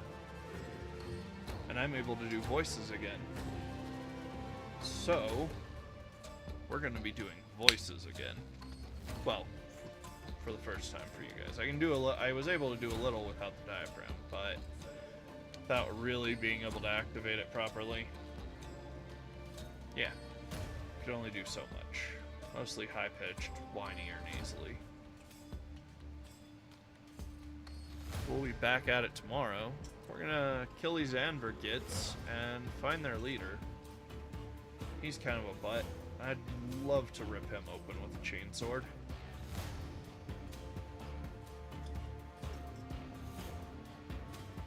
If you would like to support us financially, you can always, follows are free and whatnot, but if you want us to support us financially, you can subscribe on Kick or donate on X/Twitter at CabbageManCan. There's a little symbol for money underneath the banner photo. Of course, tell the people you love that you love them. It is very important. I love you, Coyote. People probably think we're a gay couple. Just saying. And as always, drink water. This is a threat. Have a good night, guys. Cabbage Man out. We're gonna beat some skulls in tomorrow.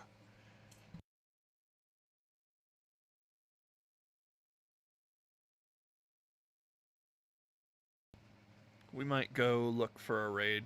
Just saying.